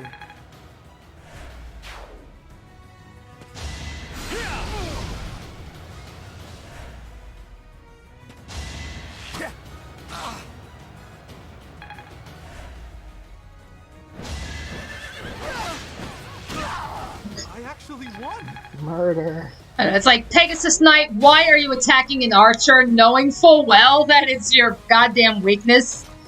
Maybe if I kill them fast enough, they can't kill me first. He's an idiot.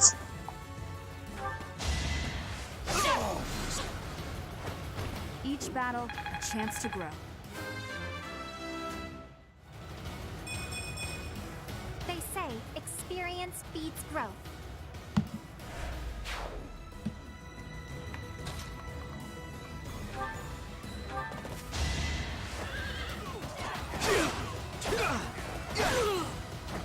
Be gone. Hey, an advanced seal! Cool! That means Sylvain can class up.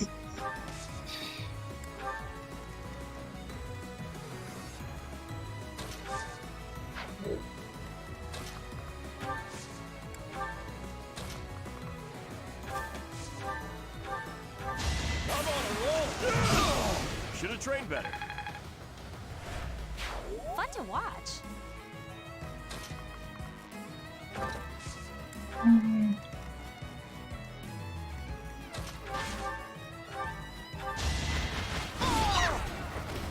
put in some work.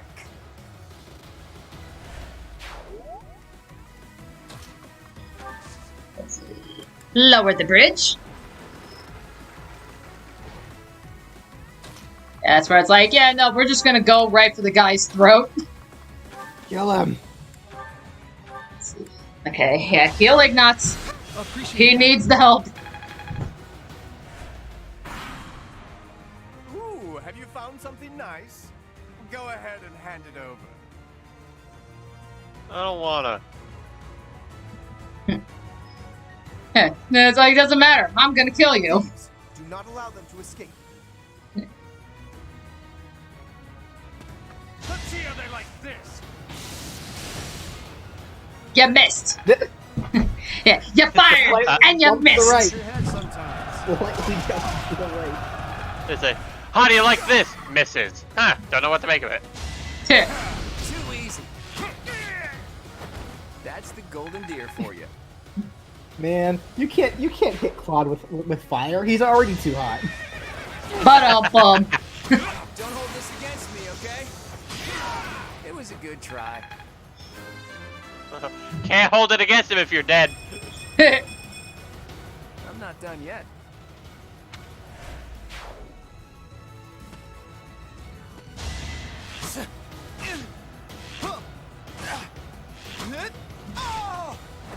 Huh?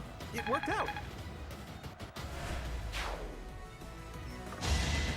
It's like, My moment has arrived. Sorry, but victory is mine. it's like, God, Claude, the crit king.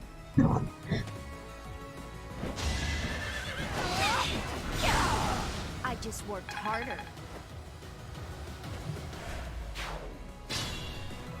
Okay, 9 turns, no problem.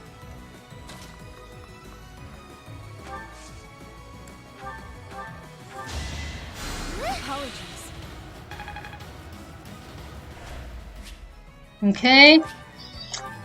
Our element says, Dani, my friend and I are trying to give one Pokemon each to each Fire Emblem 3 Houses student. Which would be better for Claude? Decidueye or Inteleon? They are Archer and Sniper, which are both perfect. I want to say probably Decidueye, just because, technically, yeah, Inteleon is the Sniper, but Decidueye is the Archer, which is a little bit more fitting. It's weird though because Inteleon has the smugness. That's that matches true, yeah. Claude. That's a tough call. That was actually a really tough call.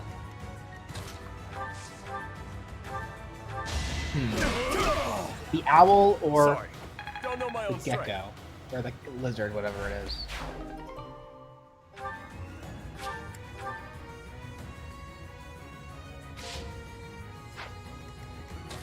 You know what? I'm gonna say Decidueye because its color scheme matches matches Claude's house with my little tracer, the golden deer. Okay. Because Decidueye has, it's not totally yellow, but it has like the like the yellowish browns.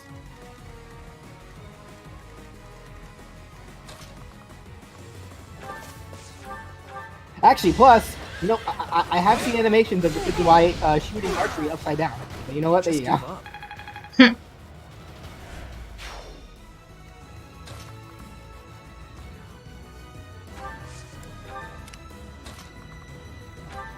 And then Malik, Dani, I love how Hilda acts like this delicate little flower who hates sweat, but her 3-star attribute is the heavy armor class. That's why I am building her up like a freaking brick shit house. It's like, she is gonna take so many goddamn hits. It's like, you know, oh, you don't want to be on the battlefield. Well, you're gonna end up taking the brunt force of a lot of units, and you'll survive. That's the golden deer for you.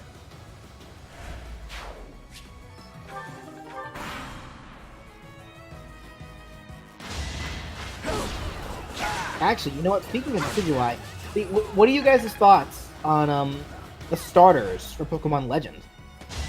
Yeah,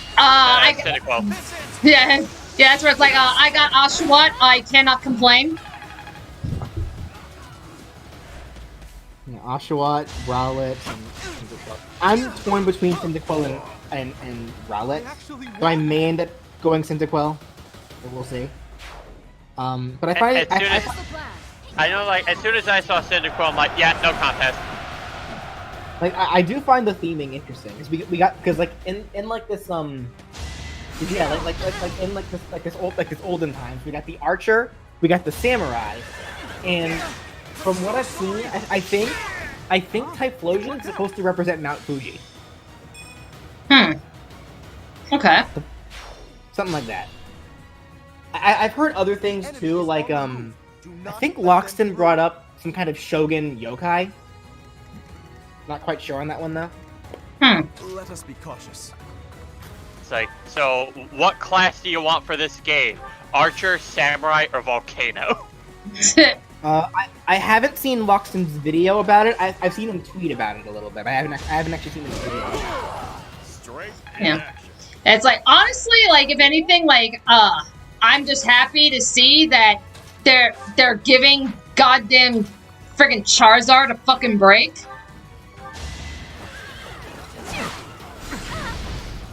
Yeah, we got the better fire Pokemon. Charizard's got a pretty good spotlight here in Sword Shield, so. Well, not only just that, I mean, you just think that it's like, you know, oh, we're gonna pull starters from different regions, you know, to act as the starters for this. It's where it's like, okay, you know that fucking Kanto would have to be prioritized because it's fucking Kanto. And it's like, yeah, nope, they're not going that direction. So it's like, again, score one for Legends.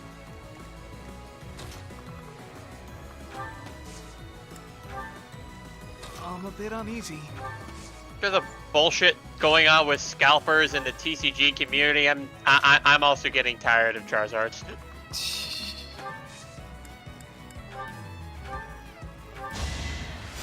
Thank you.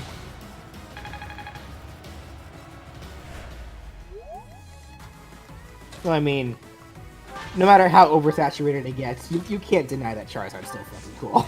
Like, He is, but there's also the reason why I can't get Shining Face, because everyone wants that shiny GMX Charizard.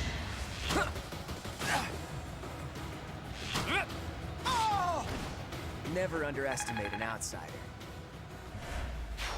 Using Rowlet. See, I'm so torn. Like, for me, it's either Rowlet or Cyndaquil. Because I've always loved Cyndaquil, but I have such a soft spot for Decidueye. I love Decidueye's design. Like, frick! Straight in action. I will say this though: if they made the Water Starter Froakie, no, that would have been it. That would have been my choice. Yep, right there. same here. No contest. Yeah, give me my Greninja. Like, I've been without my boy for too long. I have seen some people complain about the ideas, like, why isn't Froakie a starter? Because, like, due to the ninja theming. But I think Oshawott does fit better because of the samurai. So. Yeah, because you know, ancient Japan samurai. Mm-hmm.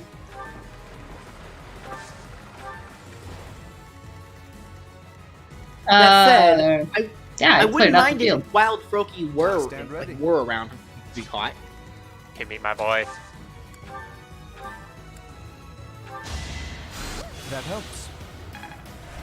And I actually find it an interesting thing too, because what's even more interesting about it is the fact that because this Legends does take place in Sinnoh, so you think they would have opted for just the Sinnoh starters, but the Sinnoh starters appear to just be catchable Pokemon in the wild. So that tells me, I think what they're probably trying to imply here is the idea that Turtwig, Chimchar, and Piplup were originally much more common, like these really common Pokemon in Sinnoh, but then as time passed, their numbers probably dwindled to the point where they gained starter status because they became much more rare. And that I find to be a very interesting concept. So instead, you have 3 Pokemon that were literally imported to be starters. Wait! I lose! I give up! I surrender! Please don't Stab him! Kill him! Cut his hair off first! You have my thanks, Professor. Please go on ahead. I will clean up here and then report to my father. See you back at the monastery.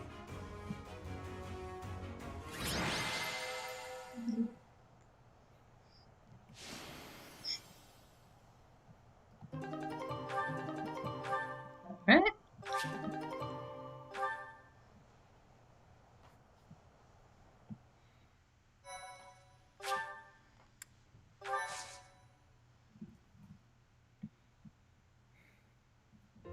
Your assistance in this incident with Acheron has proved most essential. Consider me in your debt. Thanks to you, the Alliance was able to nip this internal conflict in the bud. He has written a pledge to my father, swearing never to cause trouble about the border again. Of course, he is hardly the type to bind himself in good faith to anything written on paper. But Acheron has many connections, both in the Alliance and in the Empire. To remove him entirely would cause more conflict. We will just have to watch him closely for now. Indeed, I do plan to eliminate him eventually, however. He is nothing but trouble. Incidentally, there was one other benefit to embarking upon this errand.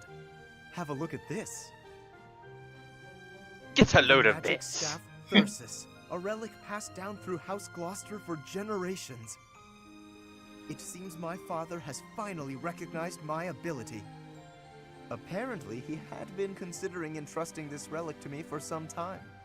He has had precious few opportunities to take to the field of battle personally of late. Doubtless, by giving this to me, he intends to send the message that I must work even harder. I will certainly continue to do my utmost, but I am by no means completely subservient to his will.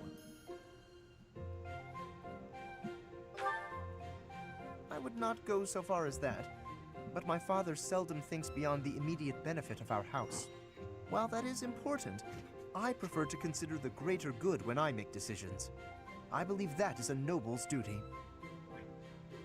Now, for the time being, may I trust you to decide how we may best make use of Thyrsus? For the moment, I think you are in the best position to apply it to the betterment of all Fodlan. To be quite honest, I am not certain I feel ready to decide the fate of a relic on my own just yet. Do me this favor, Professor, and I will be grateful. Now, to celebrate, allow me to treat you to tea. There we go. It's like, okay, BJ, rest easy. You don't have to deal with that again. Well, I mean, at least until I play the chapter in my own file. Right. Damn it. Okay. Thyrsus, link to the Crest of Gloucester. Magic attack range adds 2. May have damage. Okay, yeah, you don't want the relic? Tough shit, you're getting it. That's where it's like, it's like, that's like, hey, thank goodness. Yeah, that reminds me, I gotta actually give you your relic. But it's like, yeah, thank goodness I've actually started, I put you down the mage path. Because, like, if I didn't put him down the mage path, I probably would have given that to Lysithia. Yeah. And yeah, it's like, So, Lance of Ruin. Whoever equips this crest bearer can use Ruin Sky. So that's he gets access to a whole new attack. For that one.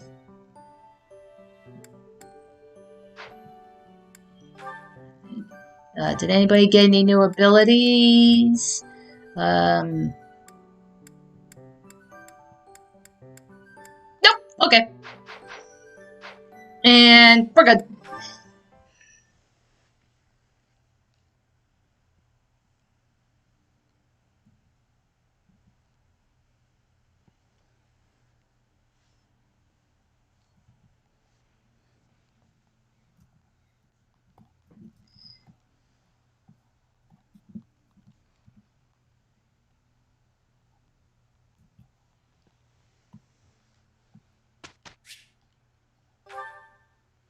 Alright, let's see what the hell we can do. 1, 2, 3. Okay. Okay, yeah, so we do have some people.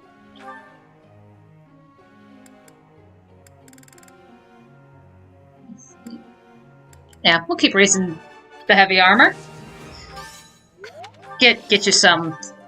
See if we can get you up to beat. Why is the Dark Mage class exclusive to males? I don't know. That's a good question, actually. I have no clue. Yeah. Okay, that was never a thing in prior games. I don't know. Is there a Dragoon class?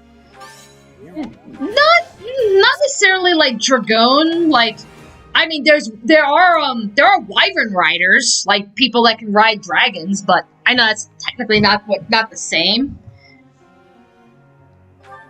But like, yeah, if you're thinking like a Dragoon, like in the same sense as like Final Fantasy, not really.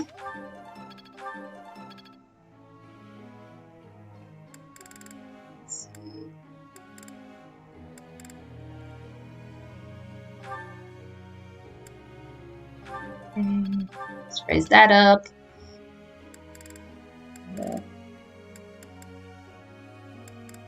There we go. Alright, sorry for my sudden absence there. I couldn't take it anymore. I had to get some food started. So I'm waiting for a pizza to be done cooking, and in the meantime, freaking, I'm having a bowl of peanuts to pass the time. No problem. Professor. So anyway, I guess so I take it we got some more battles won and such. Well, we did. Yeah. Well, I mean, I know we finished up the paralogue for Lawrence. I thought we did a good job. So now we're just about to go. We're about to go back into the monastery, and now we'll actually see now. Okay, who can we recruit? Anybody? Like, yeah. Still any other classes? I would like to think that's the case because, again, I mean, I have been leveling up Violet's some of her weapon skills. Like, I know I've brought up her bow class to C, and I'm working on spears right now, and that's on like D+, almost to become a C.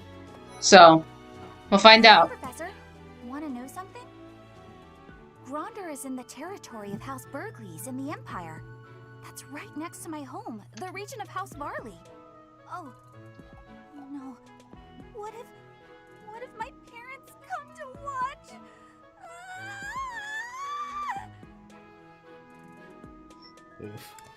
Really? Are you sure? You wouldn't say that if you weren't completely sure, right? Can we recruit you? Professor, my class is, would you, yeah, we got Bernadetta. Hey. There you go, BJ. We got your girl. My girl. So much. This will be so much better. I don't know why, but I'm just so much more. What are you talking about? She's not my girl. Oh, yes, she is. No. Oh my god, I can't believe this, Dani. He's in denial. Okay. So, anywho, I'm actually trying to think of my favorite female characters in this game. Because I hear you talk about Bernie an awful lot. Because I know you really like her. Character element, but I don't think she's my favorite. Like my favorite female. I think my favorite female character is Annette. Really? Yeah, after like especially after like kind of playing through the game again, like and seeing supports again. Yeah, honestly, I kind of like in terms of a favorite female character, at least so far anyway. I really do like Annette. Okay. Wait, which one? Wait, who was Annette again? Wasn't she like the Black Mage, and she was essentially known as the nuclear bomb? Or something? No, that's Dorothea. Annette, okay. yeah, Annette is the mage in the Blue Lions house. Like she's the girl with the red hair and the pigtails. Oh, okay, gotcha. Okay. I'm a sucker for a good meal. I just couldn't resist. Let's see. I kind of doubt we got Ingrid. Yeah, nah. I think she's one of the flying. Yeah, that's one of the harder ones. Yeah, like so like Manuela, Sedith. Welcome to the like those are the two ones you want to talk to for flying. Right. You look confused. Didn't Sedith tell you about it? Just catch whatever fish Flame requests. Show any fish you catch to Flame. Let's see. Okay. Yeah, we'll knock that out real quick. I'm trying to remember. I'll hold off. Okay. Let's do. Actually, can we get Petra? We'll have participation. Maybe you and I both can have a small contest with each other? We will both have catching of the same fish type and do comparisons. Whoever has the fish with the biggest size will be winning, okay? You're likely to be Petra if you have a fish with a rarity of 3 stars or higher. Okay, that's fine. Training has given me great busyness right now. It is not a good time for the chatting. But you have given me intrigue. Please make sure you are speaking with me again. Okay. Okay, so she is interested. Writing. Okay, so that's probably what's holding me back on that one. Because I definitely want Petra. I definitely want her. I doubt I'm gonna be able to get Casper, because I think Brawling was one of his, and I haven't even begun to think that one. Hey, Professor, here to cause some trouble? No? Well, whatever then. Yeah, Brawl. That's okay. He's like, oh well, that's okay. I got Raphael. I'll live. I'm going to catch me some mighty fish. Just you wait and see. But they haven't been biting. I didn't think of that. The truth is right in front of me. Oh, just kidding. As though a fish is smart enough to be afraid of me. Let's see, what do you train? Nothing I can use. Okay. Nah, that's okay. Will you be taking part 2, Professor? I must admit I am quite excited. I cannot recall the type of fish I was hoping to dine on. So, if you do manage to catch a fish, do you mind bringing it for me to see? It's like, yep. Actually, I think that is yours. Oh, yeah. That is mine. There we go. Alright, so let's knock out this quest real quick. So pretty much all this is you're just going and you are fishing, and then when you find something, you find fish, bring it to Flame until she says, yeah, that's the one that I want.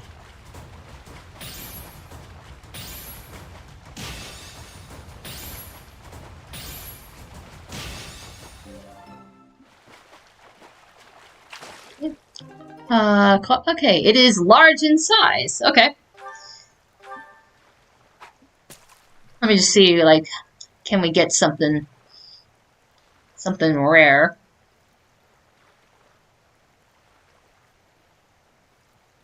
That's a tiny fish.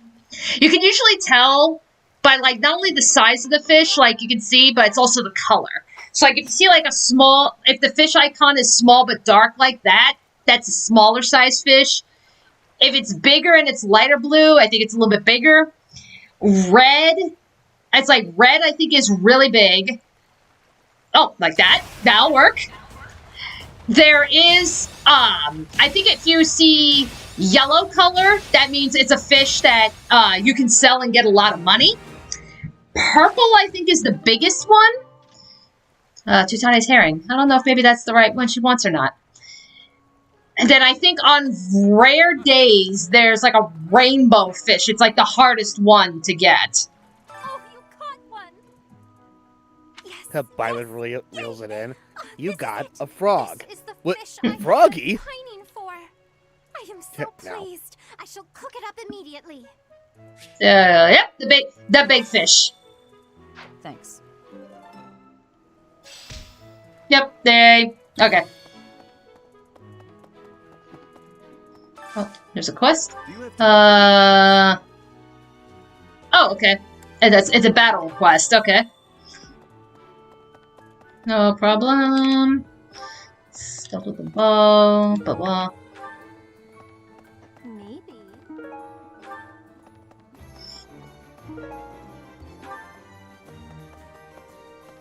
Let me see. Hello there.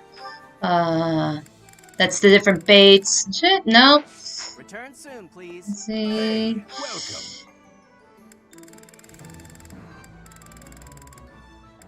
Okay. Come again. Yeah, okay. I think later on, it might actually be in the second half of the game. Like, we can get a merchant here that actually can sell. I think that you can actually buy, like, some, like, rare items and seals and shit. Greetings, Professor. Nothing to report. Young Monica disappeared last year. I thought she had simply run along home, but it turns out she was kidnapped. I can't believe it. How awful it must have been for the poor thing. They say her personality has completely changed, but at least she seems more cheerful than before. Grateful to be alive, perhaps? Alright.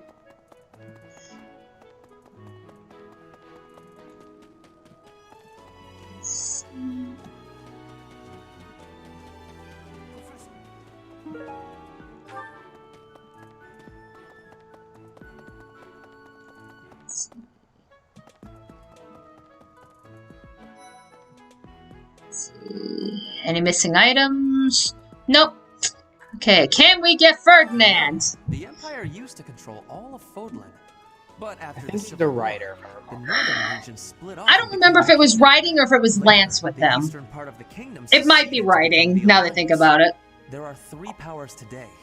Which is interesting, actually, because his hidden talent is heavy armor. Even now, among the nobles of the Empire, there are some who dream of reunifying Fodlan. Can we recruit you? Oh, Professor, here to recruit me, I presume? Well, the eldest son of House Ire will not be so easily swayed. Okay. Not interested. Yeah, heavy armor. Yeah. So, good luck with that one. Eloise can teach. Eloise and what's his name? Gilbert. They can teach heavy armor. Okay.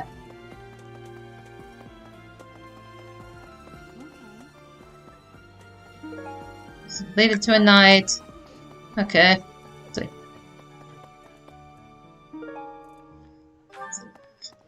Oh, that's weird for me, actually. So, another thing.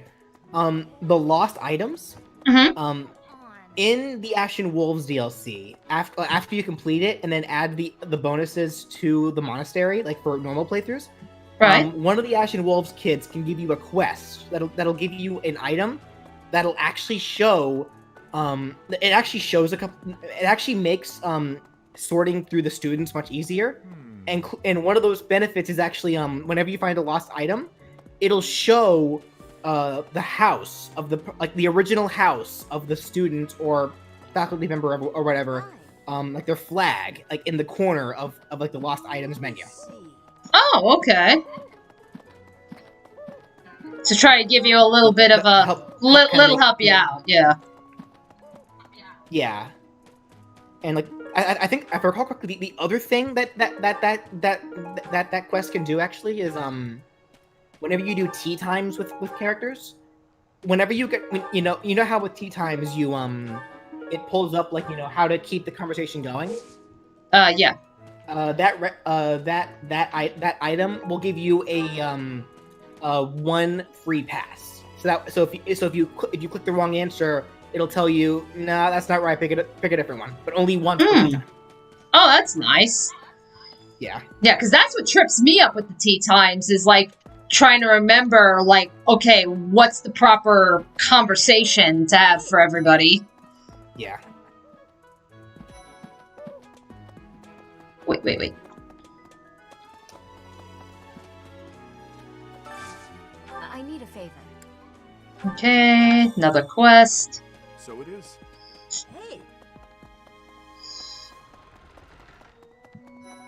Alright, Linhard, I don't know. Definitely magic for him. I know I know magic was for him. I think it's reason. Like, was it? That's why it's like, yeah, was it white magic or was it reason? Oh, actually, I don't remember. I want to say reason. That's the Church of Seros for you. What is it they say? Those with power. Then again, I've seen them mostly with white magic, so I don't know actually. Your class. I can see the appeal, yes. However, I still have a lot of books I wish to read in this class. But talk to me again, okay? Is interested. Reason. Okay. It is reason.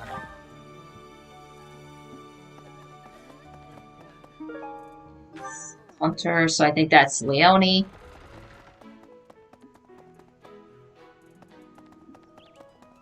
Really?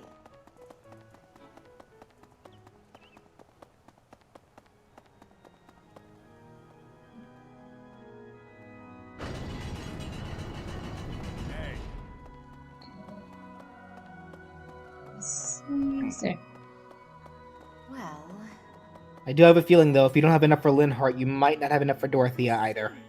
Probably. I think Dorothea is also reason. Oh, I'm so sorry. I was lost in thought. And all alone. It's very kind of you to be concerned, but I promise that I'm fine. I was just thinking, the Death Knight's true identity. Could it Mercedes, I think, is Maritza? Bo. That's one of hers. Oh, Professor. Oh, I think we got her. Small request. Yeah, you do. Yep. All right. We got another white mage. Mercedes. Now, if we can, can we possibly get her best friend, and can we get Annette? Oh, and that's a great fucking like mage in general. Oh, Annette is really good. She talk about another nuclear warhead, like Christ.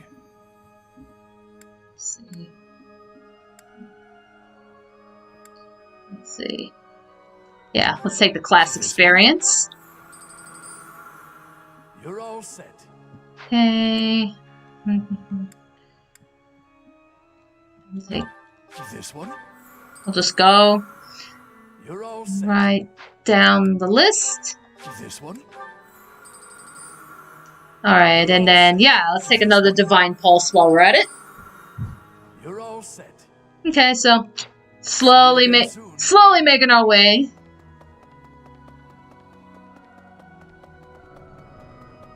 What is that?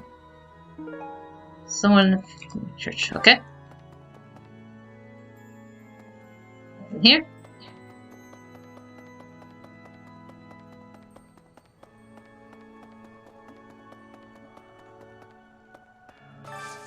Okay. Alright, another love letter. Where are you going?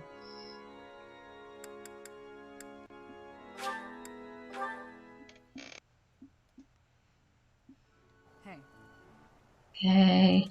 Oh, that's right. Yeah, somebody wants me to give a love letter to Aloise. I'm going to catch me some. Yeah, that's right.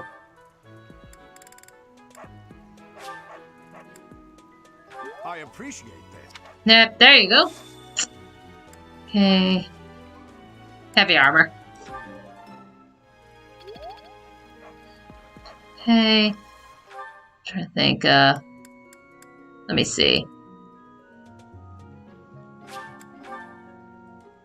So basically each house has their own nuclear weapon. Well, yeah, technically every house has their own designated mage. it's like, yeah, like Dorothea for Black Eagles, like Cynthia for the Golden Deer, and Annette for the Blue Lions. It's just really, out of the three of them, Dorothea is like the most powerful one out of all of them. That's where it's like, she can be dangerous. You taking the time. Well, I think that is mostly to make up for the fact that out of the three, she's the only one without a crest. Right. The situation last month was dire indeed. The students endured great hardship. I hope you were able to put all of that behind you, so that you may focus on this month's assignment. A most reassuring response. I trust that your class is in good hands. I look forward to seeing your skills on display at the Battle of the Eagle and Lion. What is it you get? Oh, yeah, well, okay, reason. D-class, okay.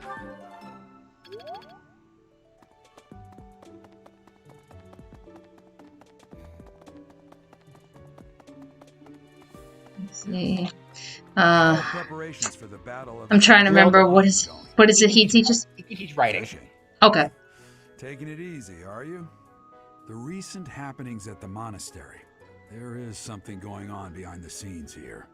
I've been commissioned to investigate as well. As I've already mentioned, this month I'm off to the kingdom. You be on your guard, okay?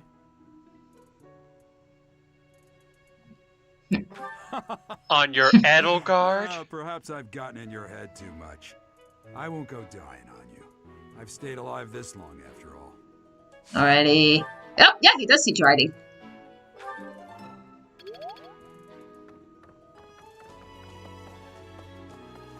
Then it's like, yeah, I know Hanneman definitely teaches magic. No, if you've heard, he also teaches writing too, actually. Very special. Okay. Her blood carries a rare crest. Oh, the lengths to which she could advance my research, if only I were able to study her. If only it weren't for Seteth's strict orders. He protects his sister with unusual zeal.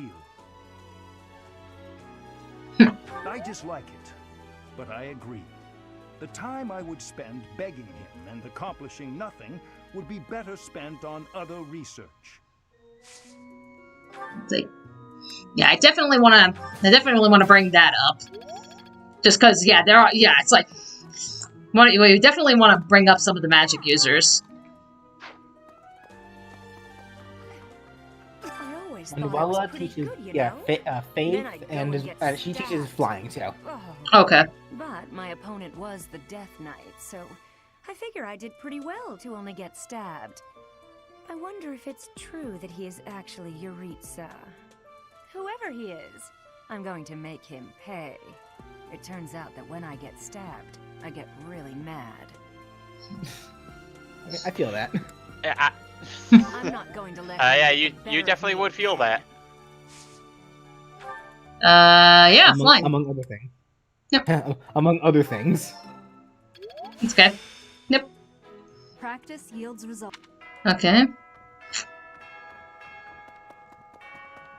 That being said, oh, okay, so, yeah, there's a quest to turn in, somebody in the corner wants to talk to me, let me see, I want to say we can get Felix, because I know Sword was definitely one of them, and we're pretty high on Sword, and what was the other one? Speed. And, yeah, and I know my speed stat's been going high, because, you know, we went down the assassin route, so... Yeah, you should be fine with Felix then. Yeah, I want to say we're getting him. Since we were little, Ingrid's always gotten this odd look in her eye when someone brings up food. Join me for some training sometime. I'm interested in your I guess not? What the hell am I missing? I'd like to become your student someday, but not Maybe you just need more affinity with him. Let's see. Yeah, again, you really do need to be, oh wait, do the supports. We have some supports left. Some new ones. Let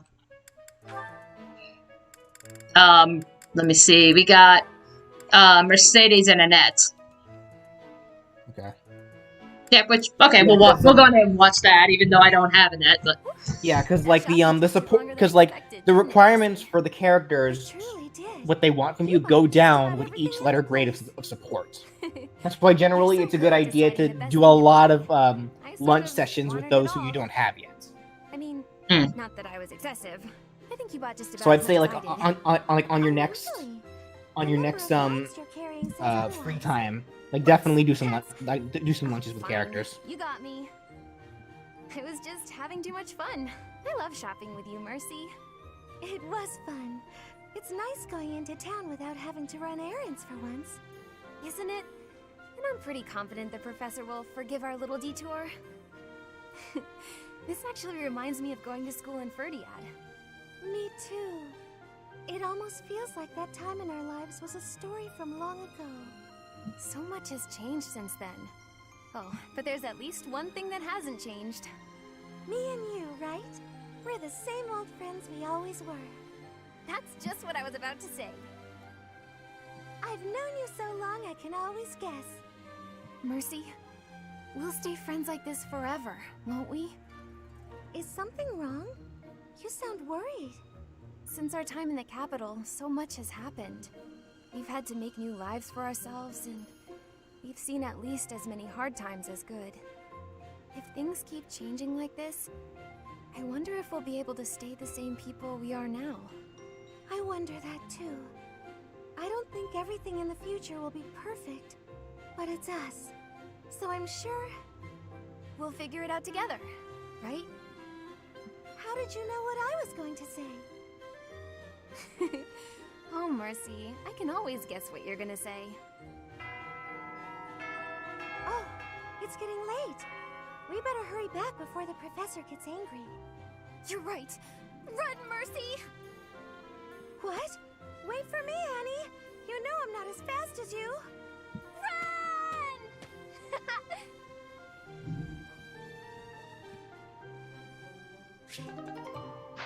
All right.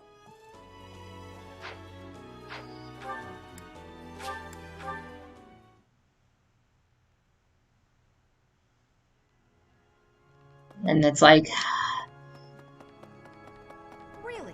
Okay, so yeah, so we'll take care of the some of the support conversations specifically with Byleth, and then we'll move on. Savior, thank you. Yeah. So I'd say like like find the remaining students you haven't talked to yet, just to make sure, just to see whether or not you can recruit them, and then be on your way. May as well check because you might be able to get Ash actually. Maybe. I'm trying to remember, what is Ash, what are his requirements? He was either Bo or Lance. I can't remember though. If he's Bo, you might be able to get him then. Yeah, because I know Bo I brought up to C, at least C rank. Professor? Returning from work, I take it? I commend you for working so late into the evening. All of my days at the academy are enriching thanks to you. Try not to overtax yourself, all right? I'm concerned for your health. We wouldn't want you to wear yourself out.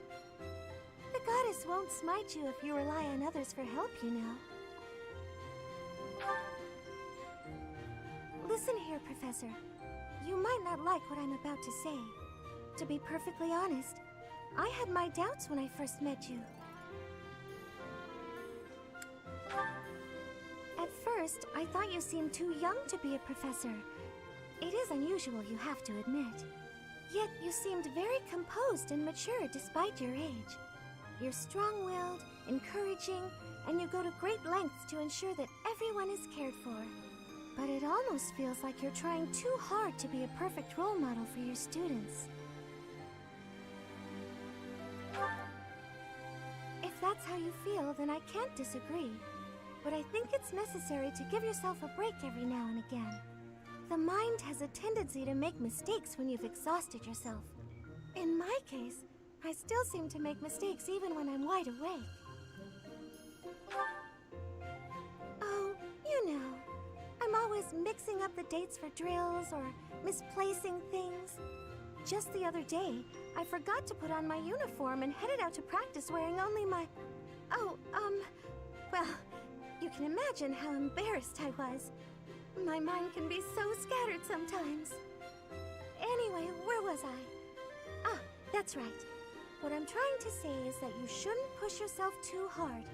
If you do, you might end up in a pretty bad place. That reminds me, is there anything I can do to assist you, Professor? If it's all right with you, I'd like to help in any way I can. Whatever you need, just say the word. I look forward to helping you out. Maybe. There we go. You know, I like to imagine like the one poem where she's like, you know, I was thinking of saying something that I don't even think you'll probably like to hear me say. I'm gonna say the N-word. No! No! Oh god, no. The battle of the eagle and lion is coming up soon. Feeling confident? That's the spirit. Hey, can we get... I do find Yeah, it it's very like... interesting, Professor. I'm just not sure if it's enough to change classes. Let me think about it a bit more. He seems rather interested. Charm and authority. Ah, okay, interesting. Authority is like the easiest thing to level up. Yeah, because you already start with the freaking, Yeah, you already start with, what you call it, the battalion. And, like, just by having the battalion, that raises your authority. So it's like, as long as you keep that on, she's good. Perhaps we'll travel through Alliance territory. Yes, I see. From the east, we would go... there. Ah, yes, that must be it. Okay. Huh? You think I would be a good fit for your class? I'm not sure. There's still a lot I want to learn from my current class. Sorry to disappoint. Is rather interested. Magic and faith. Faith's actually another pretty easy one, because that's mindless hidden talent. Right, which I've already unlocked. Yeah, cool. Yeah, so I've already taken care of that. Okay, we have... Yeah, let's... Nope, that's not you. Nope, okay. I'm trying... Okay, so that might... Skill with the bow. That could be a couple of people, actually. Someone affiliated with the church. That's probably one of the professors. Devout believer. Maybe Gilbert. Yeah, that's Raphael. Somebody who looks up to knights. I want to say that's... Zero? I was about to say maybe Ash.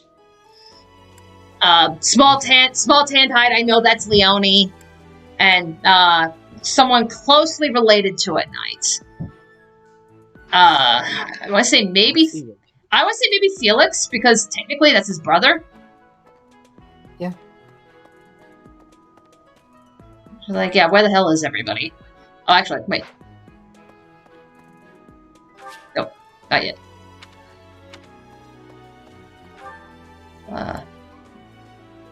It's like, wait. We have I got a support. Hello. It's like, who wants my attention? Oh, Hanneman wants my attention. Okay. That's fine. Ah, Professor. Always a pleasure to see you. I wonder, might you have a moment to chat? Come now. You have no need to be on guard.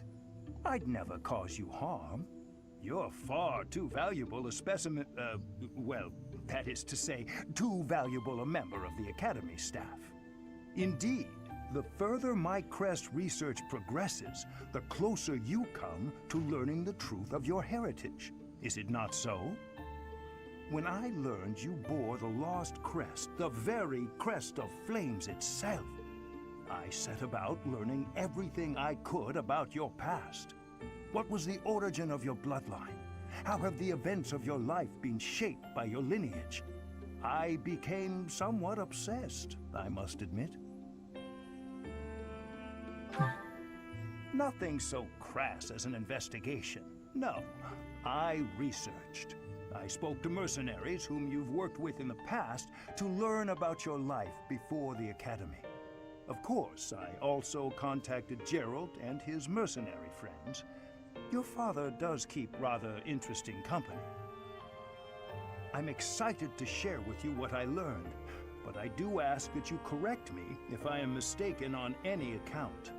The story begins with Gerald serving as captain of the Knights of Seros. There was a woman at the monastery with whom Gerald was quite close. At first, it seemed obvious this mystery woman was your mother. Alas, that cannot be the case. The timing is all wrong. As it was told to me, the woman in question passed away shortly before Gerald left the monastery. Yet your birth occurred sometime later, while Gerald was taking work as a mercenary. This, of course, presumes your age is accurately reported. If you were born sooner, well, the story would be quite different, would it not?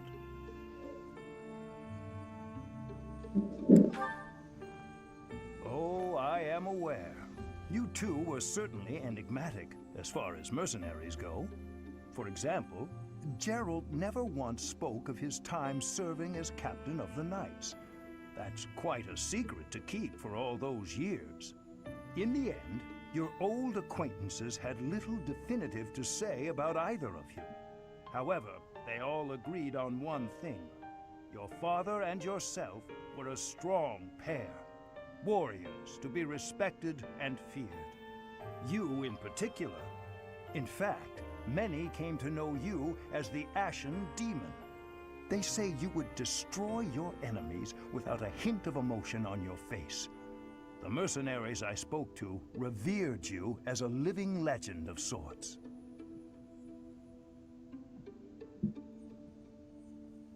So, that is what I learned. And I admit, it is barely more than I knew before. The next step in my research is to ask your blood for answers, and hope that it is more forthcoming than your past acquaintances. All right. The Ashen Demon. That's the name that was given to Byleth in her in their Smash boxing ring stage. Yeah.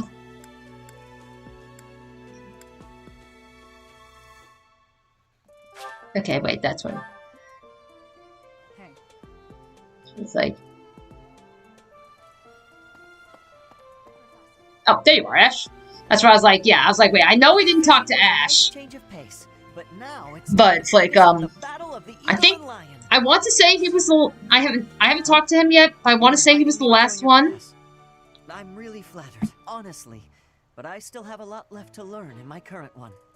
Yeah, rather interested. So, Charm and Lance, and I'm actually working on Lance, so it's like we might be able to get him relatively soon. A lot of these characters, the ones that are rather interested, if you get their supports up to at least rank C, they should be able to join you without you needing to raise up any other stats.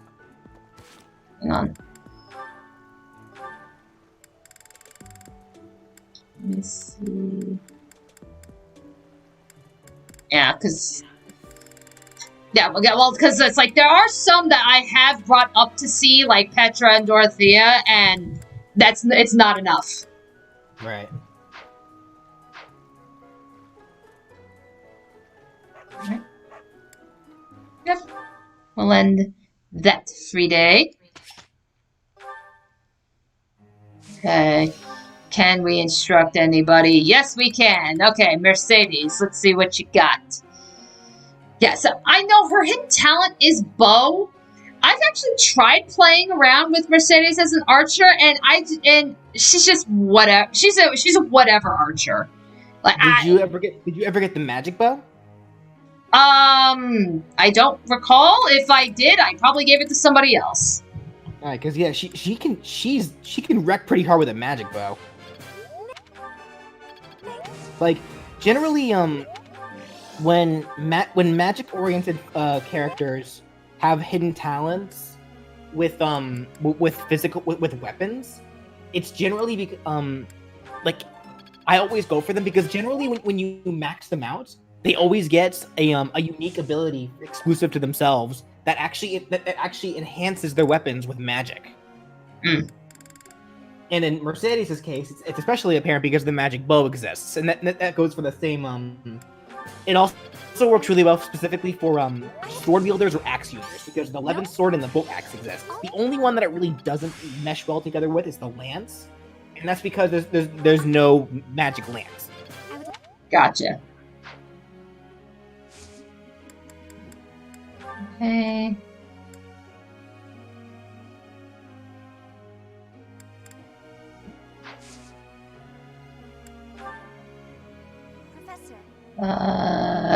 Reason and faith as a grammar. Yes, yes, that's actually the class I want for you. Okay, and it's Violet's birthday. Yay! And Happy birthday, Ryan. You still there, Ryan? Ryan? Did someone say Violet's birthday? Yes. That means it's your birthday, Ryan. Happy birthday. And you got a birthday gift from Claude. Yay! Wait. Oh god, does that mean I reached 30 years old already? No! And it's Cyril's birthday. Thanks. We did some great work.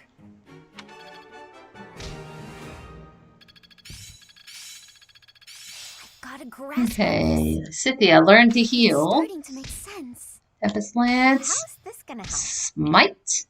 Looks like I'm getting it. Arrows. Okay.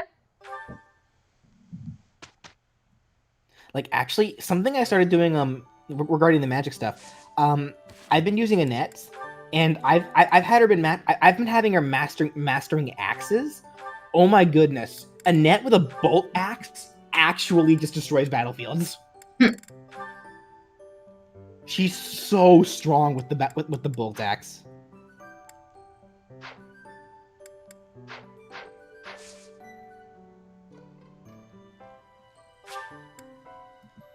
Yeah, we'll just take this time and just live in the cafeteria. Yeah, we'll live in the cafeteria. Yeah, eat with as many students as possible first. Then then go talk to them again and see what they say. Right. Well, that's like, yeah. Yeah, it's where it's like, I know Petra is one.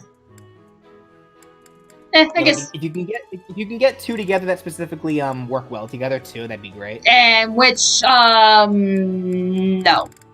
not So, at yeah, least not for this one. So I guess I'll pick a different dish then. Yeah, because that's the house special. Like I'd say in this case, if you can get Dorothea and Petra, since like under one, that'd be ideal.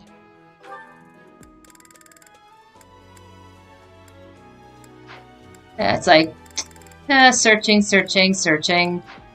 Like there's so many dish options. Like you're usually gonna find one, at least one good pair. Right.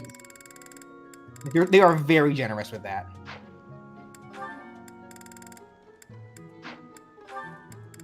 Petra. I know it's like Petra's got a bunch. I'm looking for Dorothea. Yeah, one Petra and Dorothea.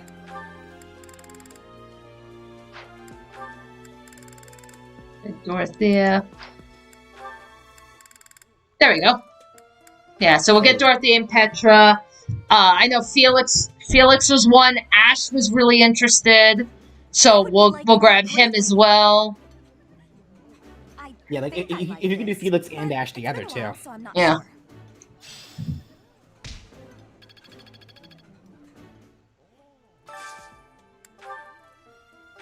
Let's see what we got here. Oh, we could actually do Ash and the Neck can work. Yeah, Ash and the Neck. They're in the same house. So yeah. Yeah, so they can work. And then I saw one before that had both Felix and Ingrid. Let's eat. Okay. Ooh, I love this stuff. Did you know that? Okay. Let's see. Check the special again. The house, the special. Let's see. Yeah. Yeah, nah. Okay. Let's see. I'll just pick something random. Are you ready? Let's see. No.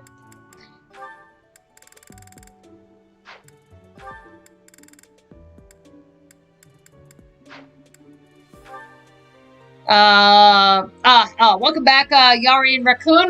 Right now I am trying to find people. We're trying to boost up supports to see if, try to make it easier to hopefully recruit some more people.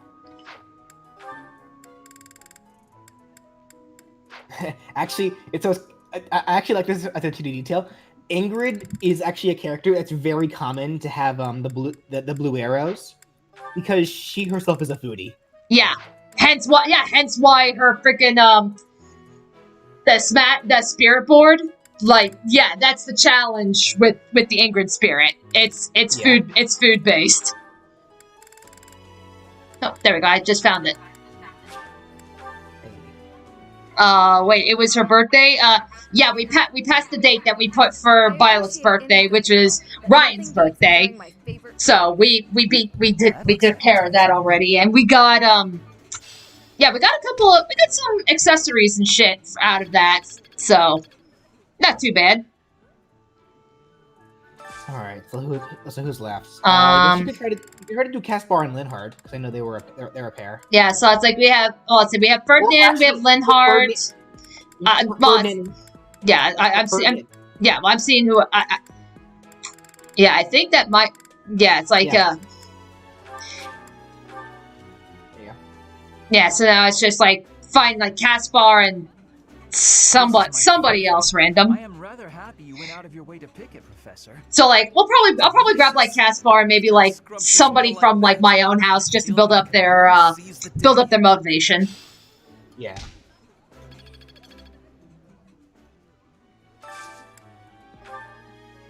Wait, hang on. Like, is there nobody else aside from Caspar? That I'm able to recruit? That's it. Yeah. That's actually it. Holy crap. Alright. Aside from teachers. Oh, right, but teachers we're gonna be getting eventually. Yeah. Yeah, because... So. Yeah, the teachers come in time. Let's see, If you press X, it'll actually show you if the character you already clicked on can support with another character. Right. Apparently...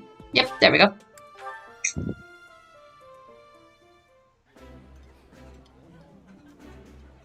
Yeah, makes sense considering we just stole her from the Black Eagles. Yeah. Ooh, this is my favorite. You've got great taste. And then if you want to try to raise a bit more infinity, see if any of the characters that you want to recruit are willing to cook with you. Oh, that's right. Yeah. The cooking, yeah.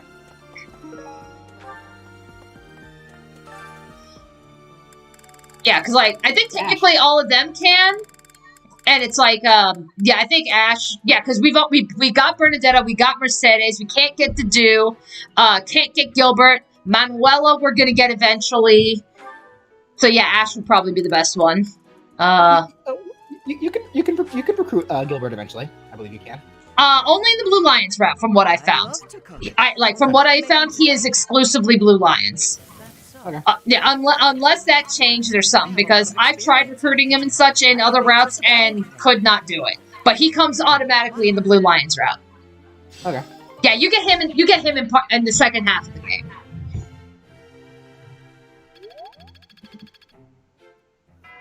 And then I'd say just to be safe, because obviously since you can only ask to recruit once a day, go to the confession box. May as well just see anyway. Just any extra point helps. It's free to do, and never hurts.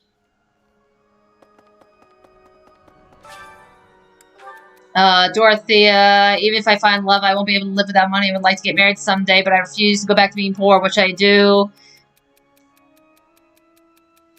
Yeah, strive for both. Yeah. Okay. And Hilda, it's my turn to claim by feeling under the weather. Even writing this note is a strain. I need to get someone else to do my cleaning for me. What should I do? Make Seth do it. Mercedes might be willing to help. Ask Lawrence for assistance. I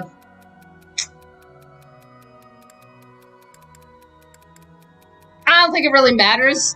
But ultimately, I already have Hilda, so who gives a shit?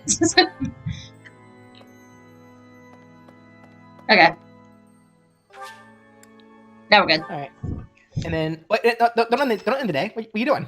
I'm moving on. You could have gone to talk to them again. Oh well, I'll do it next week. Having a meal together with Shamir. I'm happy and more than a bit nervous. It's rude to ignore the professor like that. Aw.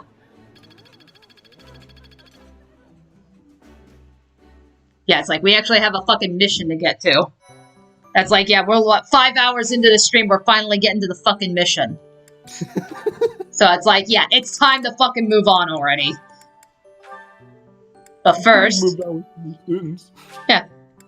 It's like, dude, we've got plenty of freaking time.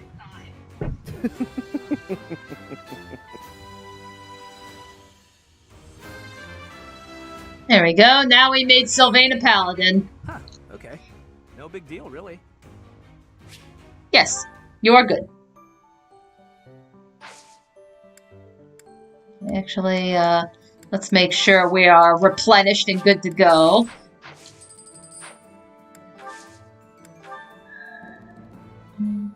Oh, yeah, Claude, you gotta fix that bow. Good, good. Good. Okay. Oof. Yeah, you gotta fix that.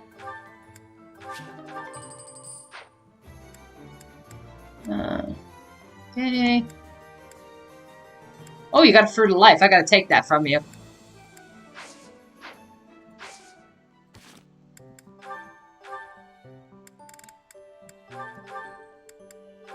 Store. Like, I am stealing that. Yeah. Get rid of the training axe. Yeah, increase my hit points. Thank you.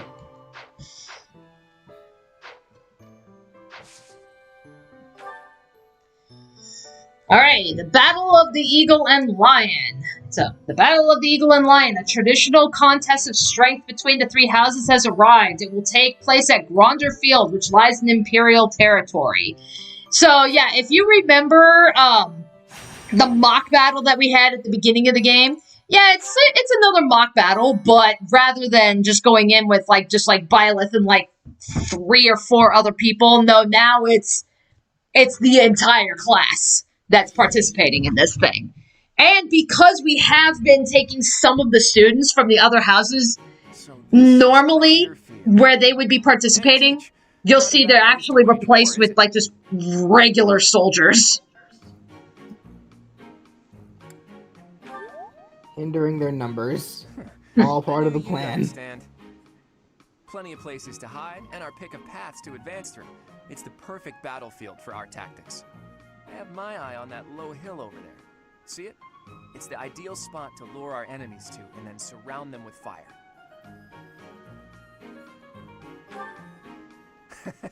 Gotcha, Teach. I know. We want all students to make it back to the monastery. With you in command, we can't lose. Maybe not all the students. The Imperial Princess and the Crown Crown Prince don't stand a chance. Professor, Claude, what are you two talking about? What do you expect? It's Claude. I am certain he was foisting more of his ill-advised schemes on our poor professor. Oh, you have me all figured out, Lawrence. You know me better than I know myself. Win or lose, it's an honor just to participate in the legendary Battle of the Eagle and Lion. We've got to win so we can show Captain Gerald what we're made of. Yes, I'm ready. Let's go. I shall give it my all. I'll just stay quiet and follow along so I don't get in anyone's way. That will not be acceptable, Marianne. The whole point of this exercise is for each house to act as one. Do your best. I can't wait to see how well everyone does. All right, sounds like Hilda will be taking control of a central hill and watching the battle from there. It's almost time. Come on, Teach. The battle starts now.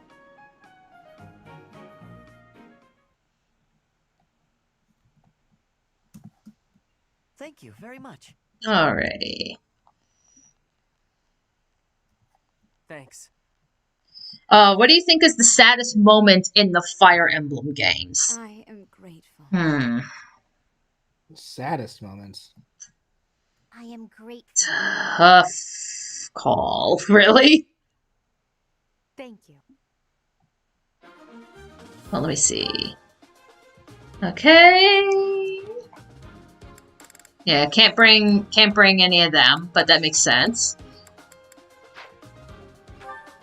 Okay. No, let's bring in the teachers. Yeah, Like, yeah, what no. the fuck?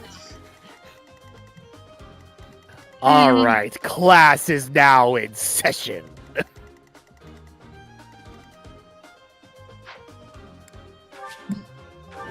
Yeah, so rout the enemy, and we are defeated if we lose everybody. The battle of the Eagle and Lion is set to begin at long last.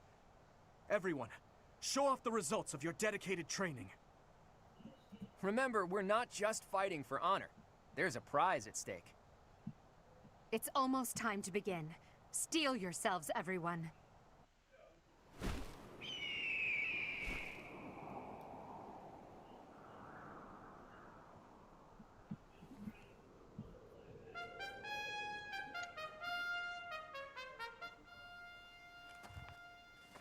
You all should know, I am not about to go easy on you today. As long as we can pull off the win, doesn't matter how. Our victory must be absolute, no matter what it may take.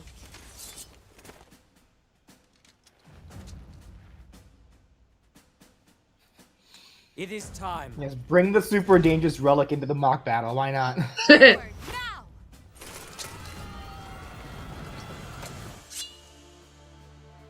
For honor!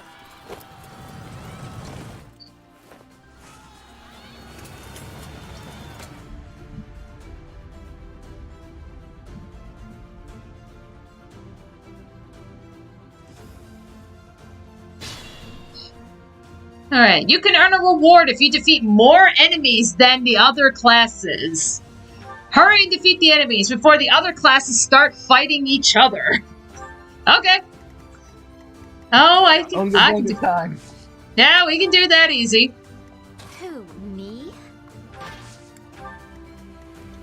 I stand ready. Ready and willing. Stay focused. Let's Ready see. anytime.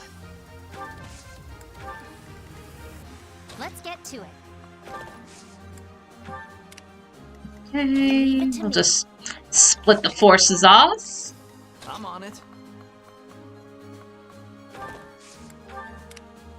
Who, me?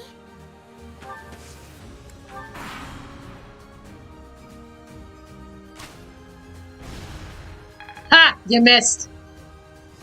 Yeah, loser. Won that. Yeah. I punched the horse in the face. I know, it's like you're not even doing any damage to Raphael. Should have trained better. Get off that horse. Black Eagles and the Golden Deer are already in battle? We should take this chance to break through the Black Eagle's flank. Man, look at all those Blue Lions characters that you could have had on your side.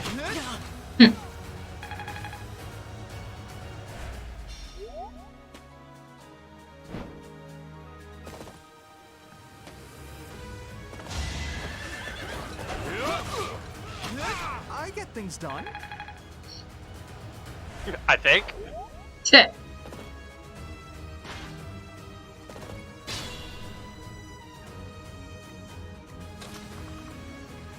Let's see.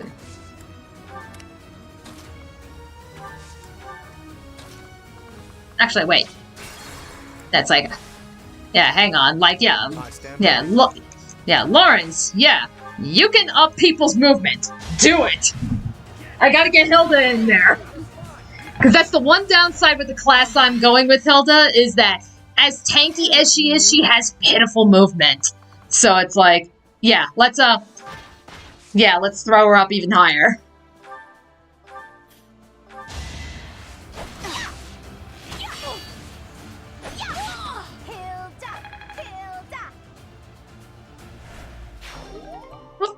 Yay, got a chest key. Ready anytime. Yep, and took care of Ash. I did. That's what you get for not joining my class, fucker. I feel like I've grown. You knew the consequences. Let's get to Now it. perish. Leave it to me. I'm on it. Ready and willing. Let's see. Yeah, let's get... I'm gonna get Claude at that bow. Stay focused. Yeah, just frickin' kill you. Hey. Who, me? Yes, you. Yep, Yep, you're doing good.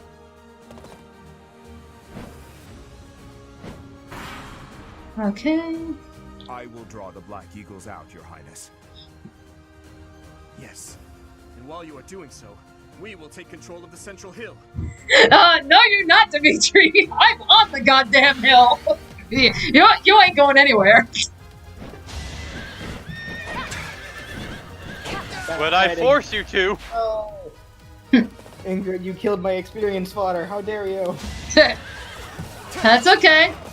She made the mistake of going on a Pegasus, and I'm about to give Claude... I'm about to put Claude on the goddamn, like, mounted crossbow. Oh dear. Well, yeah, she made that mistake. everyone dies.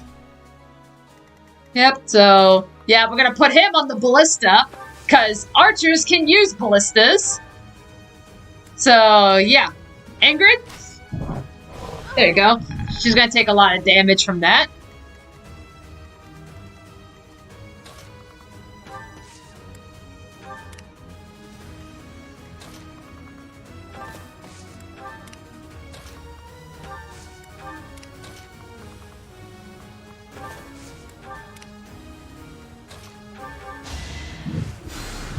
Appreciate that. And there we go, Mastered Priest. So we can move her up to the next healing class.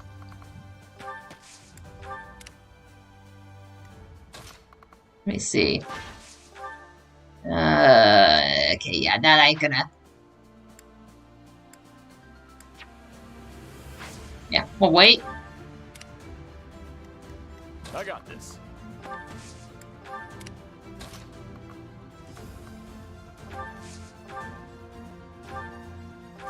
Allow me to demonstrate. You fought well.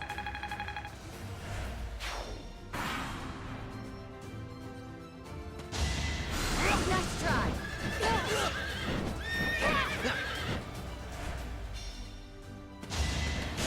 Yeah. Well, good to know that we at least weakened Ingrid. I think. It's like, okay, we gotta get rid of Dorothea. If we're not, I mean, we might be fine just because we're at a considerably higher level. But realistically speaking, yeah, let's get rid of Dorothea. Because if we're not careful, she can do damage. An offensive sight. A trivial victory.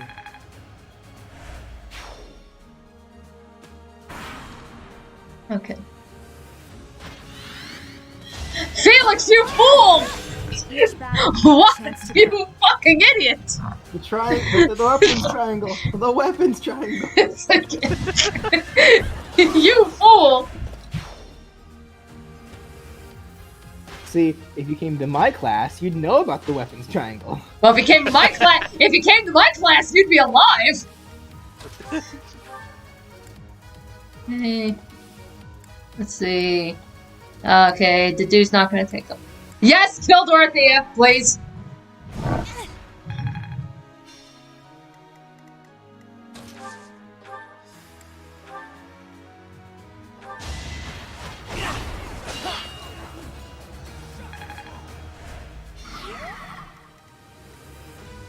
Let us be cautious. Magnificent. I thought I gave it my all. There we go.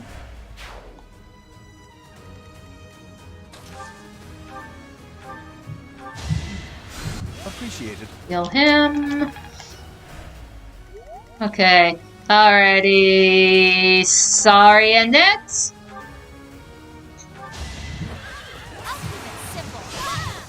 I'll celebrate later. Yeah, let's get her. Yeah, we gotta get closer to Dimitri.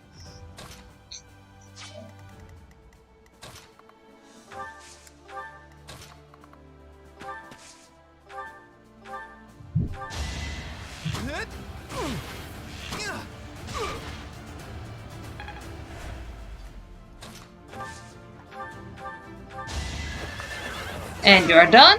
Be gone. Okay. Yeah, Sylvain, by all means, take out your former house leader. We still got the dude to take out. And all these black eagles to take care of.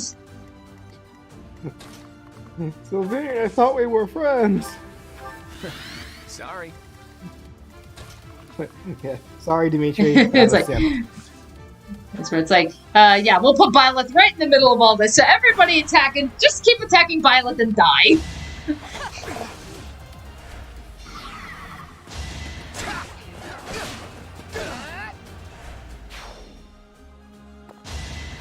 Sweet of you. No, don't you go healing the nuclear warhead. It was a good try. You're not allowed. Yeah. Okay. Okay.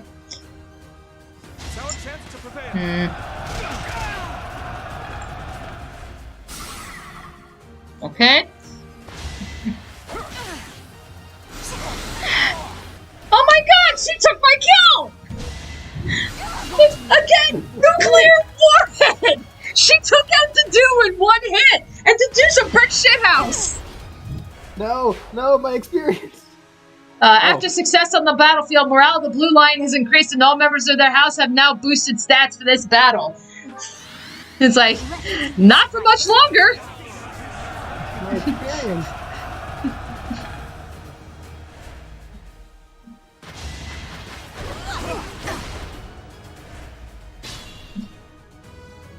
Let's see. Oh, yeah, well, he can't move because he got stuck. No problemo. Let's see, where... Petra? Yes. Yeah, we... Oh, God, we don't need to be dealing with Petra right now.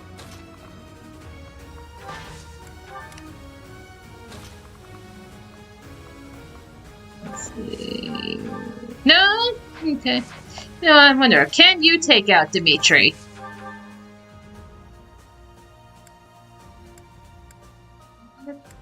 Okay.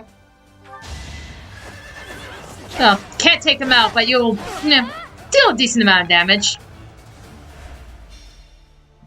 We'll take him out next time. Yep. As expected. The crits! Yeah, as expected, you suck.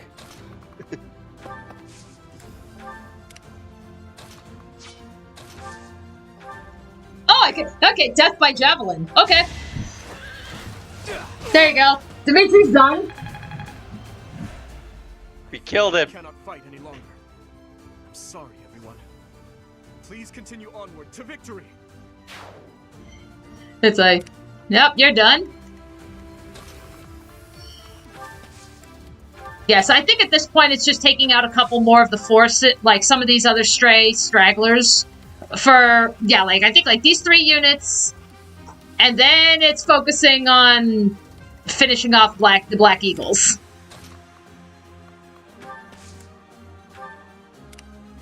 I stand ready.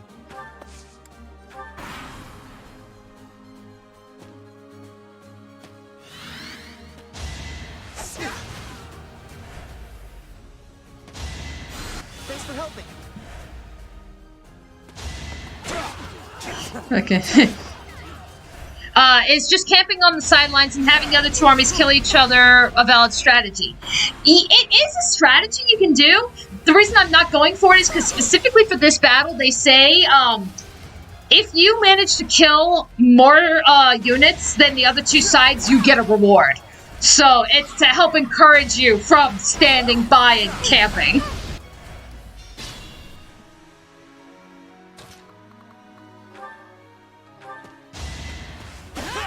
Should I have held back?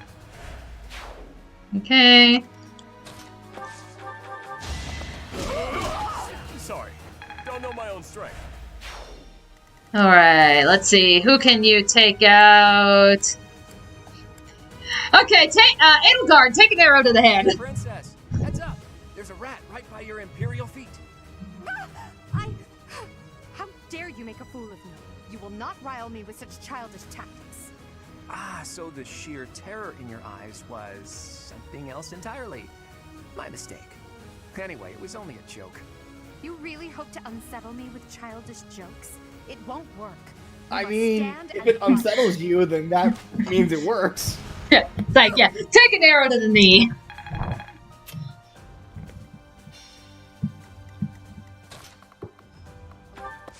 Okay, Hilda. Okay, yeah. Let's gambit you.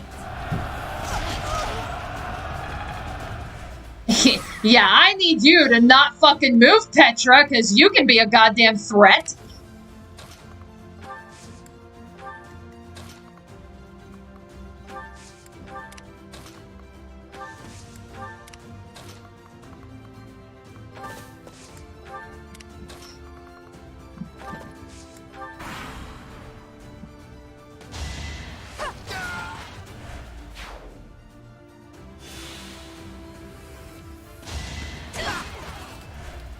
Alright. After success on the battlefield, morale for the Black Eagle House has increased and all members of their house now have boosted stats. Okay. That's fine. They're gonna get wiped out anyway.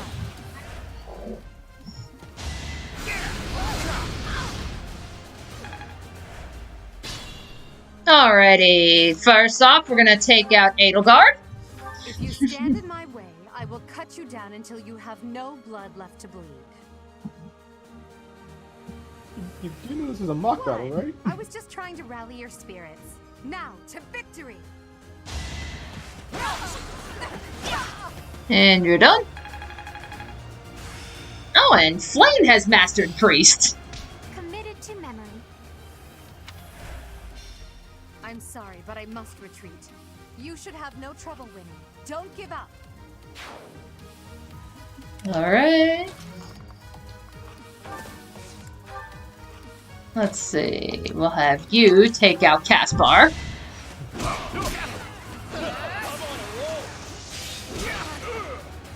Ow! It's like, yeah, I'll take a goddamn fist of freaking steel to the head, to the mouth. I mean, damn.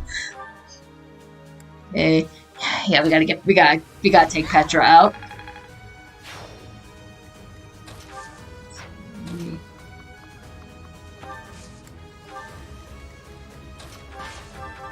And this takes you out.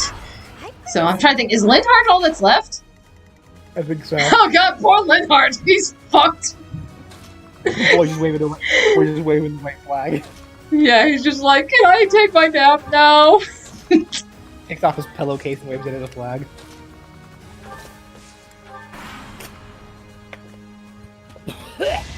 I know he's going for it, he's trying. No chance. Oh, healer stands no chance. You gotta give him an A for effort. I'm curious. Ah, it's okay. I was hoping Gluck could take him out with like death by ballista. I am now stuffed with pizza. Yum. Chance to grow. Ah. That is the end of this year's Battle of the Eagle and Lion. I come back and also we have a Brandon in the chat. I see. A victory worthy of the feast. We did so well. There's How you no doing, way we Brandon? can secure that How was prize. your Super Mario Brothers stream? You defeated more enemies than the other classes.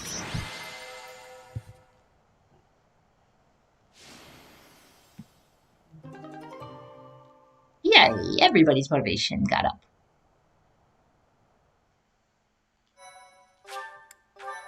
Defeated more enemies than the other classes. Congratulations, you raised a classroom of murderers. Well done, Claude. Well, I mean, that's what this whole school is trying to do. Yeah, I mean, it's like we are being trained. We are training them for combat. So yeah. It is the utmost honor to receive praise from your royal. I'm kidding, of course. Really, though, I was lucky to have Teach on my side. In all honesty, you two made me work for it. If I had to face you again, there's no telling which way it would go. What do you think, Teach? How did the other houses fare? They were nothing. Yeah, no, we kicked their asses. And now we have a Brandon here. Oh, I'm Oh sorry. god, That's probably he's here, isn't it? dove into Danganronpa. I hope the day never comes when we have to put this experience Has to his use. Discord profile icon. Nice. Oh yeah, Jordan Carroll wasn't paying attention. Is this supposed to be an annual rivalry game? Yes. So, yeah, basically it's a mock battle, and they do it specifically to celebrate, like, or to commemorate, like, yeah, what was known as the Battle of the Eagle and Lion. So it was historical events, like, you know, the Imperial, like the Empire versus the Kingdom of Fargus. There was a great battle that took place there. So to kind of like help, like, you know, commemorate the battle, commemorate the union between the kingdom, the alliance, and the empire. They set up this mock battle. Please notify me once you're So yeah, so this is like a yearly thing that they do. Seems I have no choice but to drown my sorrow at losing and overindulgence. I'll help you with the preparation. So how have things been going with you, Brandon? How was your Super Mario Brothers stream? Leave it to the Imperial Princess to say such wonderful things. That's not exactly what I Okay, said, but that's good. forget it. Laugh all you want. No, if you insist. Things were kind of crazy, but it was okay. Hey, Teach. In what regard? Seeing you More on that smile later. like that means we've got no Oh. choice but to have a great time tonight. I'll have to take your word for it. More in that regard, or could you say Edelgard?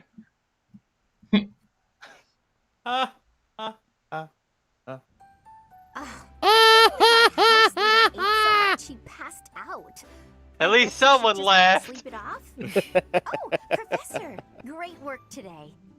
As long as we have you and Claude, the Golden Deer House is unstoppable. I am sure we did not require Claude for our victory, but it certainly would not have been possible without our professor. Bitch, Claude mans the fucking ballista. It's like he did a lot of work. Let's keep fighting and winning. I knew the tactics you learned from the captain would be something else. I better work harder to catch up. I have had the opportunity to experience much. Please allow me to offer you my I gratitude swear, once like, more, the Professor. shit that Leone says is so uncomfortable. Managed to get out of the bed without feeling like a burden. Like, that is your teacher's father. Chill the fuck out. Singing your praises too.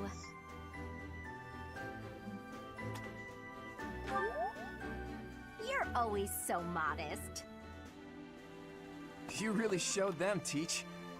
I would really hate to be on your bad side. Oh look. Then do your Claude has been homework. revived. Your tactics were ingenious, and you've somehow mastered the power of the King of Liberation's relic. You really are incredible. I mastered the relic without even using it. Because I'm working on other skills. That only makes your own mind bowl seem tiny. How dare you? My bowl is much bigger than Teach's. Unfortunately, it doesn't just have a crack. The whole bottom of my bowl is missing. In other words, you are the absent-minded one, not our professor. That's true. He just admitted it. It's unusual to hear you laughing, Marianne. Your smile is really cute. I agree. You really don't know how beautiful. Never mind. It feels so great to laugh and joke around like this, doesn't it? Well, look at that.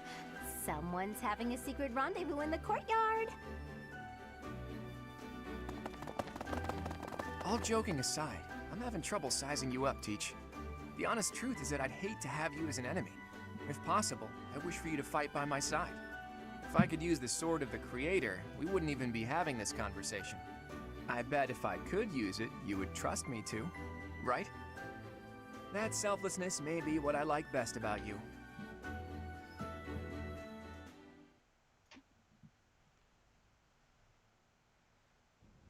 I can only call your deeds during the Battle of the Eagle and Lion quite versatile. Comparing against their performance at the mock battle of the Great Tree Moon, the students have grown significantly. It is clear that this is a result of your guidance. In appreciation of your efforts and to show our high hopes for the future of your students, I award you with this. Please continue to instruct your students as a model teacher. So, you've made good use of all my power after all.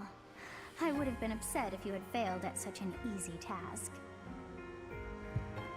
It pains me to assign such a disturbing mission to you during such a blessed moment in time. However, next month your assignment will be to journey to Ramire Village to investigate an abnormal occurrence there. Ramire Village. If I recall, you've been there with your father many times. I have yet to ascertain the details, but it would seem the villagers have been acting strangely. I have already dispatched the knights to verify the authenticity of this information. They should be back shortly. I suggest you begin by finding out what they have discovered. I pray this is not a bad omen. May the goddess protect you all. And Violet receives the Blessed Lance. Wait, hold up, Brandon. Did you just start a smile check? Huh? Oh, why? People are because now that you've shown up, people are expecting a smile check. So they're already putting smileys in the chat already. Wait. All right, just in case your Brandon sets the timer, here's a smile. Am I? Okay, no. Okay, hold the phone. Chat, am I a goddamn joke to you? Are you? Brandon has these people trained. Wait, what do you mean, man? They think that you. Okay, no. Okay, we're okay. Hey Siri. Hunters can now spread the word that the red set a timer for 1 minute. Okay, in all fairness, the smile. Okay. In all fairness, the smile check thing was my idea. Yes, it was. But they do not realize I could do it too, to emphasize the positive vibes that we expect to see in the chat, including stream delay. So, smiles all around, positive vibes in the chat, go! Wow, now I feel like the joke. Meanwhile, you're curious to know how Bernadetta is doing. Thank you. Any frowns, and you will get a lecture. Oh yeah, you guys ready to hear some fucked up backstory? Yeah. Finally. Oh, that was awful. Just terrifying.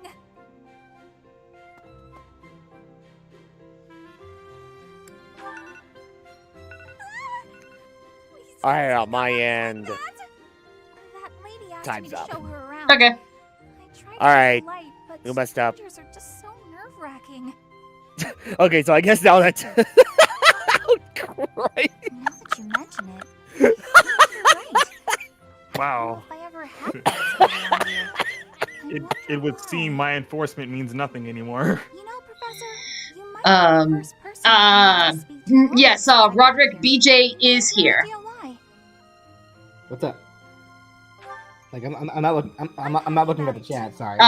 Roderick Goldberg says, "Is BJ here? I have a question for him." We had to do drills. I may have an answer for you. Outside. I skipped those every chance I got. It's a 3 terrible different idea. smiles for 3 All houses. these people you don't even know. Thanks to Alright. you, though, I can actually Alright. go through class now. Alright, so Brandon is like, don't know what I'd will you do feel more comfortable if you just did, if it was just your thing, the smile checks and all? Well, I'm not saying that. I mean, I'm just saying, it's like, I never get people smiling this much when I initiate smile check. I'm doing just fine. Really? I feel safe here, thanks to you. Because I know a lot of people, like, they respond pretty freaking fast when you start the smile check. You saw that? I mean, unless this is just a day where a lot more people are active. Professor, singing? Me? Yeah, probably. I'd never be singing. Plus, I think it's like, I think the thing is, a lot of people here, I think they were expecting for you to do a smile check. because yeah, like you said, that is pretty much your thing. But these people in the chat completely forgot that from seeing you do it all the time, That's what I we're could do dealing it too when they least expect there no it. chance Because it's an I infectious too disease? am a fan There are of no spreading the absolutes positive in vibes medicine, but the No, I chances get it. are wherever I go. extremely slim. Now Mr. Maniac Restless wants Danny to movements, smile fits check of everybody. violence, becoming Oh, for God's sake. or even impossible to wake. With symptoms that varied. It's like, yeah, but I don't. It's like I don't have like a Siri or an Alexa nearby. Also, she's playing a game right now. You're talking about Remire Village, aren't you? Wait, don't you have Google on your phone? Oh my! If it isn't Gerald, Tell me. What was the first thing I mean, I have an Android. Everything. Yeah, You I mentioned mean, that I it's use not Google on likely mine. infectious 'Cause I have an Android disease. too. My child and I. Maybe Roderick. I'm just not that interested in the idea right now. Something's Personally, happening myself there. anyway. We must help them. We scouted the area ourselves. Speak with the knights, hear what they have to say. I must go. Thank you for your help, Manuela. You know, I'm more than willing to go with you to Remire Village. After all, I owe you my life. If you'd like, I bet we could even manage the mission all by ourselves. Just the two of us.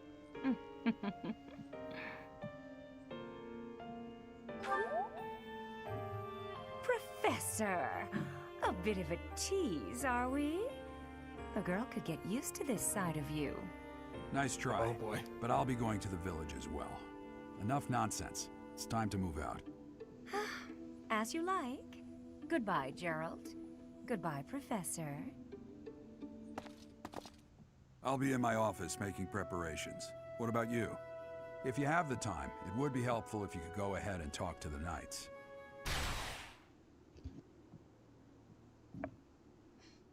Hey, what's wrong?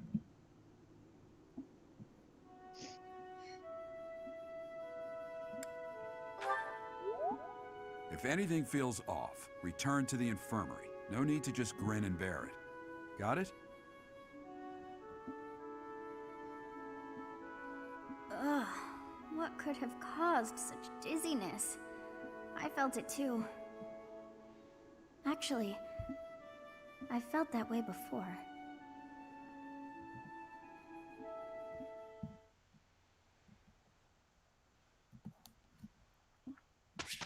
Ready?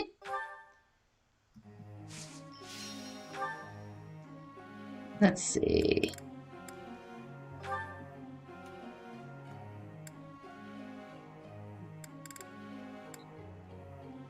That's right, yeah. We're building up the faith skill.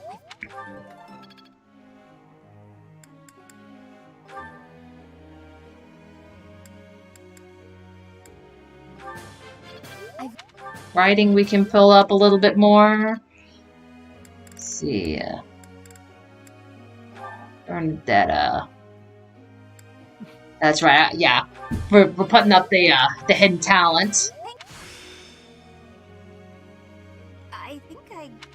Yeah, it's like just a little more. Oh my god. Hmm? At this point, I might as well just carve my mouth into a smile that I'll always succeed the smile. Now you're understanding. You want to know how I got these scars? I was watching a live stream on YouTube, and they had me do a smile check so many times. I just sliced up my cheeks and made myself a smile. Now I'm always smiling. See, right, it's like, you wanna know how I got these scars? No, not really. Oh. Fuck! What the fuck, man? That's what they call me. Or else. Come on in. Or else. Oh, also it seems that Roderick has his question. I already answered it. No. Oh, never mind. I thought you were talking about the other question. Okay. Professor, may I ask you something? Okay. Time to do it. Sleep is a nuisance. My body forces me to slow down, even though my mind doesn't want to. Do you have any tips for shaking tired feeling this? I'd love to hear that too, actually. It's like There we go. Yeah, hot tea. Okay. To excel as a bishop. Sure, why not? And then, Shamir would like to speak with you. Sure, why not? Hey, Professor. The students seem to like you.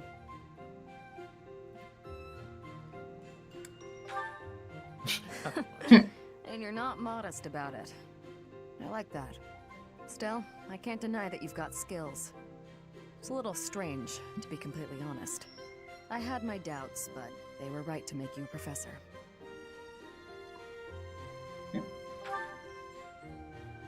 I'd be suspicious of their true intentions, if I were you. But what's it matter? Seems like it turned out just fine for you.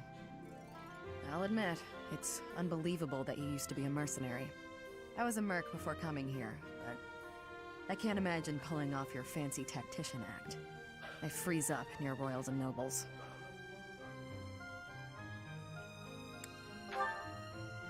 You deal with a lot of nobles when you're a merc. I didn't mind putting my life on the line, but I never liked having to bow and scrape to our noble employers. And that's what I like about being a knight. I get to punch all the nobles I want. I'm joking. But the knights do make a good business partner. I don't believe in the Church of Seros. It makes me a bit of an anomaly among the knights. Rhea took me in, so I became a knight to repay my debt to her. I may be a knight, but it still feels like I'm doing the same things I did as a merc. Who knows, though? Maybe you and I will end up working together again, like at Deirdre. Us knights are a pretty tough crew. I'm guessing you'd run circles around us, though. I'm interested to see where your path leads you. I was like, I like Shamir. She's cool. She really is, actually. Shamir cool. Tomas doesn't seem to be here. Oh well, that's fine. I've been researching the hero's relics a lot since we last spoke to him. I found out something interesting.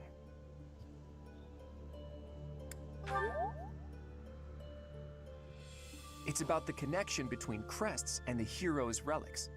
The crest stone of each relic is carved with a specific crest, the one that has the ability to wield it properly.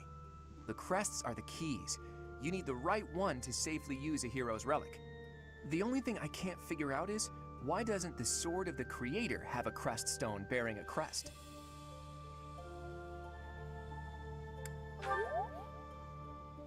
Precisely.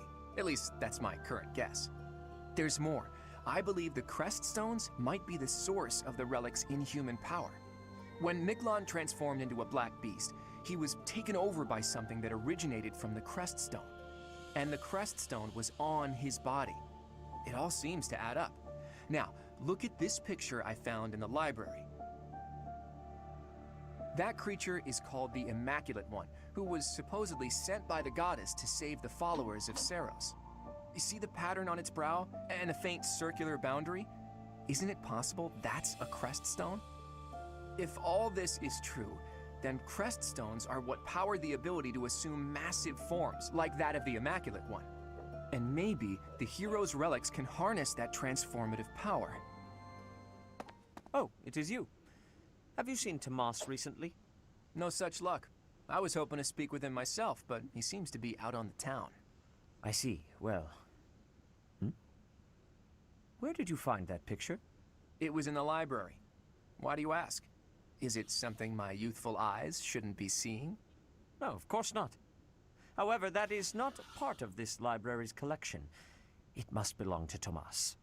It would be problematic if it got mixed in with the other books. I will take possession of it for now. Take it away where no one can see it, you mean? What was that? Well, that's what Tomas said. He said records that the monastery doesn't approve of tend to disappear.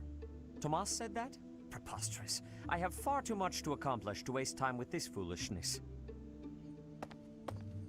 He was certainly in a hurry.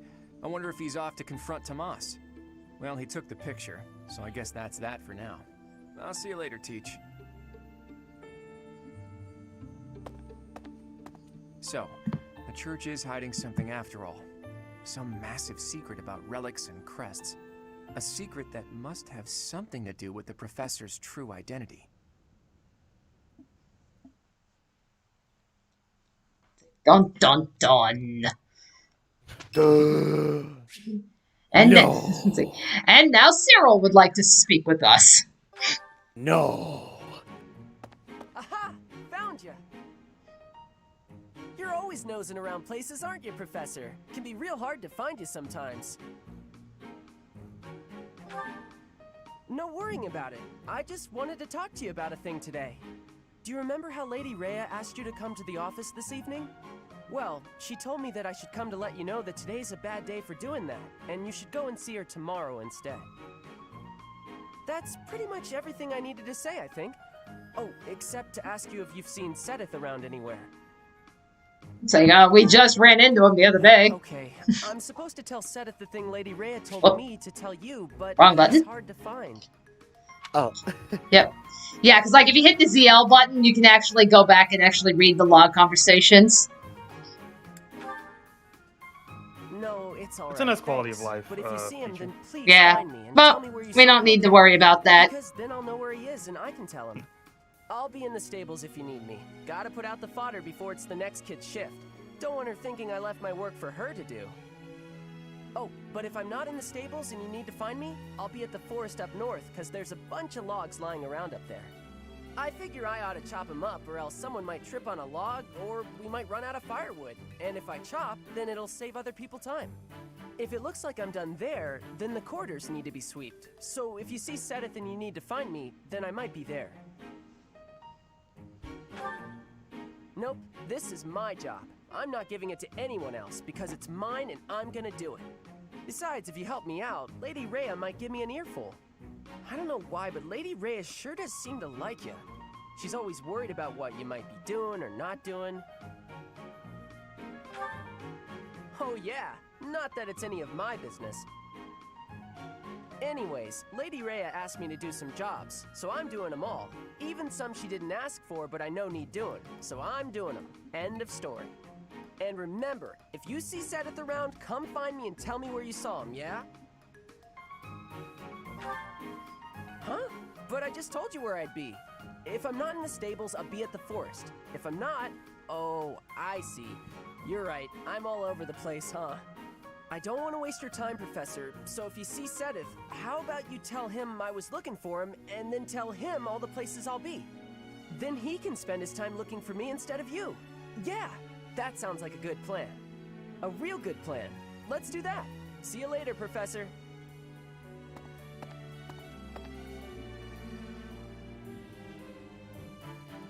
Okay. Yeah. Yeah, poor boy runs himself ragged. It's Lindhart's birthday. Much appreciated. I'm honored. Yeah, I'm glad it's you. I thought we did a good job.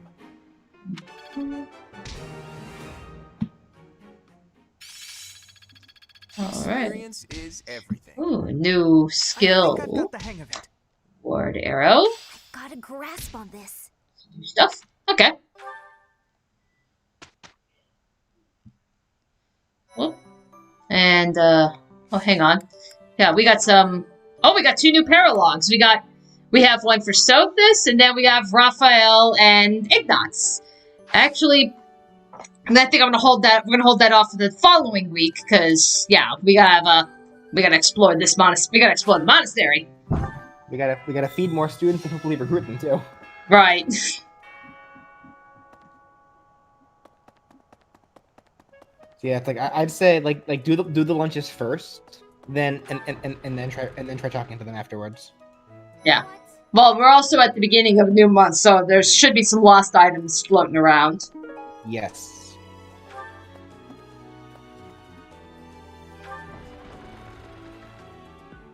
Anyway, who's the best avatar in Fire Emblem? Robin, Corrin, or Byleth? I'd say Byleth. It's like, yeah, Byleth or Robin. Because Robin was really good, too. Yeah. I can't speak for Corrin. You can have that opinion when you actually play the game. Right. Yeah, I'm Cool, pretty if I- much on. Yeah, I'm pretty much on the same boat. Like, I would give a definitive thoughts on Corrin, but I have yet to actually beat Fire Emblem Fates, so I can't really say. But yeah, right now I too am like pretty much in a toss-up between Robin and Byleth. Yeah, I mean, I'd say Robin, if only because Awakening is the only game I've beaten out of the 3. Gotcha. Like, I'm still playing through 3 houses, and I haven't even touched Fates. Oh, okay, yep, we're recruiting Manuela. So, Manuela, so yeah, she's another healer. I think she's just an okay healer. You know, some of the students are far better, because I've actually tried playing like a route to using her, and she's just okay. Which is weird, because you would think, like, you know, oh, she's one of the professors. She's bound to be, like, a really good unit to have. And that's just it. She's just average. Like, does she excel in anything grandeur, or?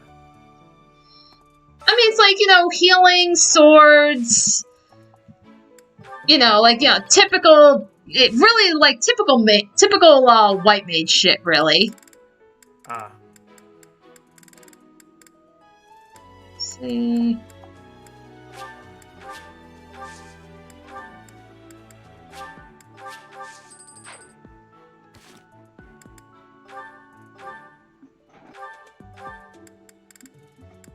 Store that. I did get an item. Burdock increases strength. Okay. That's fine. We take that.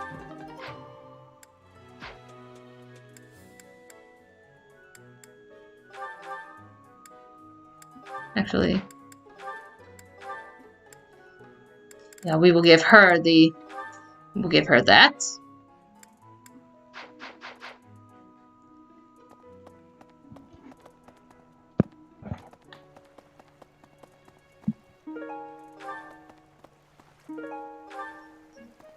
So many items.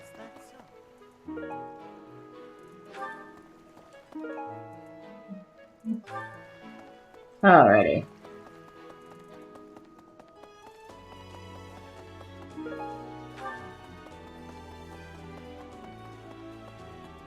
Okay. Oh yeah, good number of quests. Okay.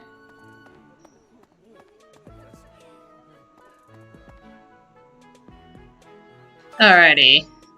Can Manuela summon Pikachu? I don't get the reference. I don't get it either. I don't get it, but whatever. I appreciate any good meal, but nothing beats enjoying my favorite food. Alright, yeah, let's bring up the supports with these two. Oh, I think, like, yeah, our professor level's we're about to level up. Let's see, yeah, Linhardt and Dorothea.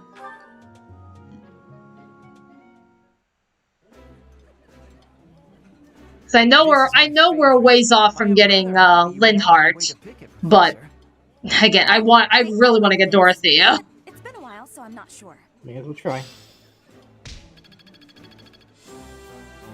Professor, level up! Supply of activity points is increased. The number of adjutants you can deploy is increased. Cool. So we can get more people for more supports. Cause why the hell not? Wait, Manuela's voice actor is the same as Ash? Is that the joke?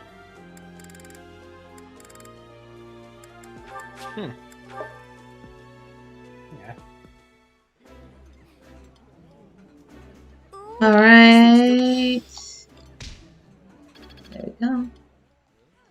I think, is there anybody missing? Caspar? And Ferdinand. Oh, I actually didn't know that. Okay.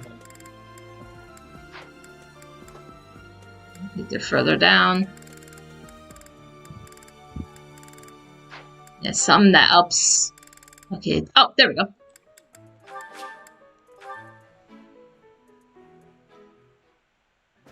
Okay, Manuela's first actress is Veronica Taylor. Oh, okay. So much of this stuff. My stomach's growling just thinking about it. Alright, I think now after this I've covered... I think we've gotten the remaining kids. I have to just go do another cooking session with Ash, too.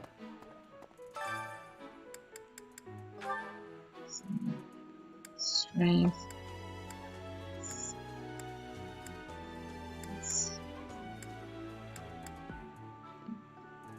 Let's see. Yeah, defense. Can't go wrong with defense. I love to cook. What are we making today? Is that so? I have a lot of experience in the kitchen. I can make just about anything. Wow. Alright, all allies have received a temporary +1 to defense. Alrighty. Okay, now. Let's see if anyone needs lost items, or if we can steal some more students. Right, well, Dad, and we got some quests to pick up, too. Yeah.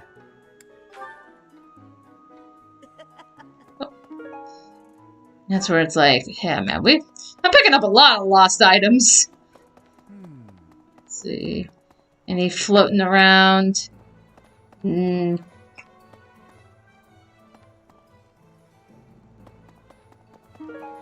Red flower seeds, okay. Alright, gatekeeper. Gotta talk to the gatekeeper. Professor, nothing to Always report. talk to the gatekeeper. Oh, except that Tomas departed the monastery and has yet to return. Consider that reported. He's been gone for periods of time before and has always returned, so I'm not too worried. Still, I wonder what in the world he's doing out there. Alrighty. So, somebody's got a quest for me. Felix has a quest for me. You know, Professor, the tournament fish and the meal we indulged in after the Battle of the Eagle and Lion. Why, all You mean of the food meal I've eaten I in this indulged monastery in? has been Yeah, really. You absolutely went to class, so you didn't get shit. Every last bite of it. Food really is the only thing you think about, huh? Hardly. I think about all sorts of things. Oh, like tomorrow's menu, for instance? Alright, let's see, what is it? I have a Participate in the mock battle with that. Okay, sure, why not? Can we get you? No, we cannot. The hell? Felix is just being a little bitch.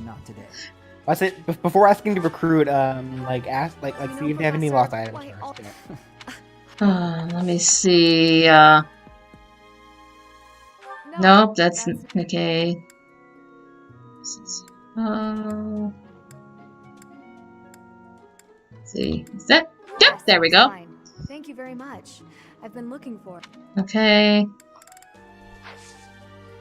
Yeah, doubtful. Hi, Professor.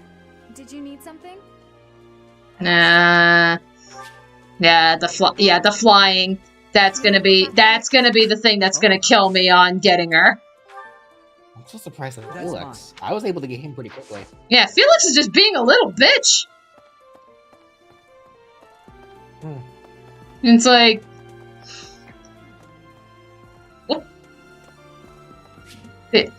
Oh god, this fucking side quest. Oh yeah. Okay, time for a trading quest. Oh god, this one's fun. Since I started here, this is certainly the busiest. It was 4. I've been here 5. What's a year here or there? Don't be petty now, Shamir. You count your enemies the same way. If I take care of them quickly, what does it matter how many there are? Oh, sorry. We didn't mean to ignore you, Professor. As you were saying, it's been a busy year. There never seemed to be enough hands for the work. That reminds me. Do you have that thing? If you do, we want it. Want? No, we need it. Give it to me, not her. Hey now, I'm the one who brought it up. We may be friends, but that's just rude. They seem to want a 2-toned whetstone. I have a favor to ask. Alright. Who's your favorite? Yeah, really. That's what it boils down to. Who's your favorite? Claude. Well, yeah, Claude's the favorite. But between these two, yeah, so it's like Neither. You give it to Claude. Hey now. Hey you. Yeah. Do me a favor. Okay. Yeah, so basically we gotta find this whetstone, but then ultimately you have to decide who are you gonna give it to. You're gonna give it to Shamir, or you're gonna give it to Catherine. It's like, yeah, I usually end up giving it to Shamir, just because I tend to fall back on using Shamir a lot more than I do Catherine. Yeah, it's like who's your waifu, the goth girl or the herbo? My goodness, that is just what I've been looking for. I can offer nothing more than this, but I do ask that you consider trading with me. Yep, there we go. So, gave the book, and then he traded for the Tome of Comely Saints. You're quite a new item. Someone might want this, so yeah, this is one of those things. Oh, and I can recruit him too. I'm going to do that. But yeah, this is one of those quests where it's like, okay, you have an item, go trade it with somebody. They want it, they trade it with you, now you find the next person, and it's... You just go down the fucking line. Just a ploy to make it easier to research your crest. Feel free to call on me anytime. I'll be happy to lend a hand.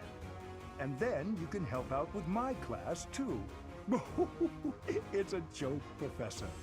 I'd never put a burden on you, a first-year teacher. Alright. Okay, so we at least got him. Professor, I believe I've got something from you. Most distressing. Professor, what do you think about that? Wait, yeah, what do you train? Right, okay. Let's see. Okay. I think. Yep, yeah, silver necklace. So that was his, okay. That's what I thought. Yeah, we'll make. The glory of. Okay.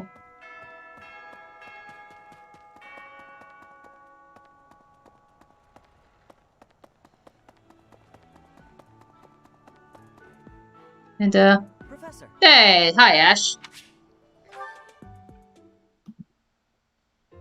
Oh, shopping took longer than I thought. It's a good thing I had your help, Professor. Looks like we've got everything we came for. And then I saw Yari's crazy, had to go. I wasn't sure if the money that night gave us would be enough. Oh, wait a minute, that's right. Those Shit. shopkeepers were Okay, willing to strike a few we might have been too hasty with Felix and Ingrid. 'Cause I forgot, even though we had lunches with them, we had to wait for their supports to actually go up. Okay. I think we might have been too hasty with them. Oh well. A few things I'm really Like good we need at. we need to wait for these supports to activate first.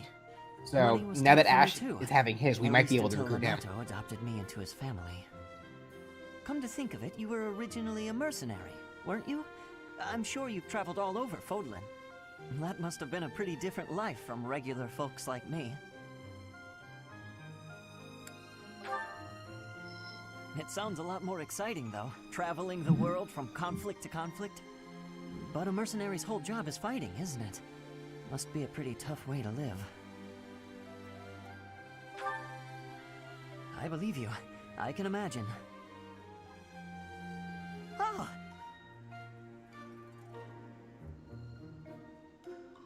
I had no idea they sold this book around here. I haven't seen this one for ages. Lug and the Maiden of Wind. It's a well-known tale of chivalry in Fargus. Lug is the King of Lions. This book is full of his exciting adventures. I've loved this since I was a kid. It was what got me learning to read. Give me that book!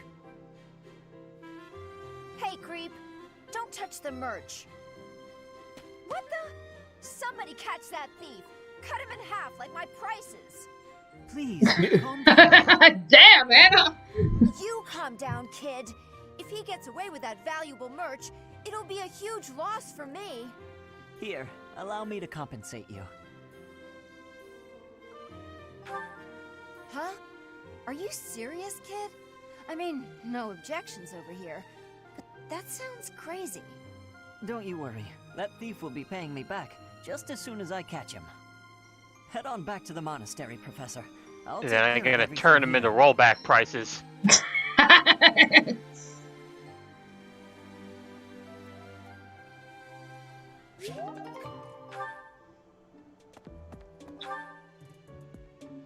Oh yeah, we got a couple places that we.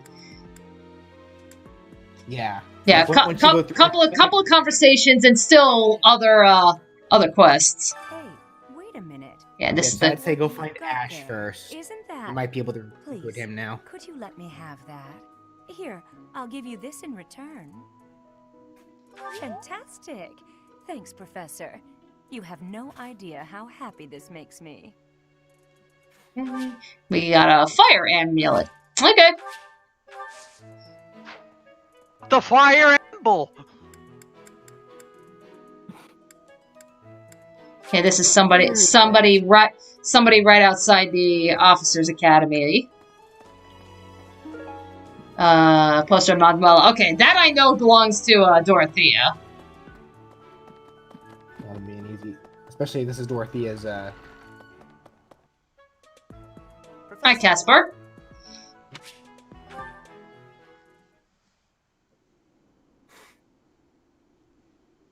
Hey, Professor, what's going on?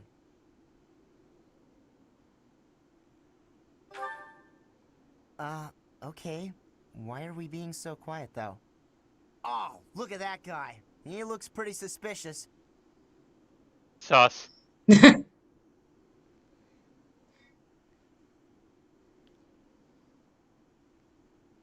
What do you think he's up to? Never mind that. Let's get him.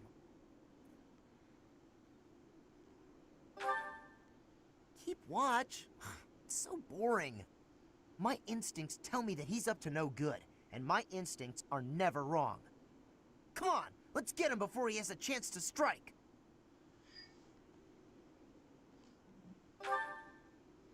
There's no time to calm down. I'm just gonna... Oh no. The path he's walking down leads to the plaza where the kids play. There's no way I'm letting this guy get anywhere near those kids. Protect the children. Caspar, why did you disobey your professor? Well, I am not seeking excuses from you. I asked because I want you to consider your actions and apologize for them. It just so happens that you were correct in your assumption that this man was a villain. If that were not so, he would not have chosen to take his own life upon seeing you advancing toward him. great. So I was... But because of your actions, that is all we know. There is no way for us to know who he was, what he was planning to do, or if he has allies lurking about. The only lead we have is a scorpion tattooed on his arm. If this indicates that he was a member of an underground organization, we have no way of dealing with it. Are you prepared to be held responsible if his group commits a serious crime?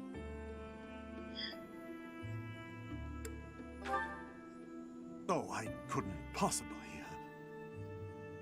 What are you talking about, Professor? We didn't do anything wrong.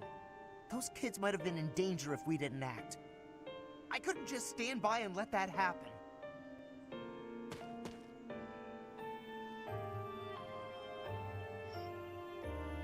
Yeah, it's like something tells me Caspar would not last very long if he was playing Among Us. It's like, yeah, he's just like, you know, he's like, yeah, everybody's fucking sus. I want like- to play more Among Us. Yeah, it's like, now it's like, he'd probably be like the first one voted off. I saw Claude vent. We all saw Claude in medbay and he did a scan. Fuck! Dear. Professor. Then I saw Bernadette following a couple of people. I did card. What did I do? I can't open the door in this state. Manuela, And Violet saw me do the garbage chute. Oversleeping. No, Bernadette would hide in the corner of cafeteria and never leave. Yeah. She's like, I don't want to be here. It's like, Professor, what did you do? ... My dressing robe belt caught on. I can't tie this properly. Damn, I can't argue with that. It's not even covering. Oh, Manuela. This will have to do.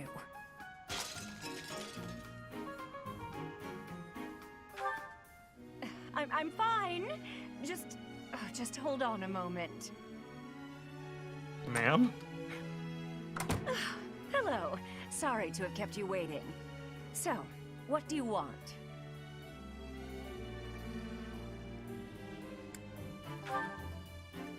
Excuse me? You had a reason for coming here, I assume.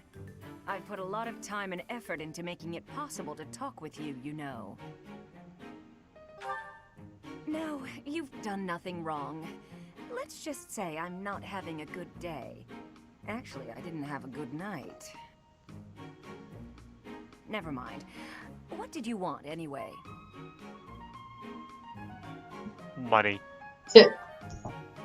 You heard from him? The fellow from last night? Huh. What did he have to say? They said we will never go out together again. Yeah, figures. Kind of saw it coming, actually. That's why I came back to my room and went to bed. To get over it. You drank yourself to fucking sleep. Thank you for checking in on me. Was that all you wanted? Well then, good night.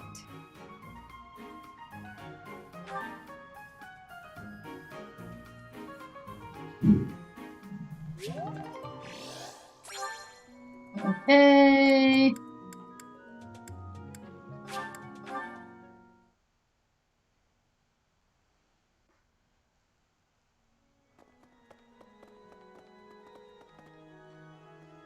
All right, let's get this one. Felix. Okay. Ooh. I thought I heard someone. Are you here to train? Care to train with me? Waving the sword around alone is boring. And I'm tired of crossing swords with worthless opponents. But you seem like a worthy adversary. Sure, why not? I've always been interested in your technique. You learned from the former captain of the Knights of Seros, and traveled Fodlan fighting as a mercenary. On top of that, you wield a hero's relic, the legendary Sword of the Creator. Good sparring partners like you don't grow on trees. But know that I will beat you, and I will surpass your strength. Why? I never really thought about that. I learned to thrust a sword before I learned to write my name. Of course, my upbringing wasn't unique. That's how it is for all children in my country. You're no use if you can't. In fact, I learned to write my name with my sword. You know that's probably how he did. They always tell me. It's like, I'm gonna write. He's like, listen, they always told me the pen is mightier than the sword, and I said challenge accepted. Yeah, really. What I was taught. Yeah, that's where it's like, he's like, you know, yeah, I learned to write my name, and like, write my name with the sword on the desk. On a piece of paper. My mind is emptied of all but the thrill of the challenge.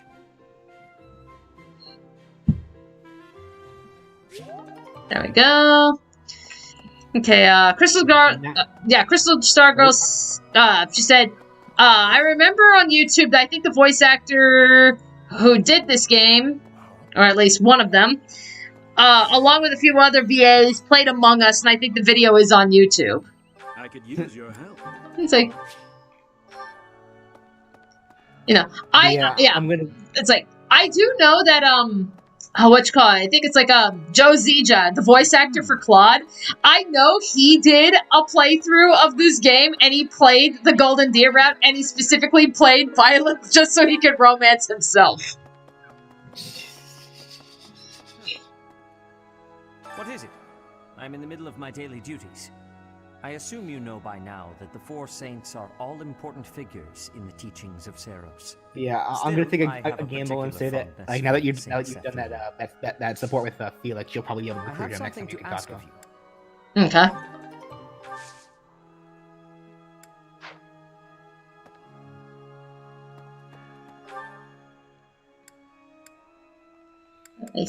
Yeah, there's something glowy right by the greenhouse. There's Ash and Caspar. Hey.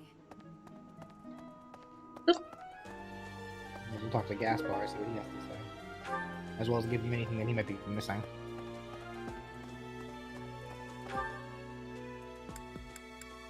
Okay, well, let me turn this thing into Seteth real quick. And, oh, so Joe was the one that did the Among Us stream. Okay, I'm gonna have to hunt that down.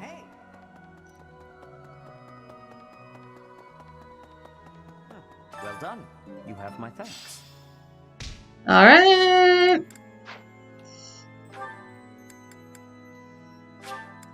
And there's a couple of things. Yeah, because, like, I know we got the love letter, and if I recall correctly, that goes to Rhea. Professor, do you ever wish you could return to your life as a mercenary? I do not. It's like, no, I rather like beating the shit out of my children. This month's assignment will again take you outside of Garrigmach to Ramire Village. It was My in children Ramire have that you been first met Alois and naughty. the rest of his order. Was it not? Half a year has come and gone since then. But they're not in your house! Not yet! If I give them a plate of cookies, they will. I appreciate.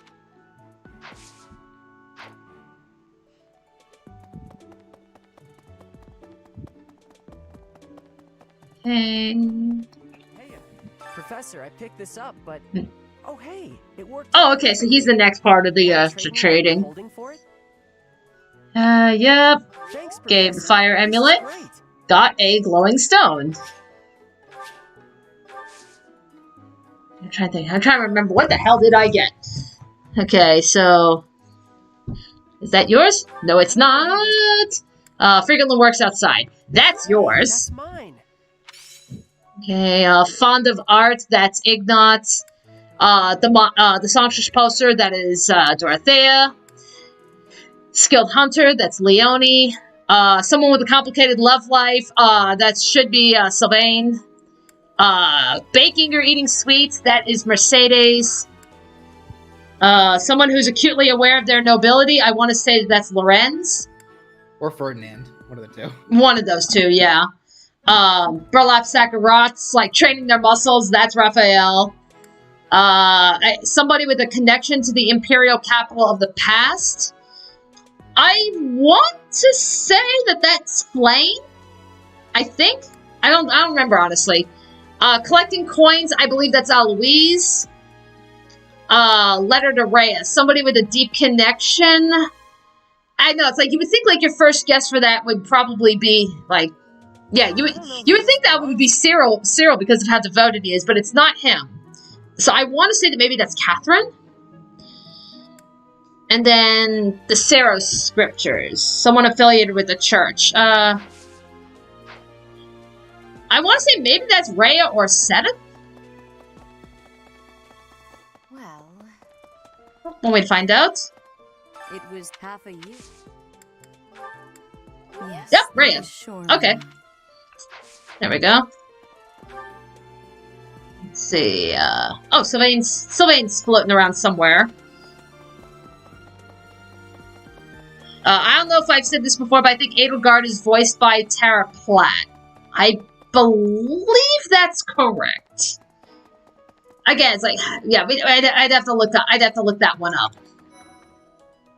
That's Lindhart, so no. Yeah, it's like very doubtful we've got Lindhart because I know. Like, check the entire map to see if any more supports popped up. No. Okay. Yeah, but even so, like, I know, like, Lindhart, like, part of his thing was magic, which I know right now is kind of low. Yeah. Let's see. Sylvain, I got stuff for you. Village is faring. Hopefully we're not dealing with some new epidemic. It wouldn't be unheard of. Almost 20 years ago, a terrible plague blazed through Fargus. It even hit the capital city, taking the queen consort's life. Or so I heard. The whole kingdom was in an uproar over that loss. The person who saved the kingdom wasn't a doctor, but a holy woman, the fair Lady Cornelia. After that, she was awarded the honor of being a mage in the service of the royal family. She sounds like an amazing woman, but she must be pretty old by now. But hey, maybe she's aged like a fine wine. Yeah, no. Yep, that's Sylvain. Alright, I'm actually gonna go ahead and call it because I'm getting pretty tired. Okay, no problem. That's like, yeah, probably in a little bit as well. I'm gonna be wrapping it up too. Like probably after I finish giving out all these love letters and shit, like finding the lost items. Like as soon as I like knock all that out, I think yeah, it's probably a good time to call it as well. Alright, in which case I'll talk to everyone later. Alrighty. Impressive. Bye. Thanks.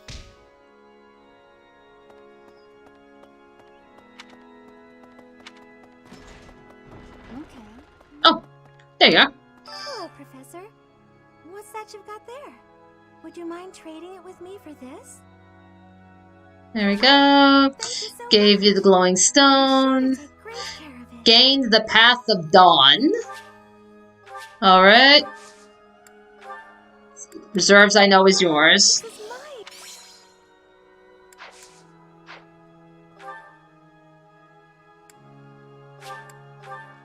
Okay, somebody wants this. Marianne? Professor? It's about that thing you have there. If it's not too much of a bother, would you trade it for this? Thank you so much. Okay, the Path of Dawn. Gained medicinal eye drops. Okay. I'm trying to remember what's left.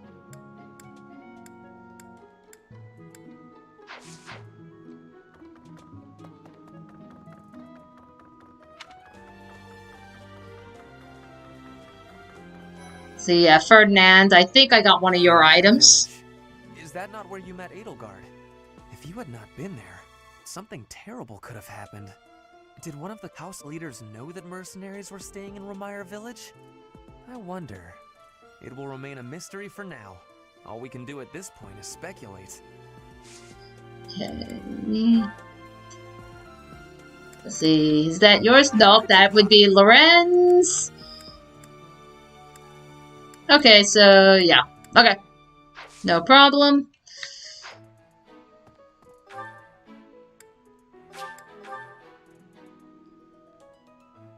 Okay, yeah, I think... That's a nice thing you have there, Professor. Don't suppose you're planning on using it yourself. Why don't you trade it for this? Sounds good, right? Excellent doing Okay, the eye drops. And now we got the two-toned whetstone. So that's how you get this. So now it's a matter of, okay, who do we give this to? Do we give this to Shamir or Catherine? And I think I'm going to end up giving it to Shamir, just because I tend to use her a lot more.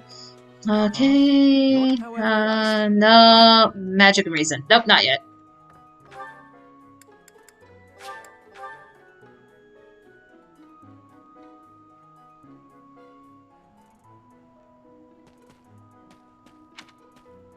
Wait, where are you? There you are, right behind me. You brought it, Professor? Hand it over and I'll make it worth your while. How? You can't even afford your own drinks. Give it here. You won't regret it. Excuse me? I asked first. Why don't we let the Professor decide? Okay, here you go, Shamir. Her? What a letdown. You made the right choice. Here's your reward. I'll let you borrow it later, Catherine, if you quit sulking. Thanks. And we got a silver bow out of it. Nice. Okay. Okay, I think I got one of yours. Letter to Rhea? Yeah, that was yours. Okay.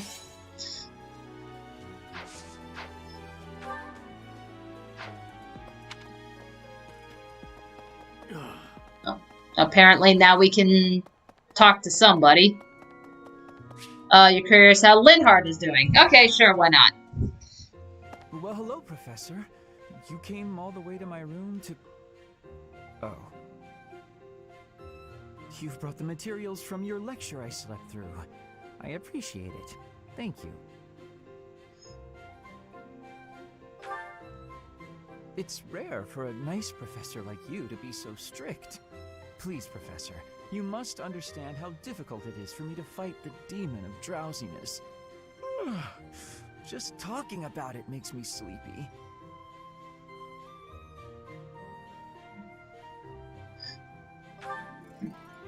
Oh no, I couldn't possibly. I would certainly injure myself if I tried to train while drowsy. I must compliment you, though. By this point in most conversations, I'm bored senseless. But I'm enjoying this. I wonder why. What is it about you that fascinates me so? You're definitely a strange one.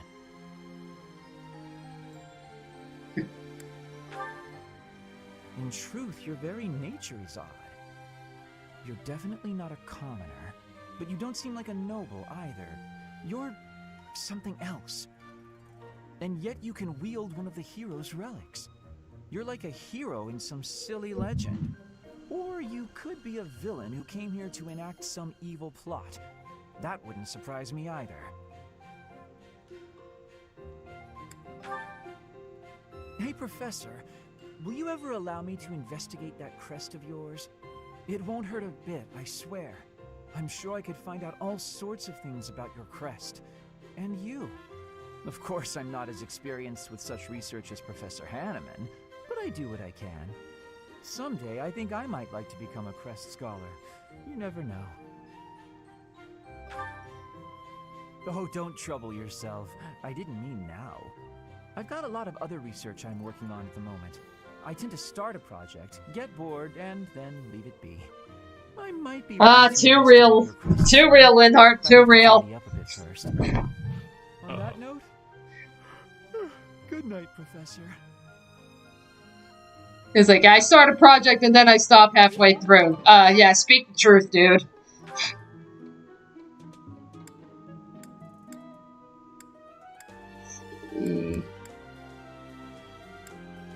Wait, Aloise, yeah.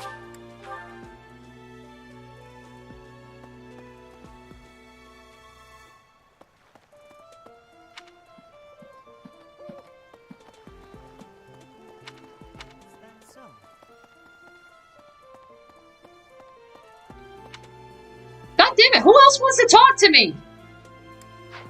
It's like, my god, I know I'm trying to recruit people, but leave me alone! Professor. Ah, Catherine. Okay, fine. That's where it's like, that's why, who the hell else, what other kids am I missing? Why does Lady Rhea give you special treatment? You're not particularly strong or good-looking. You seem exceedingly unremarkable. Not that I doubt you were a skilled mercenary. Shamir came from the same background, but she doesn't get nearly as much of Lady Rhea's attention. Besides, it'd be one thing if you got brought on as a knight, but a professorship, unprecedented. I just don't get it. I'm flummoxed as to why she holds you in such high esteem. And it's not like just anyone can wield the Sword of the Creator. It's a legendary relic, right? And it was casually handed over to you. It's unbelievable. Maybe it's because you're related to Geralt. He was a leader of the Knights of Seiros, and probably the finest mercenary in all Fodlan. By the time I joined, he was gone, so I don't know him too well, but he's strong, right? Oh, come on. There can't be a soul in Fodlan who hasn't heard tales of the Bladebreaker. Maybe that's it. Geralt used his influence to help you. But Lady Rhea wouldn't give you favorable treatment because of that. No, definitely not. There must be something more to you. Okay, that settles it. I'm going to watch from afar. Figure out what Lady Rhea could possibly see in you. Whatever it is, maybe I can copy it so that you'll take a shine to me as well. And if I discover that your intentions are malicious, I'll cut you down with relish.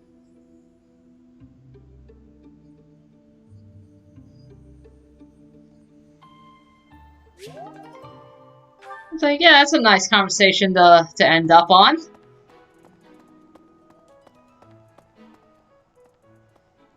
Okay.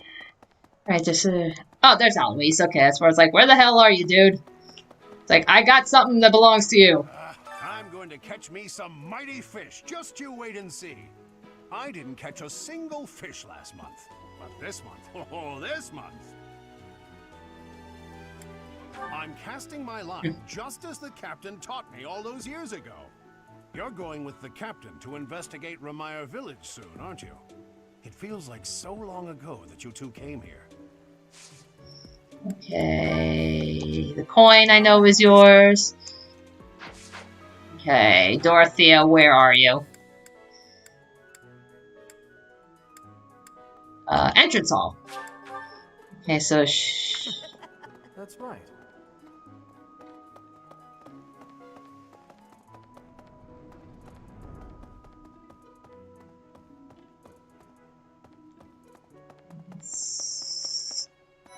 that's the do. Okay, no.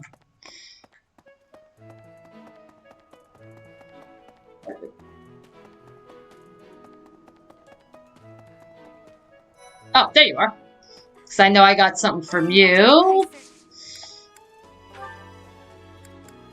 How did you know I lost it? Okay. Okay, now I gotta find, Leone.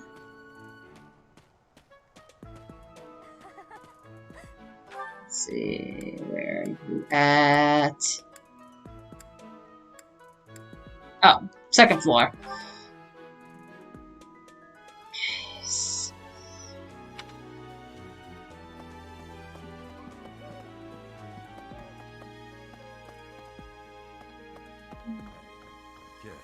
Okay. Professor, Captain Gerald just told me.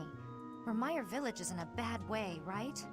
The situation there is worrying, yes. But tell me, how was your vertigo? Were you not feeling okay? You seem fine to me. I hope you're not just saying that. We can't have you putting on a brave face, only to fall in battle. Okay. Someone lost this? Oh, okay. Skilled hunter then? If not Leone, maybe Petra. So I think those are the two primary hunters.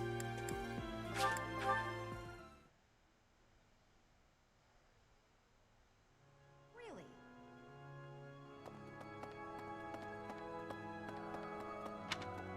Let's see.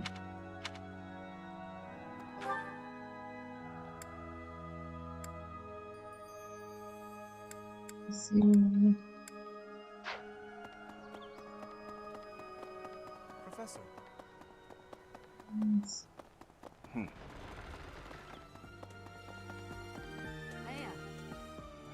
Yeah. Okay. Now that's what I'm trying to think. Where the hell's... Where would... Yeah, because it says that's where Petra is, but I don't know where she is.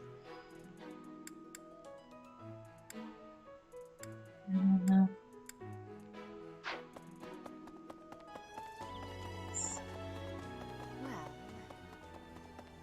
Professor. Maybe she's like somewhere on the side.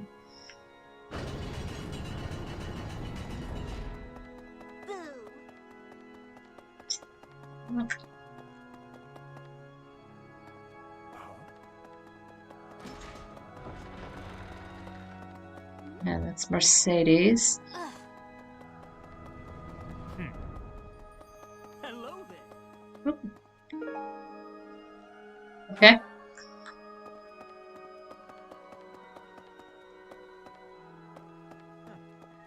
Need something? Let's see.